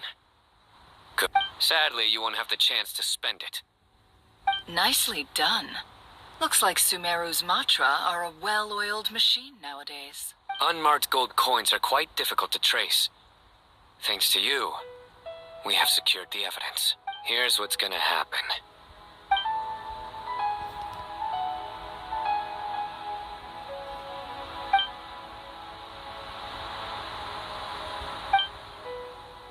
Southeast from here, leeward side of the hill. That's where he's meeting his contact. Great work. Candace tells me your interrogation skills are highly effective. Hers are quickly catching up. She's improved a lot in recent years. Looks like it's over to you for the next step. Because I'm quickest on my feet? Because you know how to trail a target. Plus, it'll be easier to monitor their activity from the air. Fine. I'll be quick. One more thing. The Traveler just brought a message from the Dendro Archon. Once you're done with this, we're to meet up at the mausoleum of King Deshret. Got it. Will do. Are you sure you'll be okay on your own? Gee, I don't know. Maybe you should come with me. Okay. Then Paimon's coming with you. Really? You do know this is a stealth operation, right? Meaning, you have to be quiet? Paimon, are you sure about this? Well, Paimon at least wants to give it a shot. Like everyone says, if you never try, you'll never know. Besides, being the best guide in Teyvat has to count for something. This should be a piece of cake. Fine. Join me if you want. But be warned, if anything goes wrong, I'll have to gag you and shove you into a bush. No need! Paimon will be super careful. Promise! Good. Then what are we waiting for? Let's go. Ah! Coming!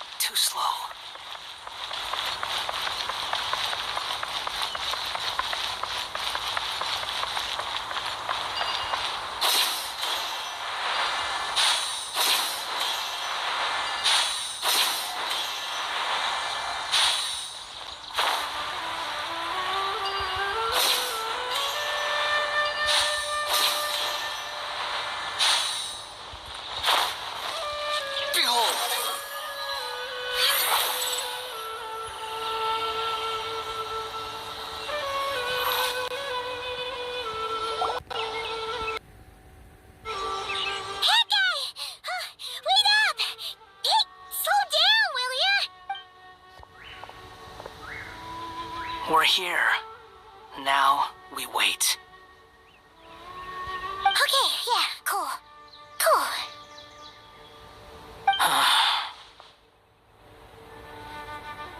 What's on your mind, Paimon? Huh? Oh, nothing? I thought all you cared about besides being a guide was food and sleep. Why the sudden urge to go on a dangerous mission? What's that supposed to mean? Paimon's been on plenty of dangerous missions before. But never on your own. You hardly ever leave the traveler's side. Just saying. I'm kind of at loose ends right now. So if you did want to share, I suppose I'd have to listen. If not, suit yourself. Makes no difference to me. Hat guy? Do you think Paimon is useless? What? Where's that coming from? When we were in Notcry, Paimon suddenly realized something. Even though Paimon's with a traveler every single day, whenever we face real danger, she can't do anything to help. Paimon doesn't get like this very often. She just got really scared when the traveler got kidnapped that time. What if he never came back? What would Paimon do then? And the more Paimon thought about it, the more useless she felt. But Paimon doesn't want to be a burden. Paimon wants to be a friend who's actually useful. Does that make any sense? You know, that feeling of just being completely useless and... Oh, Paimon probably sounds so ridiculous right now. You asked the right person. Boy, do I know that feeling. Oh, hat guy. I'm not gonna try and encourage you. What I will say is this. When you start doubting yourself, you have two choices. Give up or change. You have to make the decision to move forward. Otherwise, no amount of consultation from other people is gonna help you.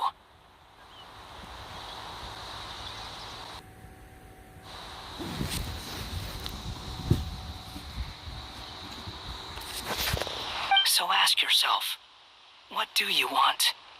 To get stronger? To learn more? Whatever it is, go do it.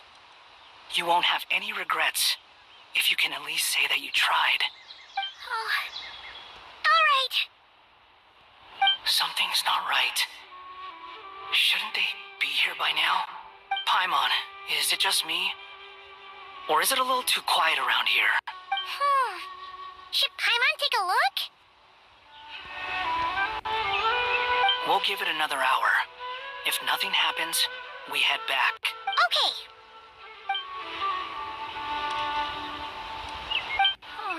How strange. We've been here for ages. Where the heck are they? Have we been stood up? What is it? Did you think of something?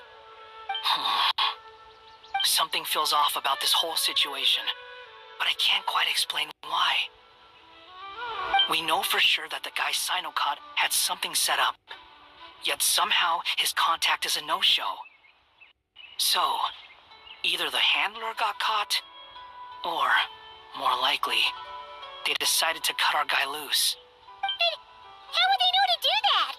Wouldn't they at least send someone here to check things out? That's the problem. They couldn't possibly know what's happening here. Unless... This feels all too familiar. Come on, let's head back.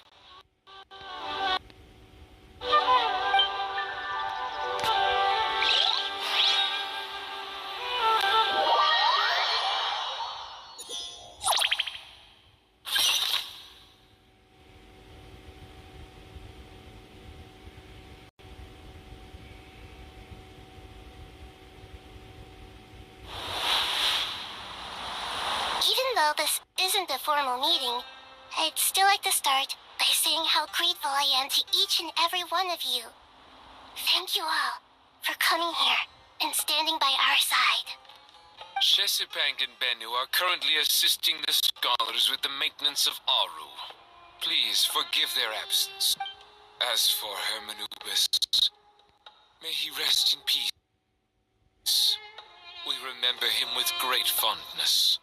There have been times when I imagined what it might be like to meet you all. Now that it's really happening, I feel quite emotional.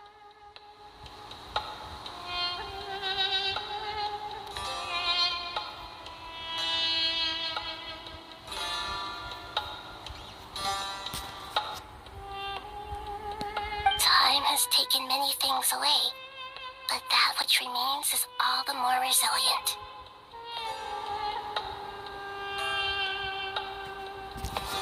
I must say, there is one thing that rather surprises me.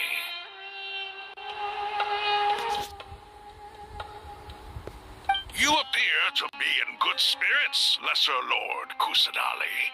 But even so, I can sense that the life force given to you by the Dendral Dragon has far from fully resolved the problem of your vitality. Oh no! So even a Pep's power didn't work?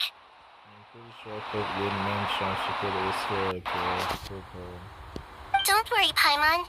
It worked very well indeed. The issue is how closely I am tied to Irminsul.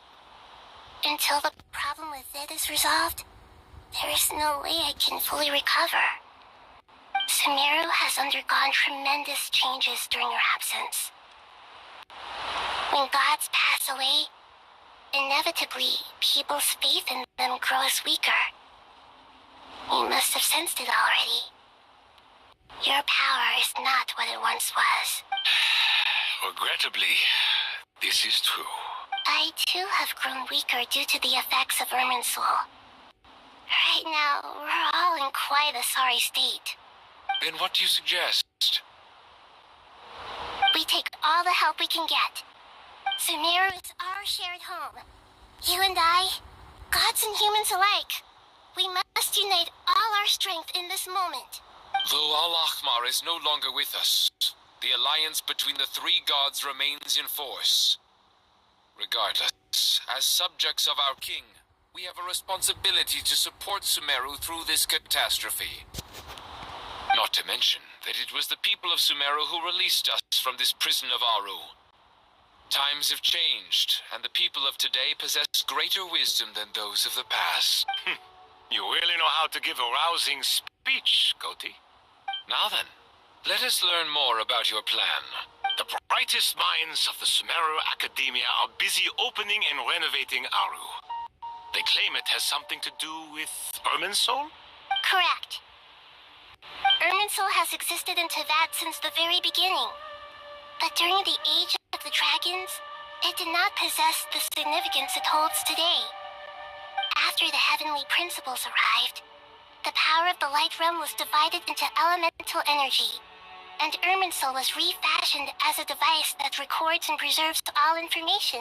Since then, everything in this world has been inextricably linked to it. As the Dendral Archon, I have a duty to protect Irminsul.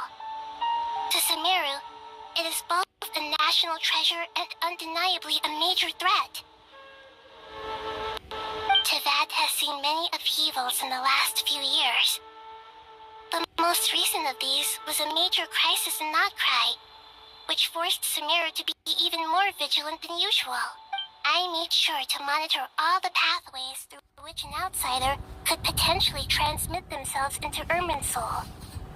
But despite my efforts, a major problem still arose within.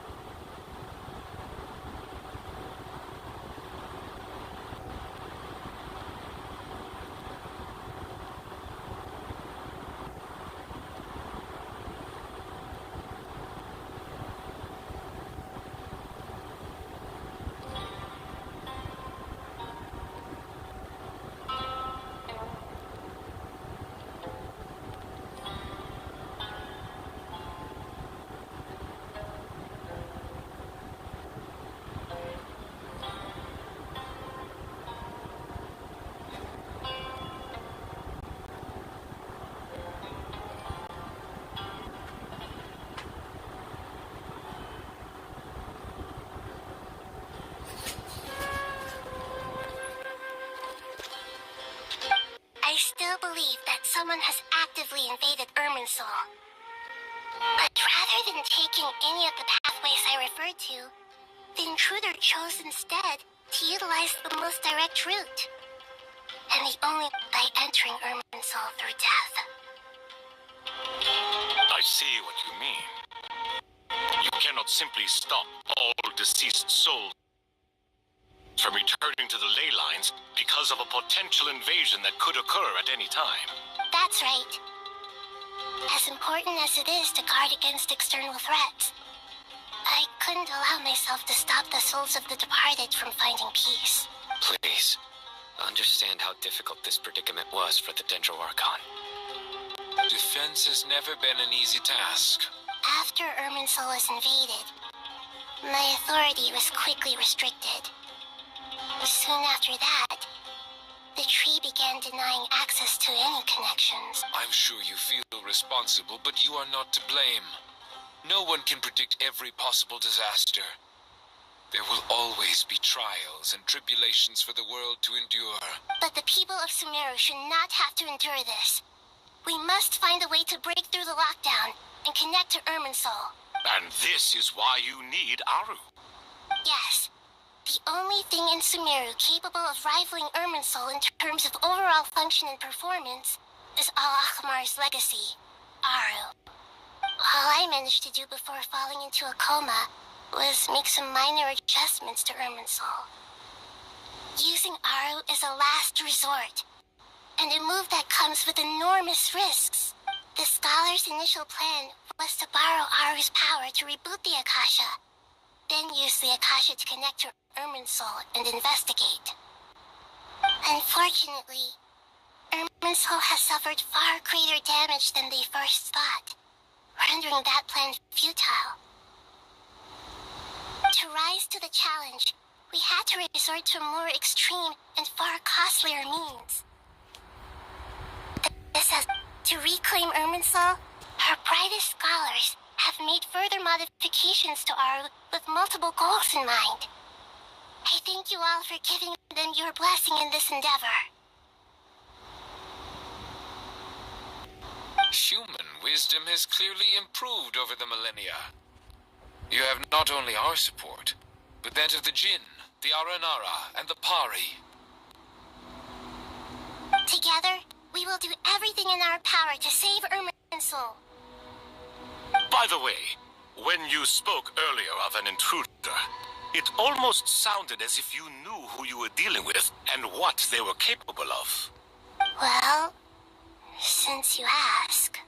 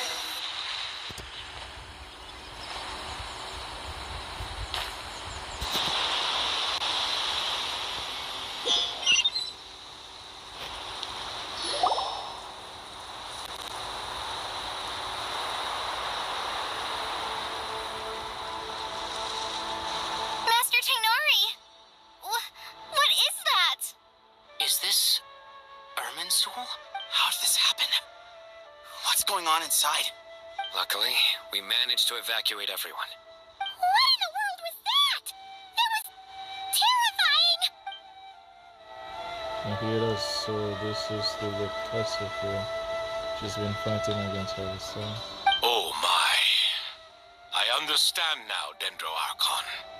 You make yourself quite clear indeed. Not once over the millennia has Irminsul been so terribly afflicted as this? Please continue, Dendro Archon. Irminsul's root system is what comprises the ley lines. In the past, it has always been hidden away, going unseen by the general populace. But now, an evil intruder is making it reveal itself. It has become a tree of unbridled greed. A clear sign that a deranged experiment has advanced to a new stage. Blasphemy. From where I stand, an experiment in the name of blasphemy sounds rather improper. But, if we are to honor Dottore's will, this is what we must do. The birth of this tree proves to me beyond doubt that this incident is connected to him. But to explain the situation in full, there is someone I need to tell you about.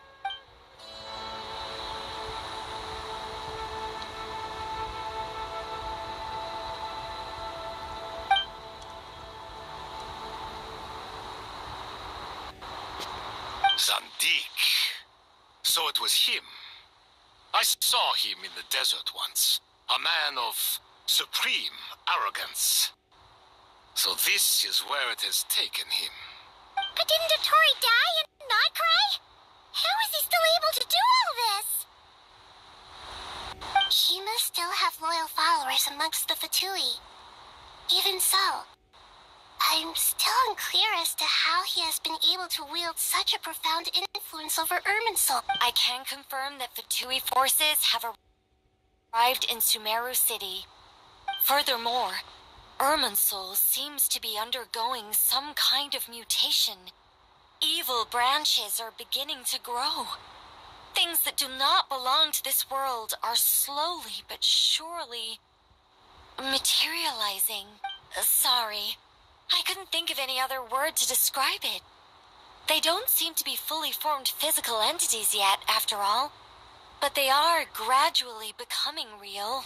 A baleful tree, climbing up into the heavens. Speaking of Dottore, I have some information on that front as well.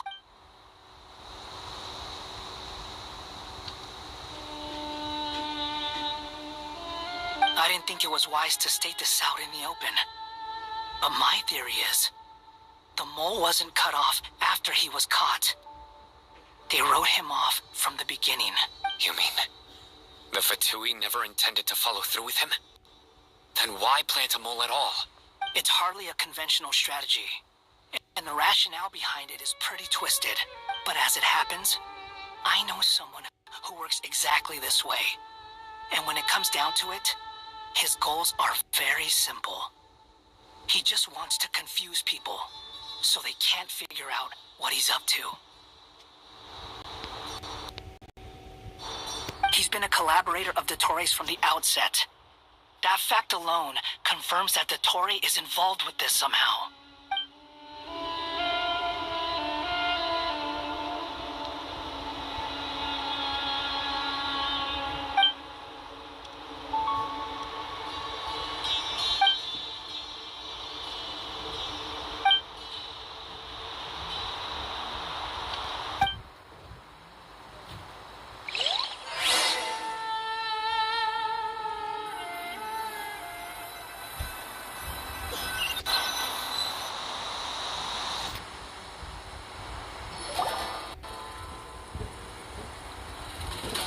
There is still much to be done.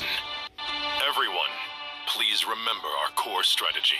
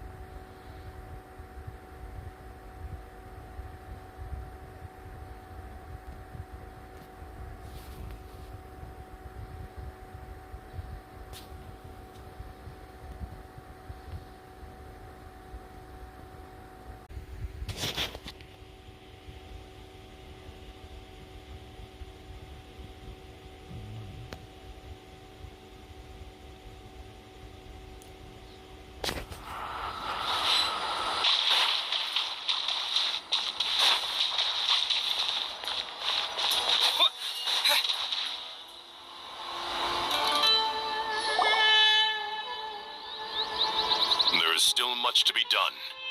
Everyone, please remember our core strategy. As per the discussions, the following groups must act immediately. Mr. Alhaitham and Mr. Kage, the next phase of the Aru renovation project must begin right away. Godspeed to you both. We'll give it everything we've got. The plan looks feasible, but the implementation will require certain resources. General Mahamatra Sino and his team will help to procure the materials required for modifying the terminal. No problem. I've already spoken with Sethos and Hack Guy, and they've agreed to assist me. This kind of thing is best left to the fleet-footed, right? Hat Guy? If it's efficiency you're after, we're the right people for the job. Following up on the elemental energy amplifier we discussed, Miss Dory, I assume you're the one most familiar with the status of this project. Aside from the Dendro Archon, of course. Yep, she got her links. Yep, that's right. Leave it to Lord Sangamabe. Got it. Well, I'd like Madame Farazan, Kale, and Nicole to support Dory on the technical side. You can count on us. Will do. Rest assured, I'll take good care of Kale. Dia, Candace, and Nefer, you'll be in charge of negotiating between the various parties. I trust you remember our goal. You bet. We can handle it. Good. I believe that covers everything. Tainari will provide ad hoc support as needed, if that's okay. Poor Tainari. Must be tough being Nephis' student. Getting bossed around all day, every day. Hey, don't try and drive a wedge between us, you old rascal. All it says to me is that Master Nephis has faith in everyone's abilities. While I'm nominally here as backup, I doubt there will be many situations where my help is needed. Exactly. Finally, Traveler, you and I will head to the border between Sumeru and Natlan. Once that task is complete, I'll be asking some of you to accompany me to the Eternal Oasis.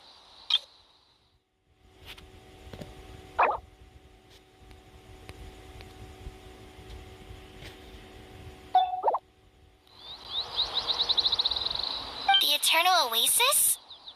I thought that was just a legend. So it does exist after all. Regarding your trip to Natlan, under normal circumstances, a meeting between our two nations would be a far more formal affair. Unfortunately, Sumeru is all but completely cut off from the outside world at present. So regretfully, we won't be able to give the Pyro Archon Mawika the grand reception that she deserves. My apologies for the inconvenience. No point putting too much pressure on yourselves. That goes for everyone. Right. Especially you, Dendro Archon. I'm sure you're still feeling quite weak. Don't worry about me. The Dendro Dragon's life force will sustain me. Plus, we'll be there every step of the way. Nahida will be just fine. Yes, I believe in myself. And I believe in every one of you. Well, time to get going.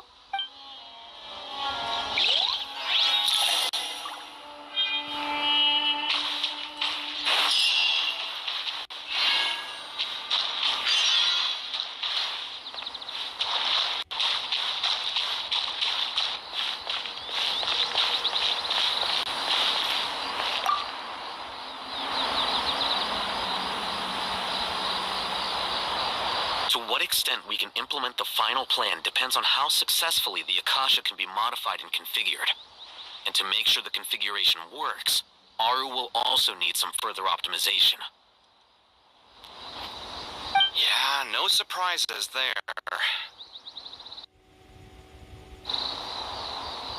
Once we roll this out, any Sumeru citizens who already have Akasha terminals can simply continue to use their existing devices. This still leaves us with a significant equipment shortage, though. Many groups of people were never issued Akasha terminals, including mercenaries, the desert folk, and many others. We'll need a supply of rare materials for the renovation of Aru and the production of new terminals. Right now, the best place to source these locally is from the primal constructs within King Deshret's mausoleum. Time is not on our side here. It's gonna be a race against the clock. The Aru merge and renovation project will have to be carried out by you two. Everything's riding on this, so failure is not an option. Best of luck to you both. As discussed, General Mahamatra Sino and Mr. Hat Guy will source the required materials. Mr. Sethos is quite familiar with the layout of King Deshret's mausoleum. With him accompanying them, things should go quite smoothly. I have every confidence. In the meantime, we may as well take a breather. Makes sense. There's not much we can do until the materials arrive. Get information and stay close. What is this, boot camp? Knock it off. It's just Sino being Sino. You know what he's like. Everyone clear on our mission objective. Look at the excess primal constructs, dismantle them, and extract the required material. And King Deshret's 7 pillars agreed to this? If they're just sitting there doing nothing, we might as well put them to use. Thoth's words, not mine.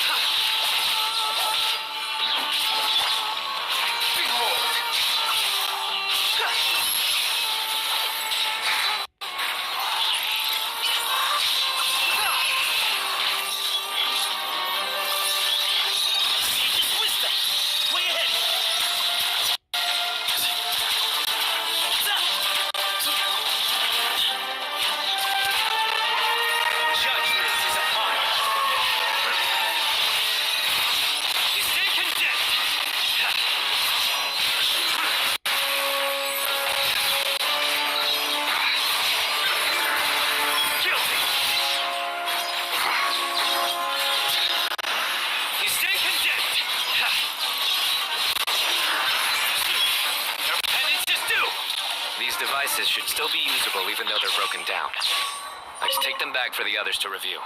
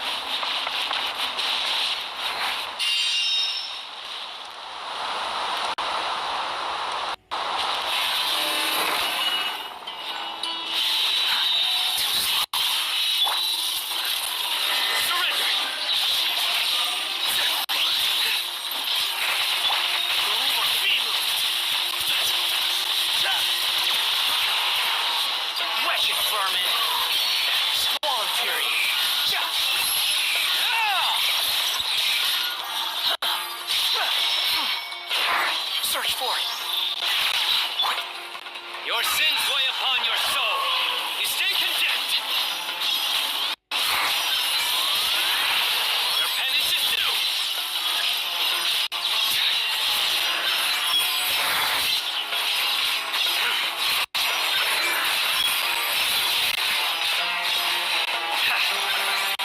Guilty.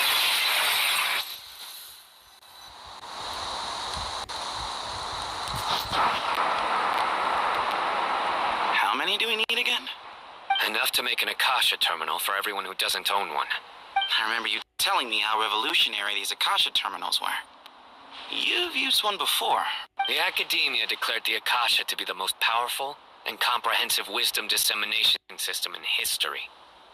That should give you an idea of how powerful it is.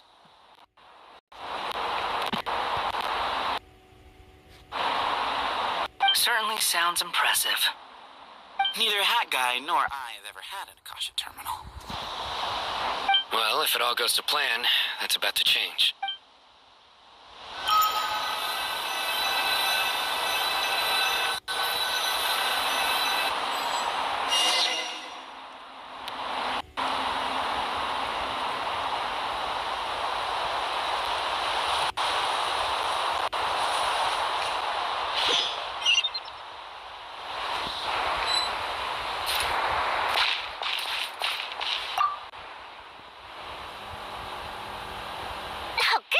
Thank you so much for handling the delivery. What a long way it was.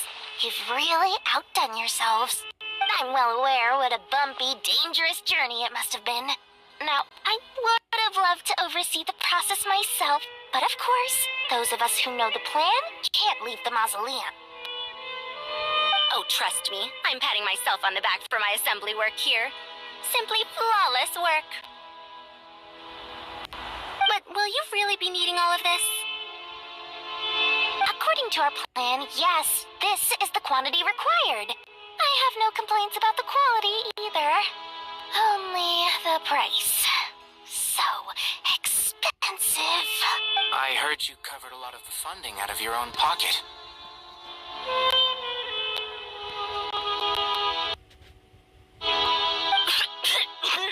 Oh, that's an exaggeration. The Academia provided most of the funds. I just offered a small token of my goodwill. Of course, the real tragedy is how little profit I'm making on this. You know, it's a serious crisis when you can't even make money out of it. It's really quite a beautiful design.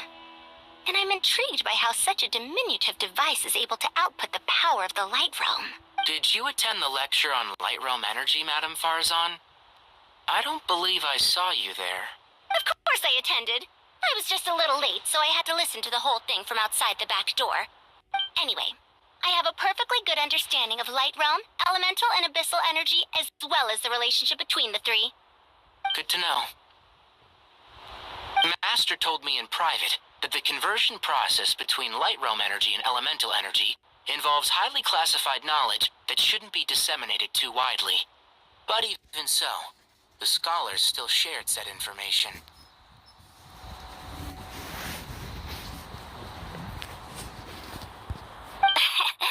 Well, you can't enforce a rule that everyone breaks. Is that the idea? At first, the Dendro Archon was reluctant to explain it in great depth for safety reasons. Later, she came to terms with it, and simply informed my master that we would all have to face the question of survival together.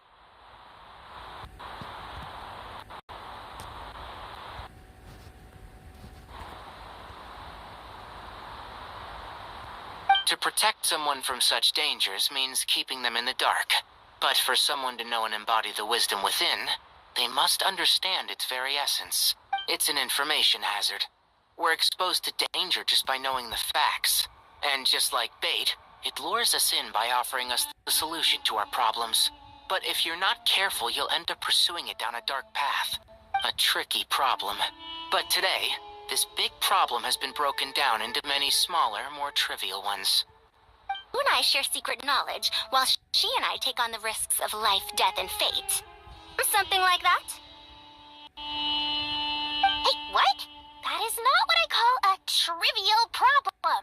Well, as they often say in Vahumana, an event that is monumental to the individual is negligible in the grand scheme of history. Generally, the fate of the individual is an insignificant affair. Being from Amorta, where the subject of our research tends to be a lot more personal, I have to disagree. It's hard to dismiss the individual as insignificant. In other words, the big problem of survival has been broken down into many small, interconnected factors, and each one of us represents one of those factors. When the same secret is shared with a group of people, the same fate binds them together. Most people would find this unimaginable, but to us scholars, this is the path that has always beckoned to us. Sharing knowledge is a good way to fight against fate. I will always believe in that. All right, I think that's everything. Thanks a lot. But don't go anywhere just yet. I'll still be needing you to calibrate the equipment.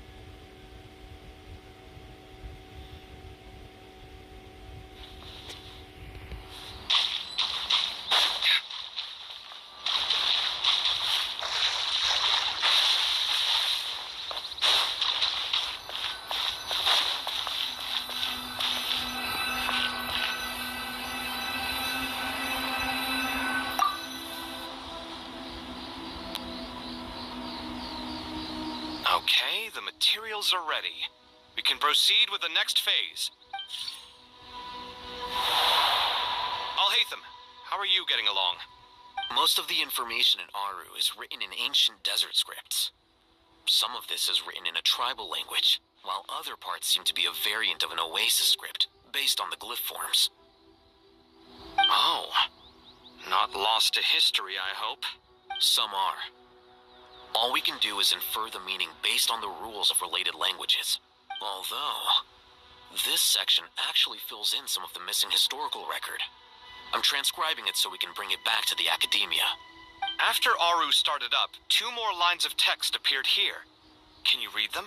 Humans may not read what is written by the gods, except by not reading. Victory should not be easy to attain, for it symbolizes divine wisdom. Knowledge must not waver, for it has external borders. Is this a clue to solving a puzzle? Or is it being symbolic? You can't read it unless you don't read it. Victory is wisdom. Knowledge is confined by borders. Wait, I think I've got it. It's a metaphor, isn't it? It's talking about a chessboard.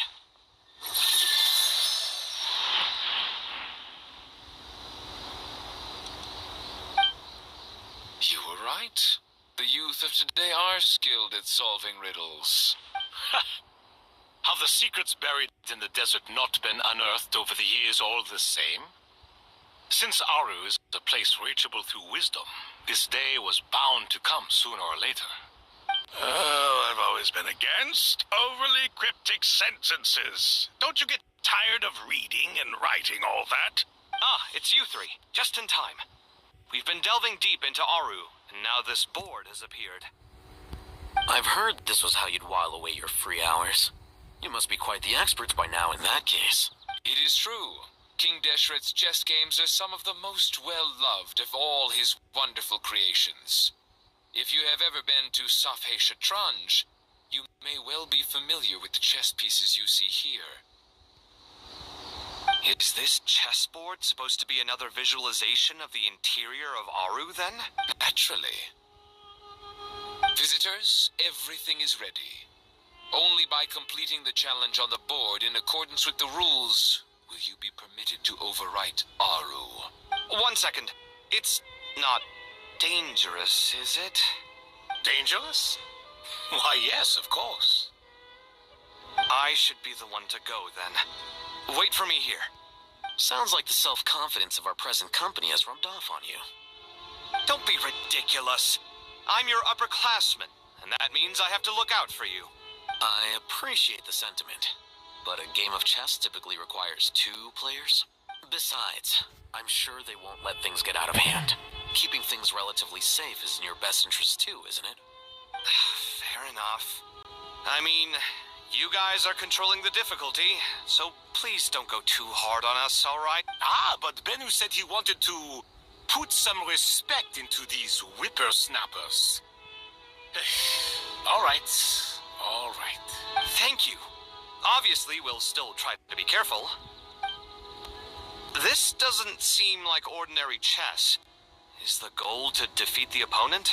No, you must enter the board and pass the trials we have placed there. Ready? Let's do it.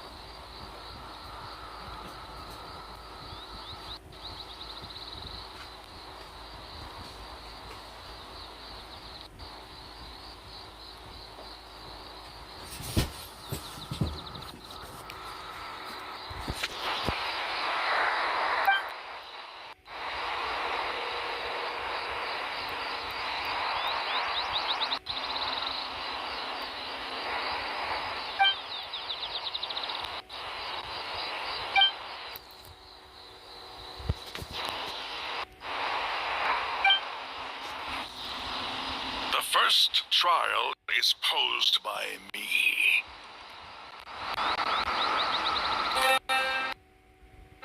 I don't think this is gonna stop us. Ah, but the key to this game lies in working together.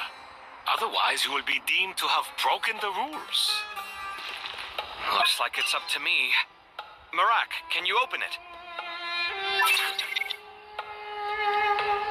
King Deshret's favorite primal construct. Living on in suitcase form, of all things. Amusing. Ho-ho! Excellent work.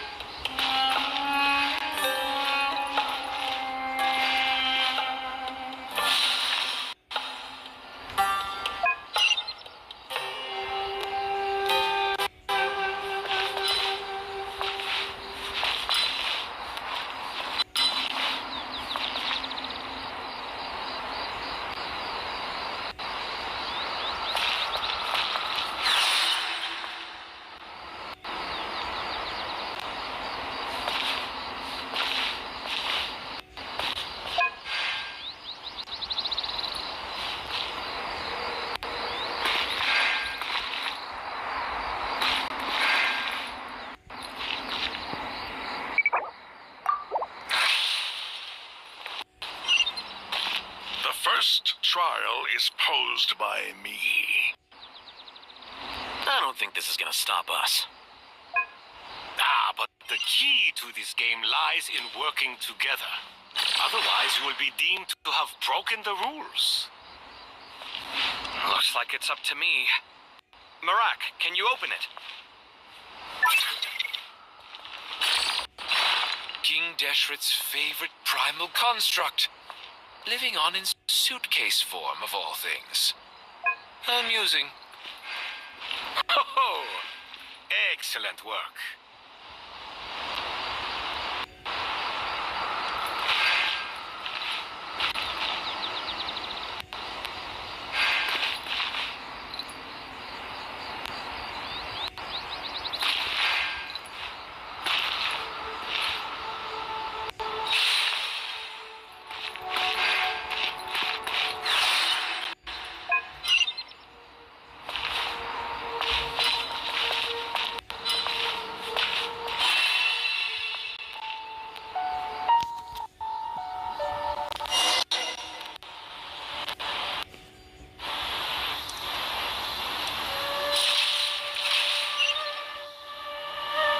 Now is the time for my trial.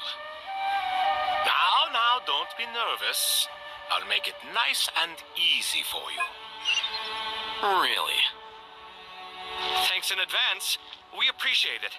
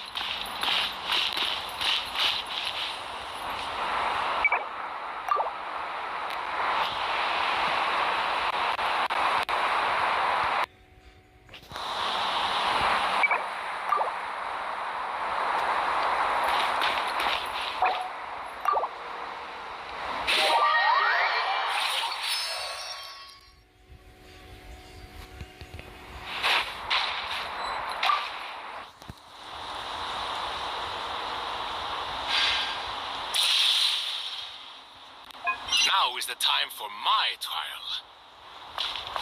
Now, don't be nervous. I'll make it nice and easy for you. Really? Thanks in advance. We appreciate it.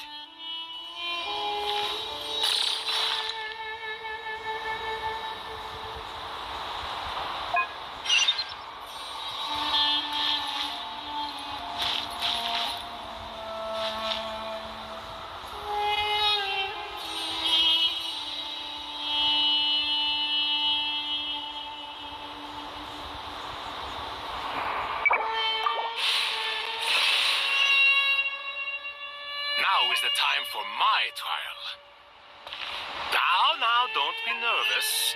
I'll make it nice and easy for you. Really? Thanks in advance. We appreciate it.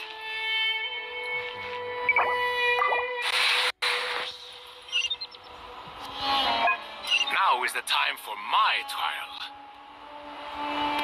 Now, don't be nervous. I'll make it nice and easy for you. Really? Thanks in advance. We appreciate it.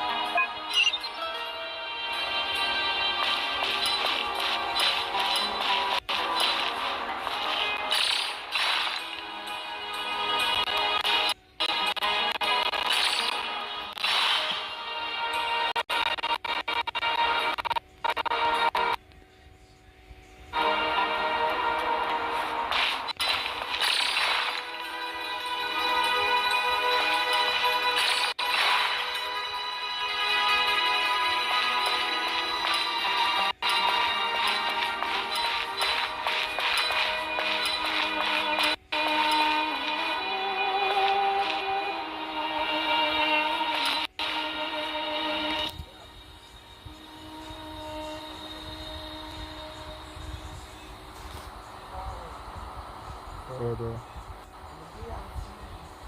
Strange time to catch up on sleep. I'm not sleeping, I'm thinking. It's not that simple, you know.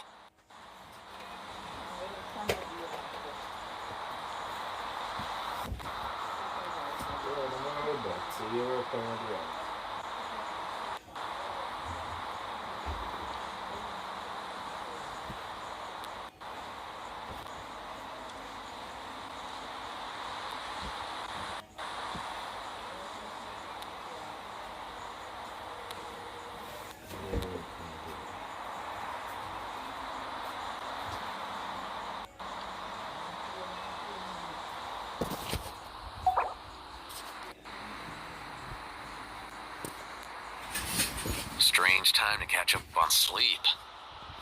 I'm not sleeping, I'm thinking. It's not that simple, you know.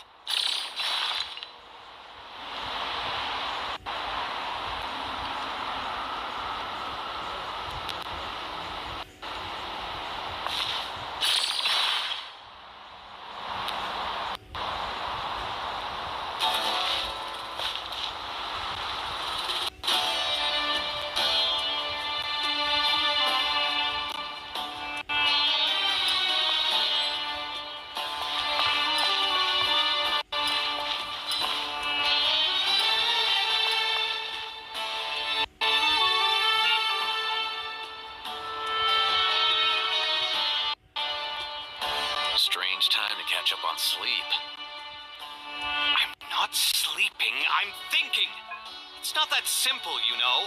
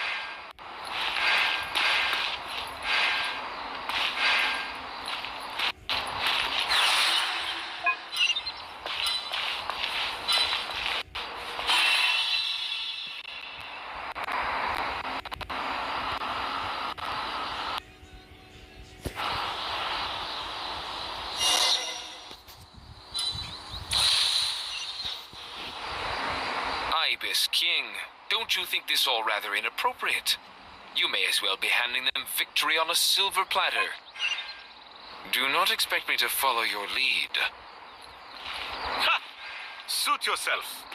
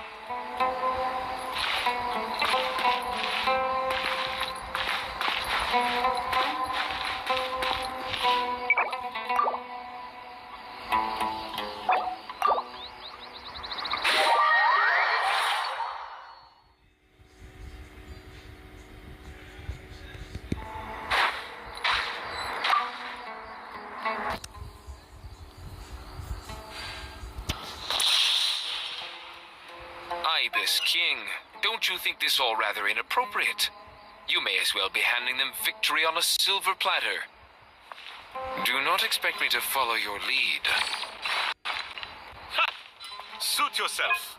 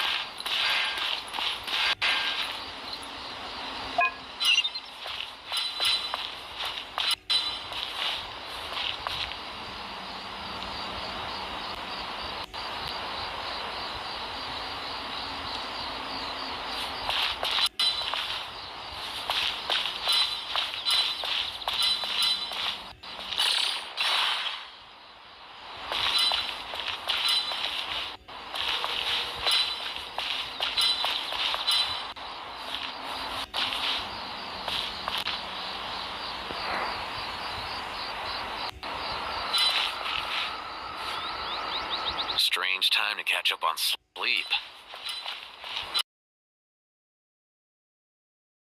Not that simple, you know.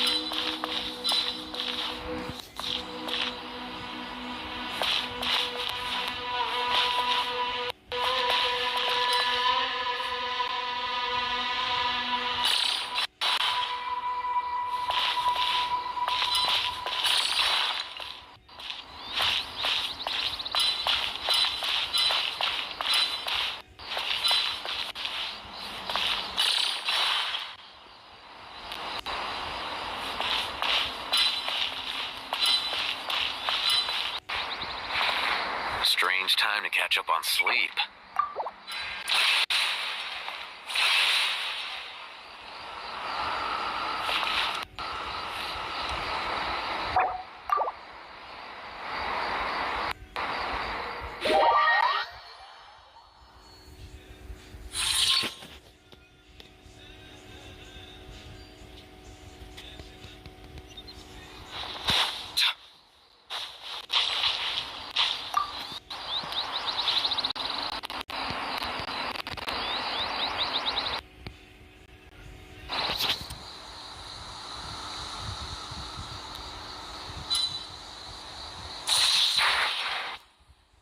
Ibis King, don't you think this all rather inappropriate? You may as well be handing them victory on a silver platter. Do not expect me to follow your lead. Ha! Suit yourself.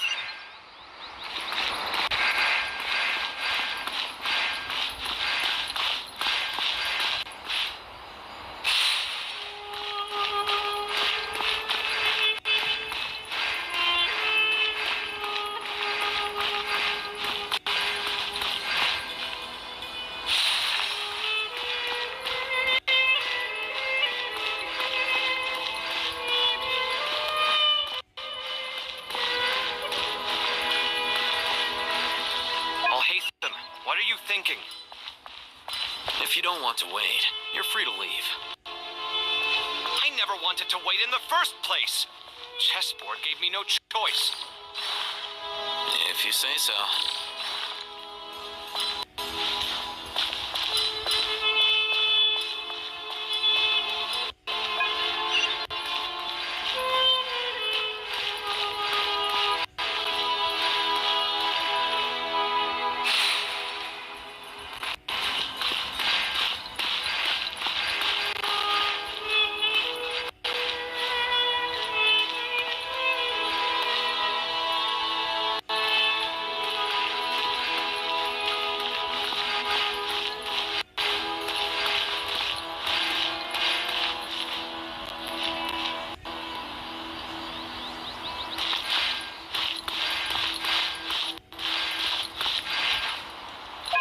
Alhaitham, what are you thinking? If you don't want to wait, you're free to leave. I never wanted to wait in the first place. Chessboard gave me no choice. If you say so.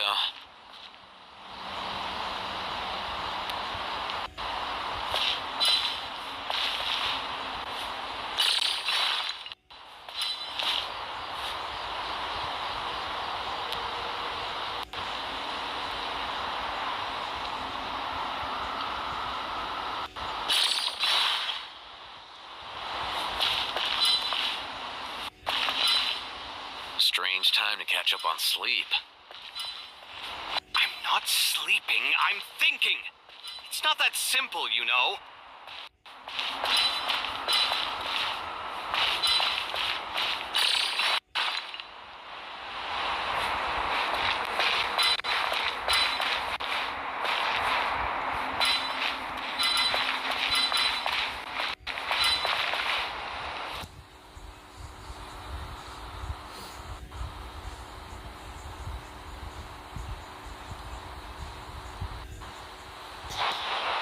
Strange time to catch up on sleep. I'm not sleeping, I'm thinking. It's not that simple, you know.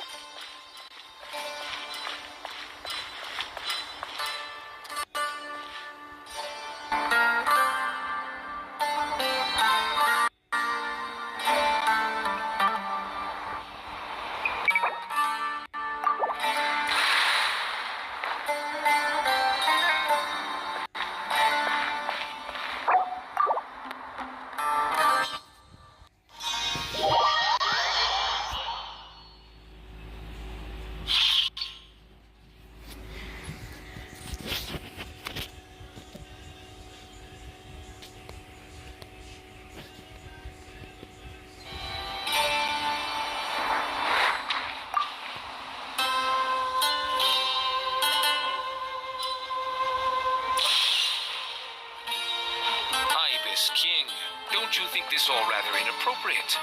You may as well be handing them victory on a silver platter. Do not expect me to follow your lead. Ha! Suit yourself.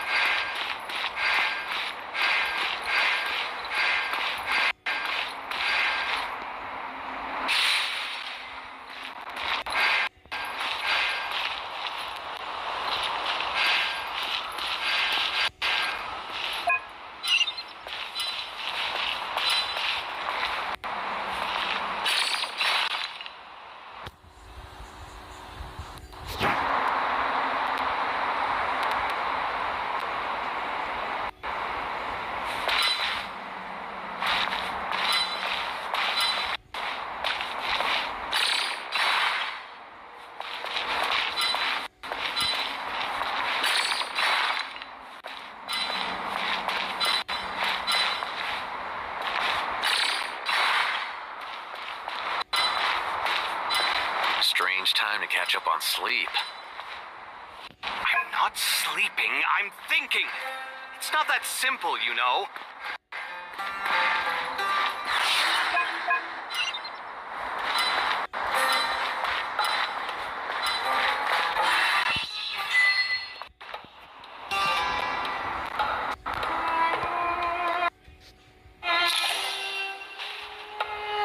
It's over.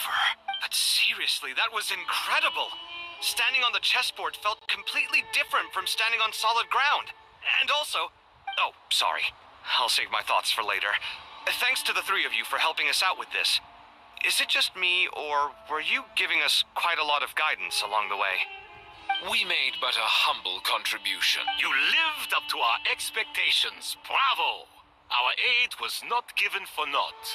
In addition to the existing functions, I'd like to ask you for another favor. Since Aru's interference shield can cover the entirety of the mausoleum, it should be possible to extend its range even further.